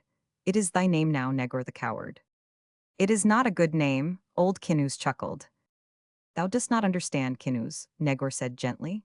But I shall make thee understand. Know that I was away on the hunt of the bear with Kamota, my mother's son, and Kamota fought with a great bear. We had no meat for 3 days, and Kamota was not strong of arm nor swift of foot, and the great bear crushed him so till his bones cracked like dry sticks. Thus I found him very sick and groaning upon the ground, and there was no meat, nor could I kill aught that the sick man might eat. So I said, I will go to Nulato and bring thee food, also strong men to carry thee to camp. And Kamota said, Go thou to Nulato and get food, but say no word of what has befallen me. And when I have eaten and am grown well and strong, I will kill this bear. Then will I return in honor to Nulato, and no man may laugh and say Kamota was undone by a bear. So I gave heed to my brother's words. And when I was come to Nulato, and the Russian, Ivan, laid the lash of his dog whip upon me, I knew I must not fight. For no man knew of Kamota, sick and groaning and hungry, and did I fight with Ivan and die, then would my brother die too. So it was, Una, that thou sawest me beaten like a dog. Then I heard the talk of the shamans and chiefs that the Russians had brought strange sicknesses upon the people, and killed our men, and stolen our women, and that the land must be made clean. As I say, I heard the talk, and I knew it for good talk, and I knew that in the night the Russians were to be killed. But there was my brother, Kamota, sick and groaning and with no meat, so I could not stay and fight with the men and the boys not yet hunters. And I took with me meat and fish, and the lash marks of Ivan, and I found Kamota no longer groaning but dead. Then I went back to Nulato, and behold, there was no Nulato, only ashes where the great fort had stood, and the bodies of many men. And I saw the Russians come up the Yukon in boats, fresh from the sea, many Russians, and I saw Ivan creep forth from where he lay hid and make talk with them. And the next day I saw Ivan lead them upon the trail of the tribe. Even now are they upon the trail, and I am here, Negor, but no coward. This is a tale I hear, said Una, though her voice was gentler than before. Kamota is dead and cannot speak for thee, and I know only what I know, and I must know thee of my own eyes for no coward. Negor made an impatient gesture. There be ways and ways, she added. Art thou willing to do no less than what old Kinuz hath done? He nodded his head and waited. As thou hast said, they seek for us even now, these Russians. Show them the way, Negor, even as old Kinuz showed them the way, so that they come, unprepared, to where we wait for them in a passage up the rocks. Thou knowest the place where the wall is broken and high. Then will we destroy them, even Ivan. When they cling like flies to the wall, and top is no less near than bottom, our men shall fall upon them from above and either side, with spears and arrows and guns. And the women and children from above shall loosen the great rocks and hurl them down upon them. It will be a great day, for the Russians will be killed, the land will be made clean, and Ivan, even Ivan who thrust out my father's eyes and laid the lash of his dog whip upon thee, will be killed. Like a dog gone mad will he die, his breath crushed out of him beneath the rocks. And when the fighting begins, it is for thee, Negor, to crawl secretly away so that thou be not slain. Even so, he answered, Negor will show them the way, and then I shall be thy woman, Negor's woman, the brave man's woman. And thou shalt hunt meat for me and old Kinuz, and I shall cook thy food, and sew thee warm parkas and strong, and make thee moccasins after the way of my people, which is a better way than thy people's way. And as I say, I shall be thy woman, Negor, always thy woman. And I shall make thy life glad for thee, so that all thy days will be a song and laughter. And thou wilt know the woman Una as unlike all other women. For she has journeyed far, and lived in strange places, and is wise in the ways of men, and in the ways they may be made glad. And in thine old age will she still make thee glad, and thy memory of her in the days of thy strength will be sweet. For thou wilt know always that she was ease to thee, and peace and rest, and that beyond all women to other men has she been woman to thee. Even so, said Negor, and the hunger for her ate at his heart, and his arms went out for her as a hungry man's arms might go out for food. When thou hast shown the way, Negor, she chided him, but her eyes were soft and warm, and he knew she looked upon him as woman had never looked before. It is well, he said, turning resolutely on his heel. I go now to make talk with the chiefs, so that they may know I am gone to show the Russians the way. "Oh, Negor, my man," she said to herself as she watched him go, but she said it so softly that even old Kinuz did not hear, and his ears were over keen. What of his blindness? 3 days later, having with craft ill-concealed his hiding place, Negor was dragged forth like a rat and brought before Ivan. Ivan the Terrible, he was known by the men who marched at his back. Negor was armed with a miserable bone-barbed spear, and he kept his rabbit-skin robe wrapped closely about him, and though the day was warm he shivered as with an ague. He shook his head that he did not understand the speech Ivan put at him, and made that he was very weary and sick, and wished only to sit down and rest, pointing the while to his stomach in sign of his sickness, and shivering fiercely. But Ivan had with him a man from Pastolik who talked the speech of Negor, and many and vain were the questions they asked him concerning his tribe, till the man from Pastolik, who was called Karduk, said, "It is the word of Ivan that thou shalt be lashed till thou deest if thou dost not speak. And know, strange brother, when I tell thee the word of Ivan is the law, that I am thy friend and no friend of Ivan. For I come not willingly from my country by the sea, and I desire greatly to live, wherefore I obey the will of my master, as thou wilt obey, strange brother, if thou art wise and wouldst live." "Nay, strange brother," Negor answered, "I know not the way my people are gone, for I was sick, and they fled so fast my legs gave out from under me, and I fell behind." Negor waited while Karduk talked with Ivan. Then Negor saw the Russian's face go dark, and he saw the men step to either side of him, snapping the lashes of their whips. Whereupon he betrayed a great fright, and cried aloud that he was a sick man and knew nothing, but would tell what he knew. And to such purpose did he tell, that Ivan gave the word to his men to march, and on either side of Negor marched the men with the whips, that he might not run away. And when he made that he was weak of his sickness, and stumbled and walked not so fast as they walked, they laid their lashes upon him till he screamed with pain and discovered new strength. And when Karduk told him all would he well with him when they had overtaken his tribe, he asked, "And then may I rest and move not?" Continually he asked, "And then may I rest and move not?" And while he appeared very sick and looked about him with dull eyes, he noted the fighting strength of Ivan's men, and noted with satisfaction that Ivan did not recognize him as the man he had beaten before the gates of the fort. It was a strange following his dull eyes saw. There were Slavonian hunters, fair-skinned and mighty-muscled, short, squat Finns with flat noses and round faces, Siberian half-breeds whose noses were more like eagle beaks, and lean, slant-eyed men who bore in their veins the Mongol and Tartar blood as well as the blood of the Slav. Wild adventurers they were, foragers and destroyers from the far lands beyond the Sea of Bering, who blasted the new and unknown world with fire and sword and clutched greedily for its wealth of fur and hide. Negor looked upon them with satisfaction, and in his mind's eye he saw them crushed and lifeless at the passage up the rocks. And ever he saw, waiting for him at the passage up the rocks, the face and the form of Una, and ever he heard her voice in his ears and felt the soft, warm glow of her eyes. But never did he forget to shiver, nor to stumble where the footing was rough, nor to cry aloud at the bite of the lash. Also, he was afraid of Karduk, for he knew him for no true man. His was a false eye and an easy tongue, a tongue too easy, he judged, for the awkwardness of honest speech.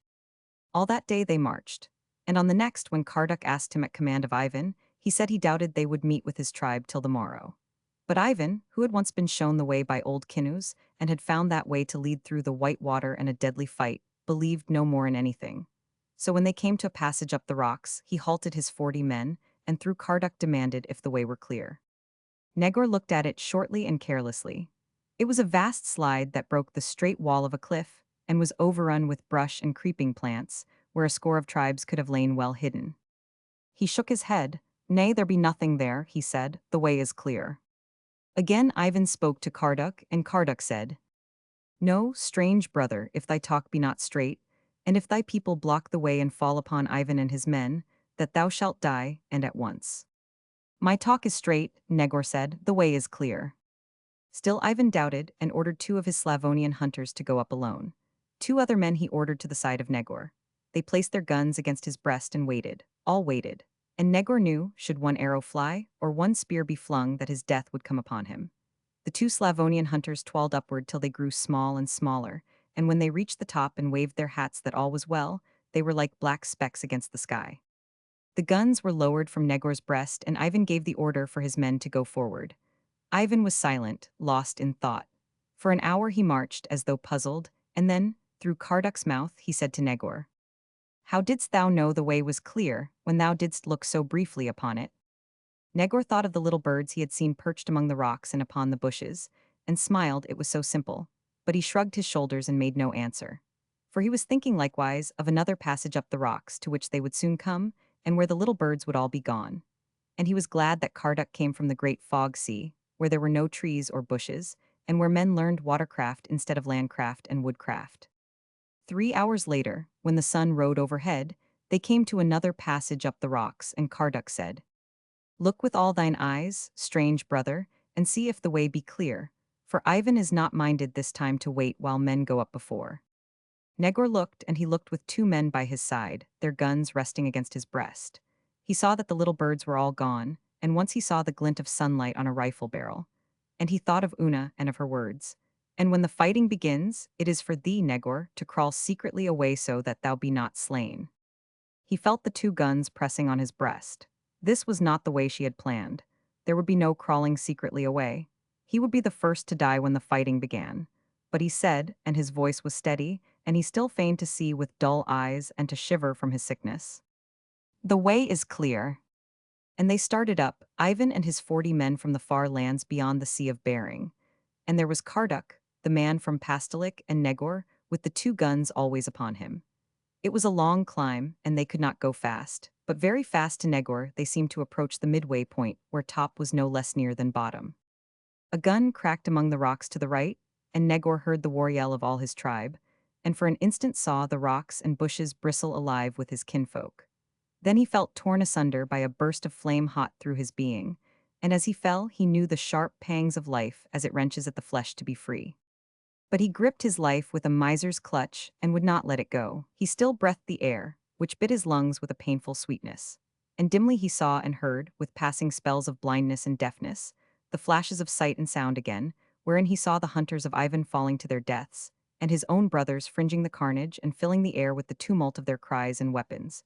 And far above, the women and children loosing the great rocks that leaped like things alive and thundered down.